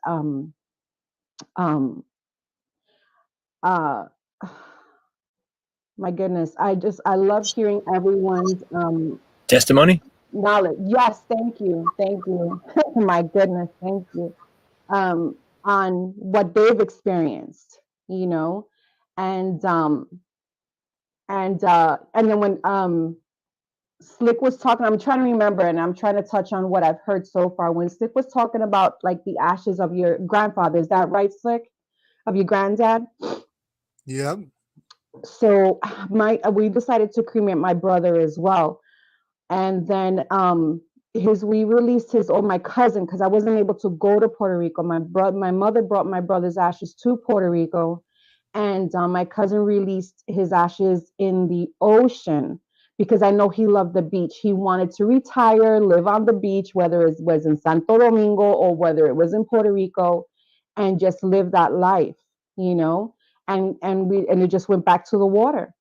And I absolutely resonated with what you said, like about, you know, leave the dead for the dead. I just felt like that was on top of the fact that he loved the water. He loved to fish. He always spoke about getting a boat and this and that. And I just felt that was it, you know. So that was also a way for me to feel like, okay, at peace with things, you know. But then, of course, you know, we still miss our loved ones that have transitioned. I mean, I think they're doing great. You know, it's us who are left behind that still have to, you know, bear the loss, you know. And I think that's still very human, and I think it's beautiful, you know. So yeah, guys. So this is an interesting topic. Thank you so much for bringing it on board, Franklin. And yeah, I'm just gonna leave it there. I know there's other things that I wanted to touch on that you guys spoke about. Maybe I'll remember and I'll just chime in. But yeah, absolutely, guys. Nice. You know, the word hygiene comes to mind here. You know, there and the fact that there, you know, there are multiple aspects that literally are they're alchemically solved, as in solva, the dividing up. And we all take a lot of time over and over to remember how that has meaning and how we all can move forward under like an agreement of what that meaning is. And it's a little different for everybody, but generally, you know, we can generally agree that, you know, that the body needs to be hygienically treated, taken care of, removed from the city. You know, that's generally kind of that story about the Romans using the graveyards as to terrorize the city dwellers. Well, it's presumed that these graveyards are away from the city for hygienic purposes. But then there's another level of hygiene, and that is, you know, your psychic hygiene, with the possibility that they might have to dig up that grave or relocate. The whole city's ancestors have to be relocated because now they put an urban expansion, and they have to dig in the place where it used to be, you know, these sacred burial sites. Well, psychically, we need to have some defense against that possibility that we might think that now that they're digging up grandma, we might have, you know, the cupboards might be open in the middle of the night, or things might be going creak around us more because of some psychic residue that we didn't practice a sufficient hygiene, you know. It's all so fascinating what this meaning is today and what it was way back then. You know, it's kind of like the universal language that our ancestors had to deal with these things in different ways, shapes, and forms. But I wanted to also, the word hygiene comes to mind, and then the word dwell. Like, I really love, you know, Petri, she's a doula, or, well, no, I'm sorry, she's a midwife, but there's a doula is one of the jobs in that circle of work. And a doula, that name comes from the word dwelar, and to dwelar is pain, is to feel infliction. But it is also the source of the word to think, to dwell on something, And it is also the source of the word, like where we live. You dwell in your body. And all of these words, they're so valuable. They have so many layers and of meaning and application and value. But I want to circle it all back to Melpomene, the tragedian muse, one more time, because she is almost all things sorrowful or sad or ponderous. They tend to be in her domain. She's the morose one. She's always kind of sulking. She looks like she's dwelling. She's having heavy thoughts. But I just think that this is all so beautiful. The tragedian being sad, and humans being fixated by, we have a strange fascination with tragedy. We can't get enough of it. But I think its value is because we're practicing. We need practice. We need like small doses of this poison of sadness. So it's actually beneficial to watch movies that break your heart just a little bit, because it's not real. And you get to like do a little practice run on what it's like when your heart feels that way. Just not 100%, it's like a surrogate run through on what it's like to have extreme heartbreak, so that when it is real, when we come face to face with these losses, we actually have some decorum, and we can indwell the behavior that gives integrity to the people who are coming and going in our life, and it's a tragedy, but it is such a sweet tragedy. It can be such a sweet, delicious tragedy if we honor it. I like that, Slick. I honestly love that. I think we have to, at least with my own experiences, right?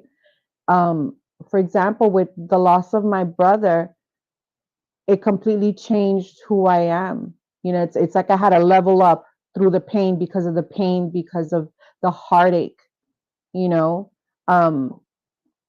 now I'm on a whole different spiritual level right now, but I couldn't get there unless I went through that loss. That's how I look at it. Very much. There's a the sweetness of the tragedy. Yeah. It's definitely something that gets passed on, and it's like an object. So to me, it felt like a baton. Literally, when my dad passed, maybe that's a father to son thing, but there was definitely a baton that was passed to me. Maybe it's because I'm the eldest. So I didn't feel that with my little brother when he left. I love that. But from my father, there was definitely this thing that was given to me that I was then... It changed the course of my life. It was it was 1991, and I was preparing myself to give up everything and go straight into the jungles and lose myself. I was up in the Himalayas, and I was doing my last preparatory stages of training, and I saw my dad go, and he was with me for 3 days, and he gave me this baton just before he left, and then he'd gone, and I was like, so now he's given me this thing, and it was this thing was in my aura, just this thing. And I had to rethink the passage of my life, literally, and the timing and the stages of my life. And the timing that he left the world was literally, I was preparing myself to go up. I mean, I hadn't burnt my passport yet, but I was getting there. So,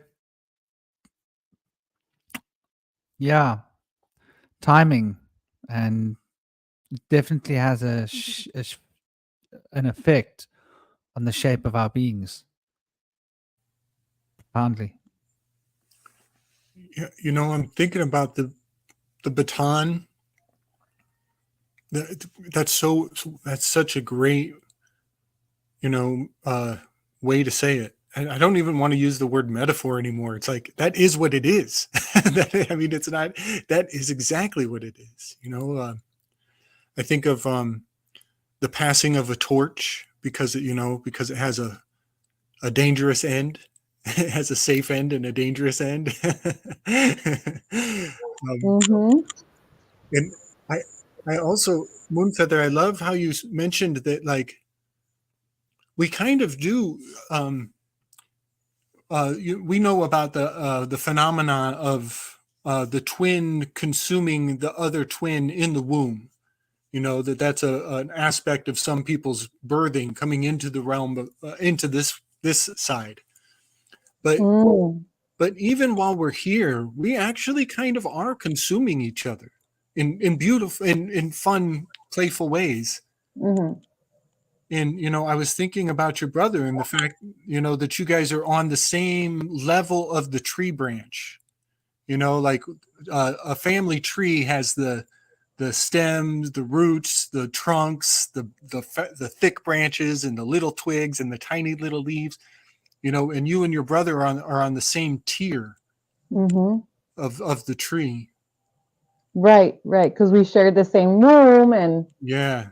things like that. And he's older than he was 5 years older than me. And just like I've always looked up to him spiritually. Like, he's the one that years ago helped me to transition out of the Catholic religion, So he just spat just a little truth and forget about it. It opens up the floodgates and my whole reality came crashing down. That was years ago, but it was great. I loved it. And he's like, all right. He goes, that was just a little bit of milk. I haven't given you the meat yet. I'm like, what are you talking about, milk and meat? So I was like, okay, so yeah, so that was like something where like, oh my gosh, who am I going to go to now? Who am I going to talk to? When I have like all of these crazy spiritual experiences, but then now, like I said, it's helped me to level up spiritually in such a way that it's amazing. I absolutely love it. And talking about music, like you were talking about music before, and so funny that you say, oh, maybe the family should have a song. The way I was able to connect with that was when I was pregnant with my last boy, EJ. What I would always sing a song out loud. It was like a Christian song, right? And when I had given birth to him, and I was in the hospital, which, by the way, my last 3 births were all natural, completely on, like, no, I was totally in control of the birth. Even though I gave birth in the hospital, I would have loved to have given birth at the house, but in Puerto Rico, that's very difficult to do. And even though you could find ways to do it, but they make it very difficult for you. But anyway, but I was very in control. They never got vaccinated because, they like want to already put like 2 shots in the baby by the time that they're born. And I'm like, no, don't even put the crappy drops that you put in their eyes or whatever the case is. But anyway, so I don't know. He was experiencing some discomfort, and I just didn't know what was wrong. So I just started to sing, just subconsciously. Because it's in our nature to want to nurture and try to relax, the energy as mothers. So I began to sing the song. That kid, quiet, boom, stopped crying instantly. So I think your idea of what you presented before is absolutely possible, for sure. Nice. Yeah, I think of I don't know why, I forget who the artist is, but the leader of the band. That's the song that comes to my mind. But Go ahead. Hallelujah. That would be a good family song. Hallelujah. I love that one. Oh, that's an interesting one. Yeah, we used to sing that one a lot too, long time ago.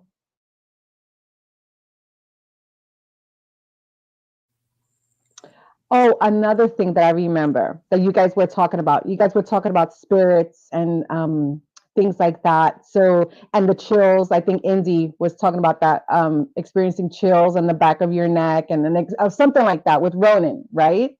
So, not too long ago, which I've had experiences before, but I would talk. I'm going to mention this particular experience because I've never predicted something so accurately in my life. But it's just confirmation from spirit, like, yes, you're evolving spiritually, your powers, all of that stuff, right? So I'm standing at the top of my steps in my home, and Hannah's with me. And if I'm not mistaken, Kalal, I think I was texting you, either I was on the phone with you or I was texting you at the same time. Let me see if you remember. So Hannah and I were talking, and I think we're trying to call my younger son, and he's downstairs. So all of a sudden, a chill I'm overtaken by a chill. I get a huge chill in my body. All right. And I've had experiences before where it's a spirit, ghost, whatever you want to call it, went right through my body. And I said, oh, I just felt the chill. And I said, Kala, I think I'm going to get a visit tonight. Do you remember that text, Kala? Yeah, I remember that. Yeah. I said, I think I'm going to get a visit. And you're like, why? And I was like, because I just felt like a spirit go through me, but I don't know why I said it. I just said it subconsciously, like real quick. I was like, I'm going to get a visit tonight. So what happened? Of course. So in the middle of the night, I wake up and I have what people call, ay, Dios mío, siempre se me olvida la palabra. Ay, what do you call those, when people like can't move in the middle? How can I forget? Brain. Night terror? No. No, I know what you mean. It's not coming to my mind.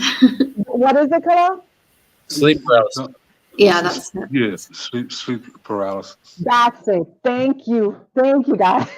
It took like 4 days to try to figure out one word. Like, what the hell? Right? So I get sleep paralysis, but my sleep paralysis episodes have been changing throughout the years as I am evolving spiritually. These are the ties and the connection I've been making personally with myself, right? Has been changing, and before it was like terrifying. You know, it felt like somebody was on me. I couldn't move, and it was a terrifying experience, right?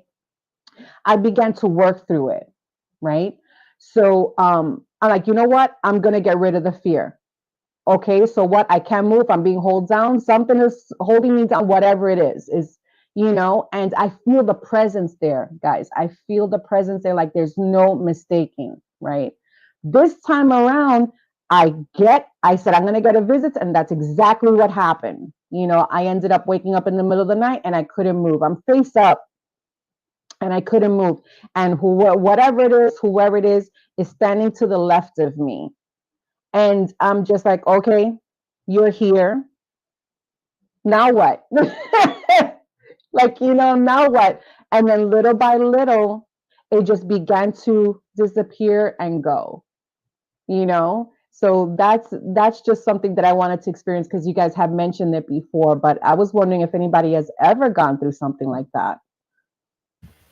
Yes, is the answer. It was a long time ago. I think I was about 19, maybe 18 or 19.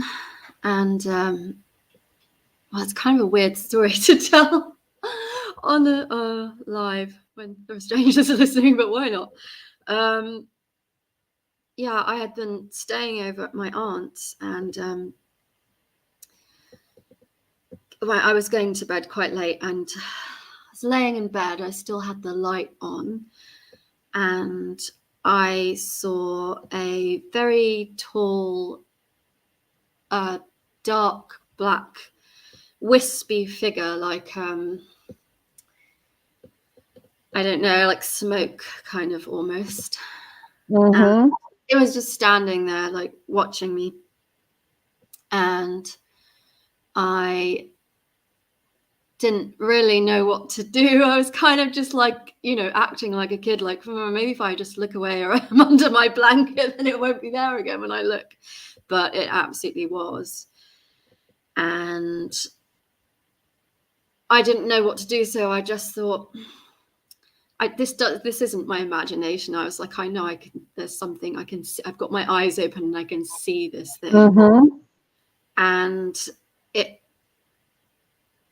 I don't know whether to say walk or glide. I don't know, kind of glided towards me.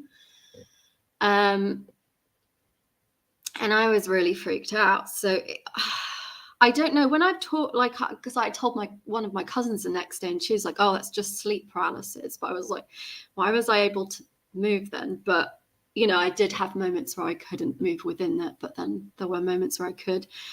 And it was, so yeah, it was just standing there exceptionally tall, staring down over me. And it was freaking me out. And I just thought, I just don't want to look at it. You know, I was 19, so, you know, 18, 19, maybe I could have been a bit braver, but probably shouldn't have looked away. So I just lay my head down on the pillow to try to sleep, and which involved me turning around onto my stomach. And I felt what felt like the shape and the sensation and pressure of a very physical hand on the back of my head. And I'm sorry, this is like a spooky story, but this is what happened. And felt the hand like pushing my head into the pillow, and it was suffocating me.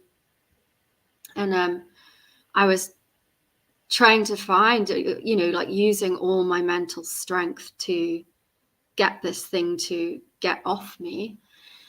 And I couldn't for a really long time. And I was like, my God, am I going to die? Is this thing going to kill me? But I was like, no way, I'm just going to keep trying. And then eventually I was able to move. My will allowed me to move.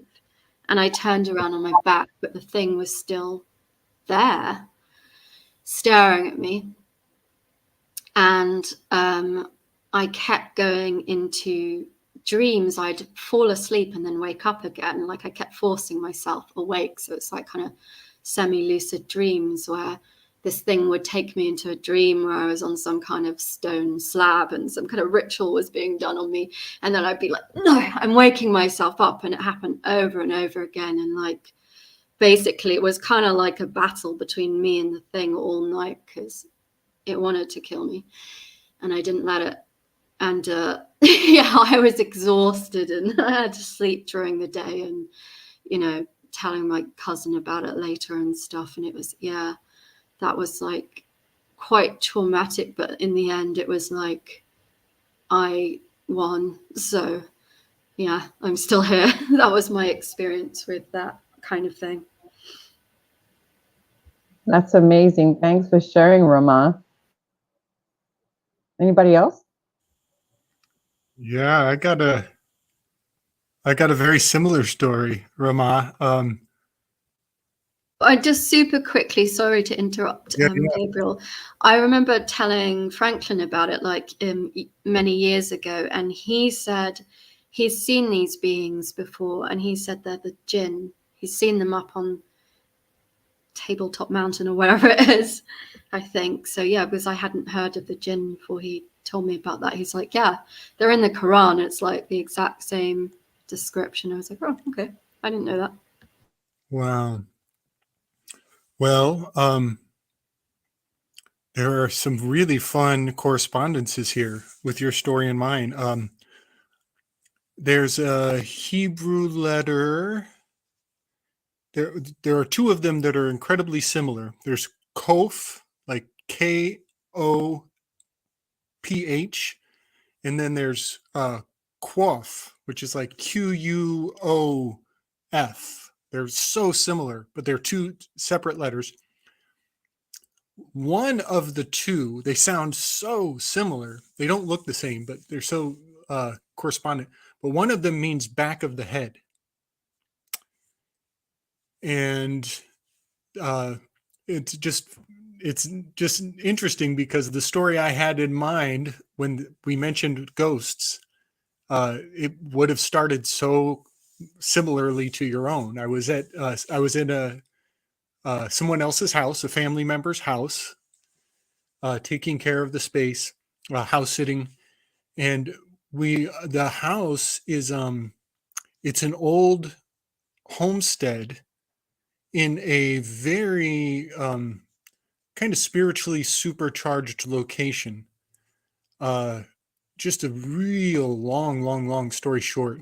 It's the last homestead of Niawat, Colorado, which was a very contentious location with the chief Niawat, ended up putting a curse on the colonial settlers. And that curse is really well known and has a very long history. And so this homestead is kind of a point of spiritual contention. It's a scar in the community still. And the basement is designed for shutting people inside the basement. It locks from the outside. And so there's all this history in this property that we're caretaking for. And so, of course, we had to have our roommates had to come and stay the night so we could tell ghost stories at the house. And so we were all huddled around the fire telling all the creepy ghost stories about this house and about the history of the land. I mean, it literally goes into the earth here on this property. And while we're telling ghost stories around the fireplace and talking about how the doors to the basement lock from the outside, we suddenly hear a knock from the basement, just right around the corner from us in the living room. No way. Knock, knock, knock 3 times here. I guess I should. Goodness. I'll go ahead. I'll turn on the camera so I can animate. So we all just go ghostly white. We all look at each other, knowing intense glares, silence, holding our breath. And of course, I'm the only real man in the room because my roommate was scrawny. So I stand up and I tell everybody, I'll be right back. And I go walk off to open the door to the basement. And sure enough, the light is already on in the basement. I open the door. Nobody's there. Just the stairs going down. And it makes a hard left and a right. It's a T at the wall at the bottom of the basement. And I say back to everybody in the living room, I'm like, oh, there's nobody here. But then I hear whispers.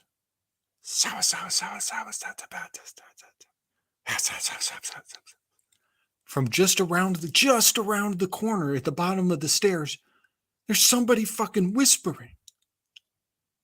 And I just say, wait, do you guys hear that? So I slam the door shut and I go back to the living room, even whiter. And I say, somebody's in the basement whispering. And my baby's mama, she tells me it all makes perfect sense right away for her. But she goes ahead and lets me breathe it in a few beats.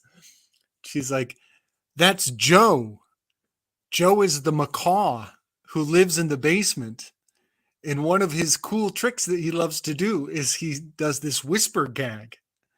And it worked so well. It worked. I couldn't believe how well it worked. But then, well, how did he knock on the door? He's in a bird cage.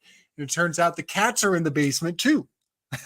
So the cats and the birds are in cahoots doing the exact perfect recipe to shoulder the door and then run away and not be there. And me to come and answer and there's nobody at the door, and then to hear it was an amazing gag for these animals to pull off. A predator and a prey animal to work in cahoots to get me so good. So we all had a good laugh about it, and it was all fun and games. We had a lovely night. The next day, I'm in the basement and I'm getting the laundry out of the dryer. It's perfectly well lit day. It's actually a very well lit basement. Also, there's sunshine coming in through the window, and I'm actually I have a basket full of laundry in my hands, and I say to myself, like, okay, everything was so explainable. Everything was perfectly scientifically explainable. It's not. I'm still speculating that it was the cat that knocked on the door. I'm still assuming that we do know that the bird does the whisper trick. But now that the lights are on and I'm actually down here, do I feel anything threatening? Is there anything down here that, you know, that the ghost stories of the house would confirm in my heart? So I just kind of take a second and I kind of tune into the space. And I'm standing in the liminal, you know, and I'm not saying outright, okay, God, give me a sign. I didn't say that, but I was kind of tempting fate psychically. And sure enough, my heart starts going off. Something tells me, nah, bro, you don't fuck around. Get out of here, dude. Get out of here. Stop fucking around. And I'm like, okay, yeah, I'm out of here. And I start to leave. And as soon as I take 2 steps, my ponytail is pulled all the way backwards. I'm lifted off of my feet. I'm on my tippy toes. And I'm completely, my neck is strained. And I've got my arms full of laundry. And I'm fucking about to get scalped by a ghost. I catch my breath. And I realize that my ponytail is caught on a light fixture. There's a low-hanging light, and my ponytail just completely got pulled into this light fixture. And now I'm about to hang myself involuntarily in the basement just from having scary thoughts. Oh my God. Okay, we could make like a film out of your night or something. Wild. It was incredible. I can't believe so many events lined up perfectly to facilitate my own presumption that the universe is going to conspire against me to literally almost jerk my head off of my own body. That's That is crazy. That is so crazy. And then it was years later. That was a really fun. It still is. I still go back and I'm like, I did that to myself. I did all of that to myself, but it was so interactive, you know, it was so playful. So then it was years later that I learned of the story of Achilles. And Achilles has this moment of hesitation before he strikes Agamemnon. And that is when Athena comes down and she literally jerks him by his hair. And when I read that story, I realized I think I was having a precognitive ritualistic reenactment of everything that is in the story of Achilles being pulled by the hair. And not only, it's not just the hair, guys. She is whispering in his ear. Oh, wow. She has a bird spirit. She has the owl as her bird spirit, and she's whispering in his ear. And so guess what these feathers are? All right, okay. These are macaw feathers. Amazing. And so the Athena pulling on the hair of Achilles' story, it hits to my heart in other ways. I realize I've lived this out ritualistically 5 other ways that are even more personal that I won't go into today. Yeah. But it's fascinating when you find out that you were doing rituals on accident, that your later life will only be the one to tell the story. It's your future self 20 years out who's going to look back and be like, that's what you didn't know, fool. Right? That's amazing when that happens. Maybe the muses were doing ritual with you. Who knows? I think that's very likely. It was probably a combination of Athena and Terpsichore. Yeah. But sometimes we do put ourselves through rituals. I guess I'll just say, oh my God, I've got so many spirit stories, ghost stories, but I think I'm actually not going to tell any of them right now because I'm so tired. And I don't know how well I'm going to tell this or if it's going to make any sense whatsoever. But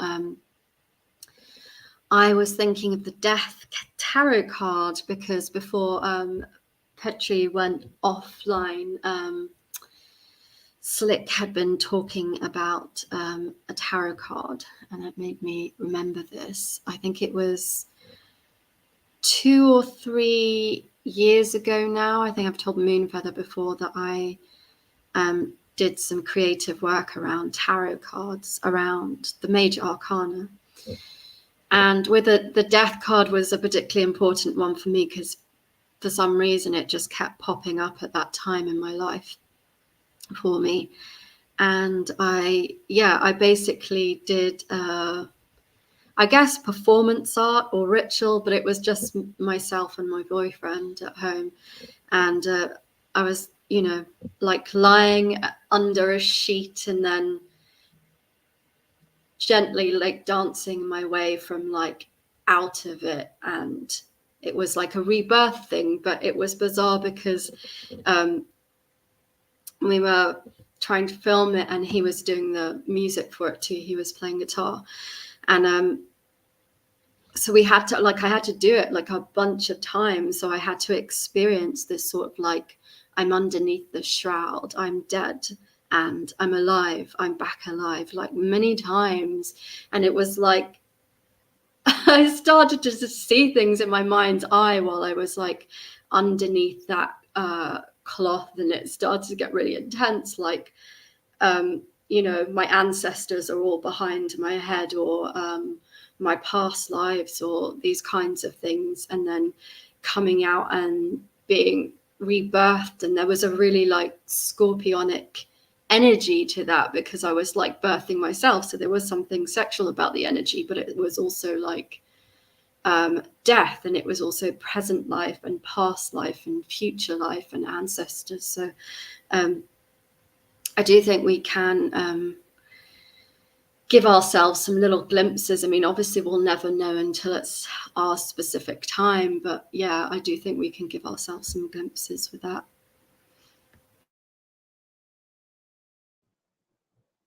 Yeah.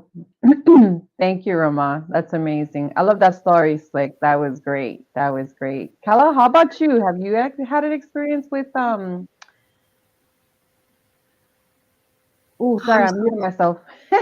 I'm so sorry. I just have to quickly say I love you all, and I'll look forward to catching up on the rest. I've just got to go now because I'm so exhausted. Absolutely, Rama. Bless you. Thank you so much for coming through. Thank you. Get your rest, girl. Thank you. Peace. Yeah. Bye. Big love, Rama. Bye, sweetheart. Big love. Big love and respect. Guys, go ahead. Go ahead.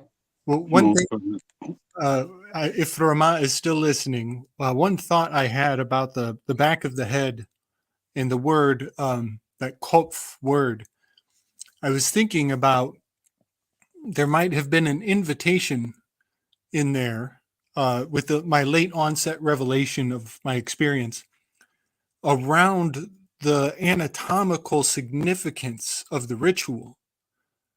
And, the fact that I wear a ponytail, I actually had a couple dreads back in those days.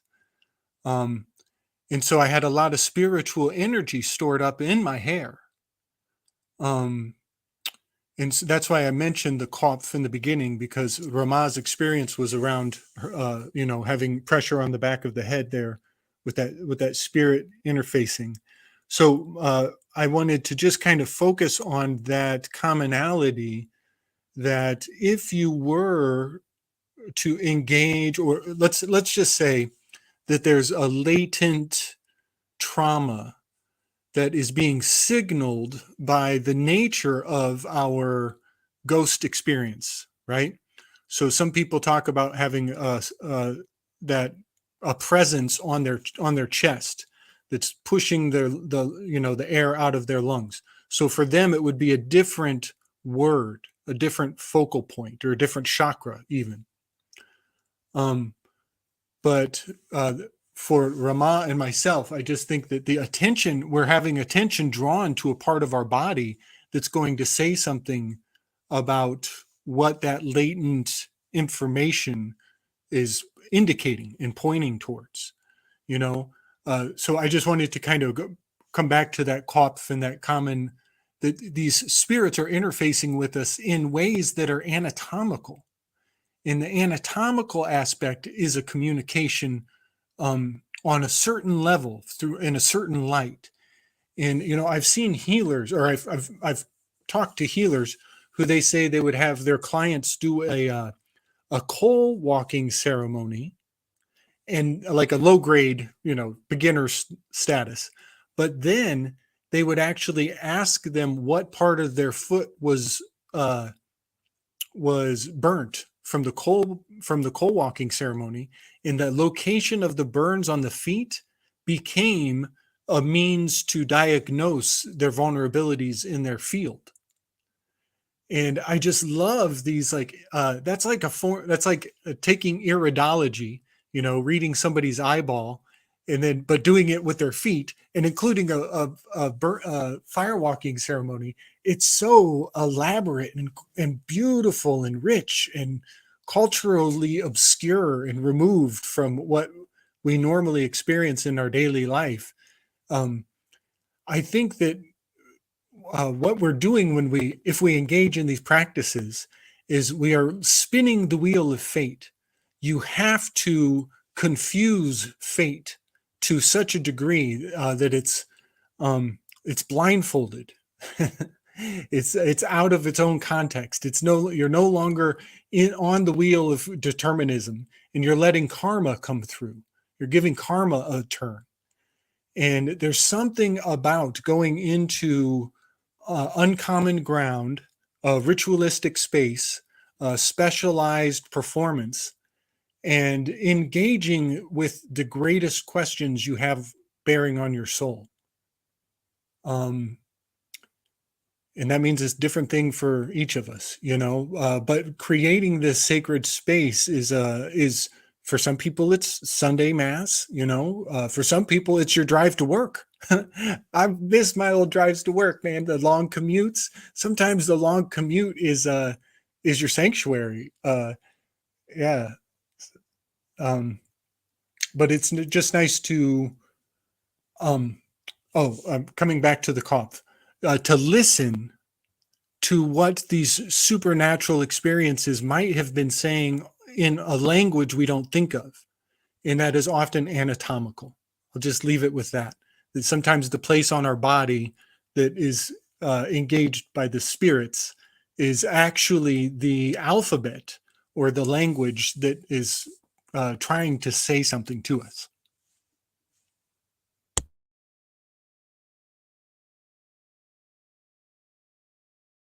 Did everybody fall asleep? No, I think one way to interpret what it is you just said is understanding that there's nothing outside of yourself. If you understand that the game that we're playing or this life that we're living, every detail of it was already written by you, then what are ghosts? What are spirits? Moonfeather, I think you were trying to ask me if I had ever had an experience with ghosts or with spirits. Far too many for the entirety of my life. But if I had to give one, it would probably be the most profound, which was the last time I died. It wasn't just the power. It wasn't just the implications of what being alive and coming back again from the doorway of death actually meant, but it was the way the confirmations come through. And this is why you hear me stress the tenet of knowing oneself, knowing thyself, because if you don't, then what is it all for, right? If it's not for you, then the message essentially doesn't make any sense, even if it's for the benefit of others. It has to make sense to you. So I was receiving plasma, platelets, and I had an allergic reaction. And I felt fine, but I felt incredibly hot, even though I was very cold. And I was looking at my monitor, and my numbers were plummeting. The nurse was screaming for the doctors, help, 10 cc's of this and things of that nature. I forced myself to close my eyes and look away from the monitor when my blood pressure got to 32/16. And it was dropping fast. So I didn't feel anything aside, like I said, from very hot, but I was actually very cold. Aside from fear, like, okay, well, here we go. I closed my eyes and I opened them, and then I was on the other side. It was purple and magenta, very, very friendly, almost loving. It felt good to be there. But I saw my teacher. Some of you may be familiar with Magic Lacroix. Shout out to him. He was holding Rafiki's staff. For anybody who's seen The Lion King, the monkey, Asante Sana, squash banana. Oh, yeah, I love that scene. I love him. Exactly. He was the shaman, right? He blessed Simba. He knew essentially all the rituals. The king bowed to him, right? Mind you, I am a monkey. Magic Lacroix's master teacher, Azazel Bey, passed 2 days before this incident. I had no idea at the time, right? And he used to carry a staff like this. So I see Magic, and he says, he's holding the staff, and he says, "It's not your time. Turn around and go back." I did. I didn't ask any questions. I opened my eyes again, and I was back on my table. My numbers were stabilized, and I felt fine. And that was essentially that. I went to sleep. I woke up the next day, and I had a visit from a service dog. My ex at the time, one of her friends was she had moved to Richmond, where my hospital was. She found out I was there, and she sent me a service dog just to make me feel better.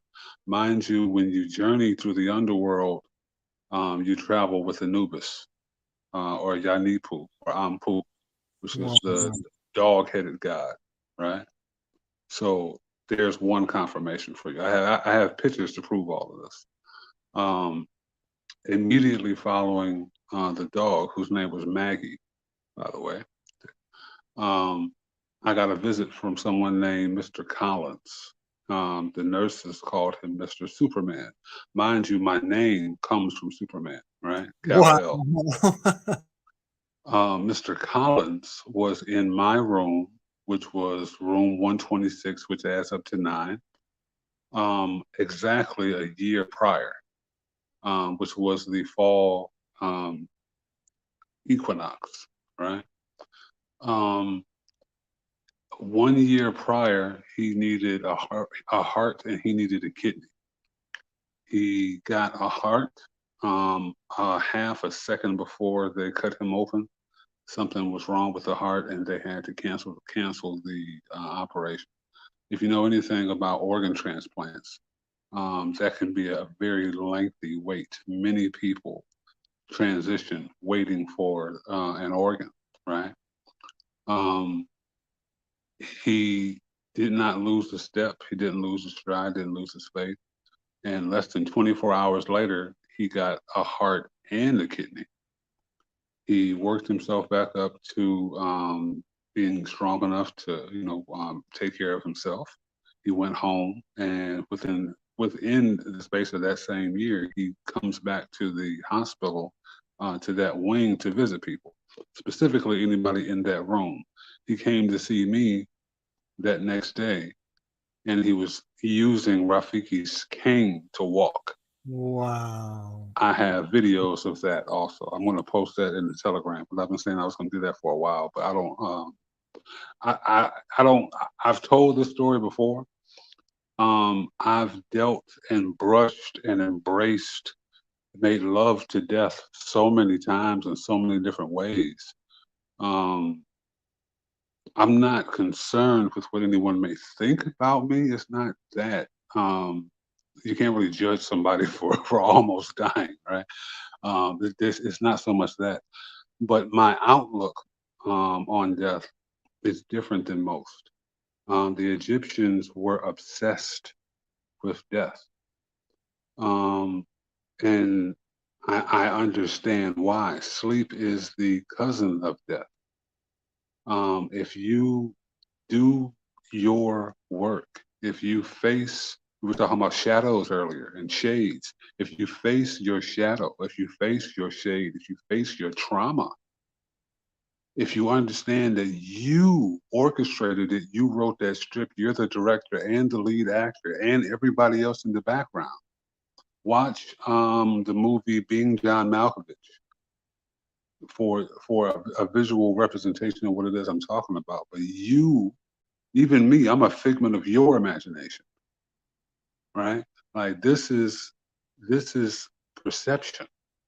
So again, what is a spirit? What is a ghost? What is a spook?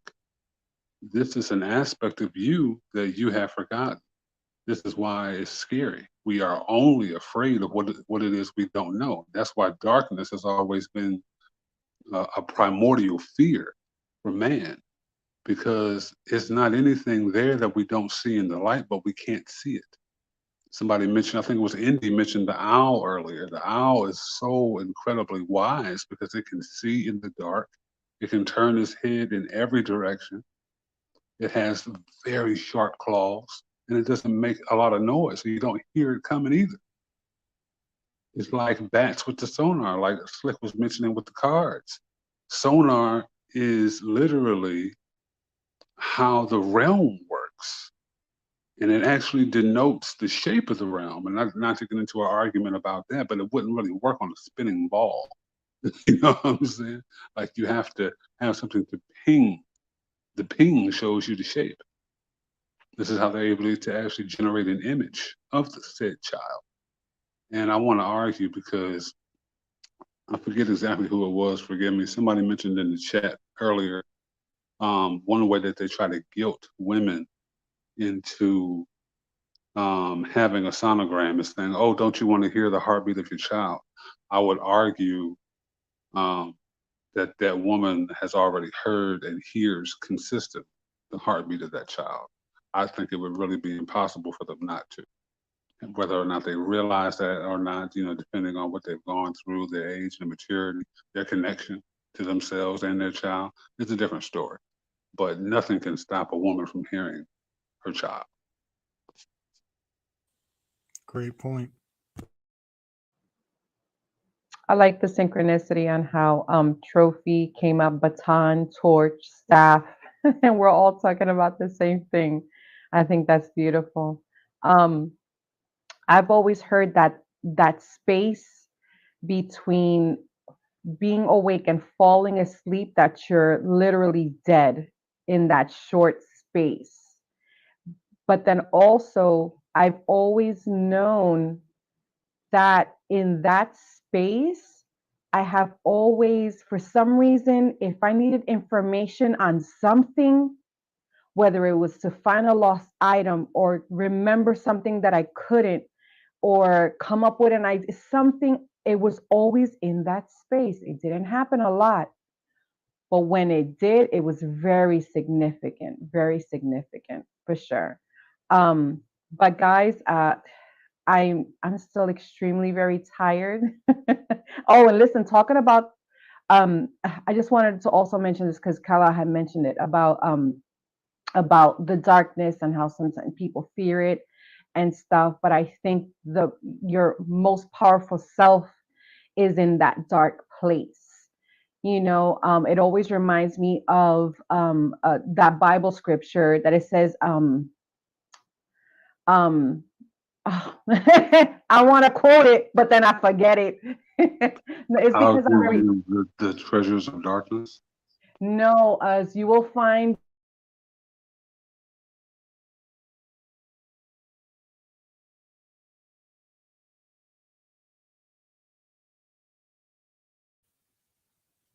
Oh, Moonfeather, you went mute. You get your mute button got hit.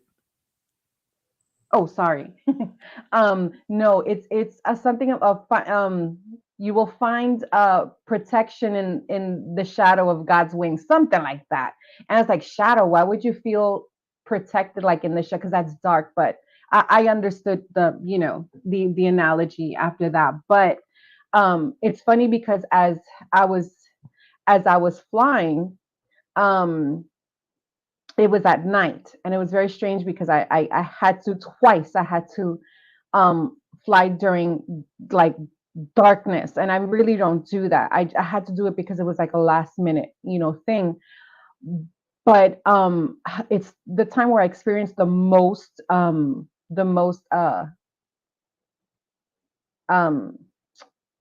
oh my goodness, chop. I say chop, but you see, I'm real tired, guys. Turbulence during the flight. You would think that you don't experience so much turbulence at night because, the sun is down and stuff like that, which, by the way, I had a window seat coming back, and we're in a crescent moon. And of course, we're up 35 plus thousand feet. And I was almost at eye level of the moon. So figure that one out. Okay.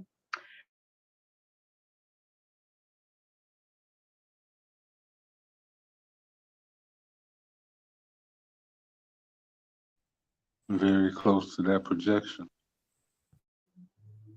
Yeah, I'm sorry. Did I press the thing again? What did you guys last hear? Sorry. You said figure that one out.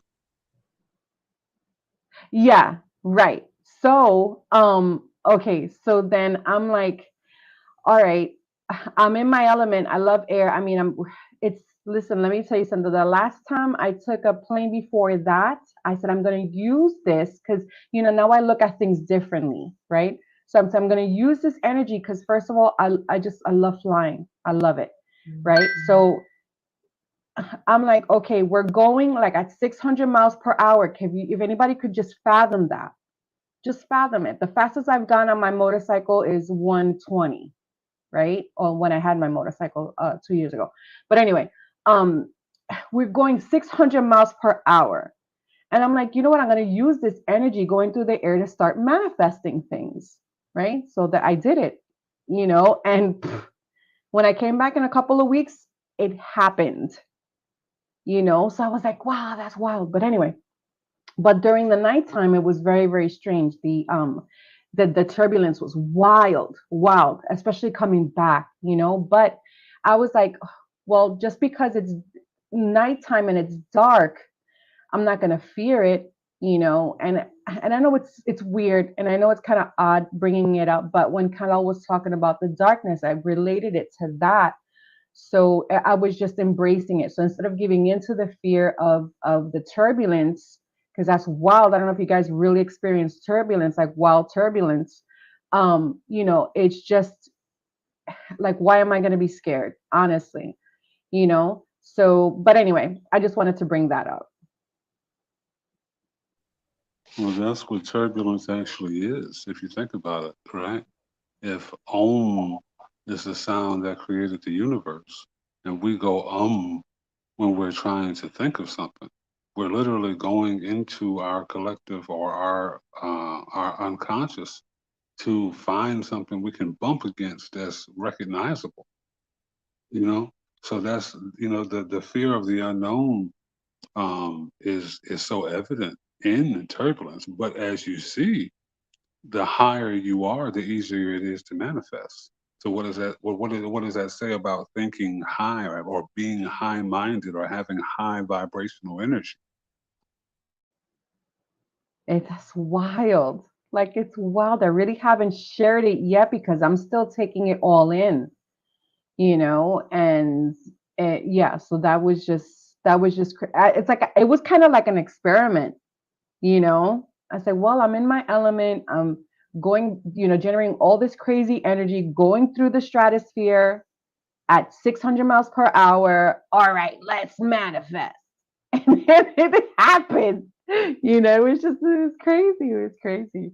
But guys, it's I'm really going to tap out. Listen, I think Franklin tapped out.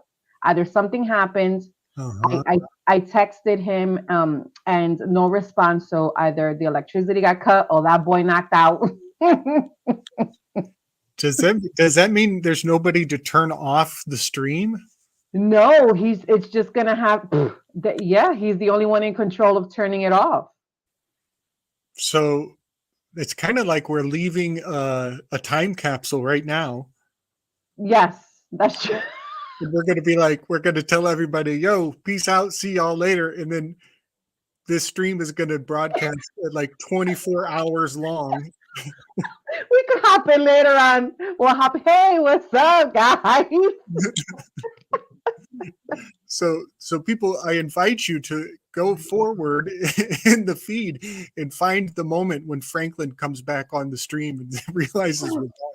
Oh, that's wild, right? Oh, that's wild. Yeah, I can't wait.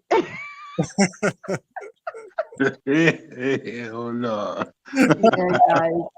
That's wild. Oh, Saraya's cracking up. She's cracking up. Saraya, bless you, sweetheart. Thank you so much for tapping in. But thank you, everyone, for joining in the chat for sure, joining us online.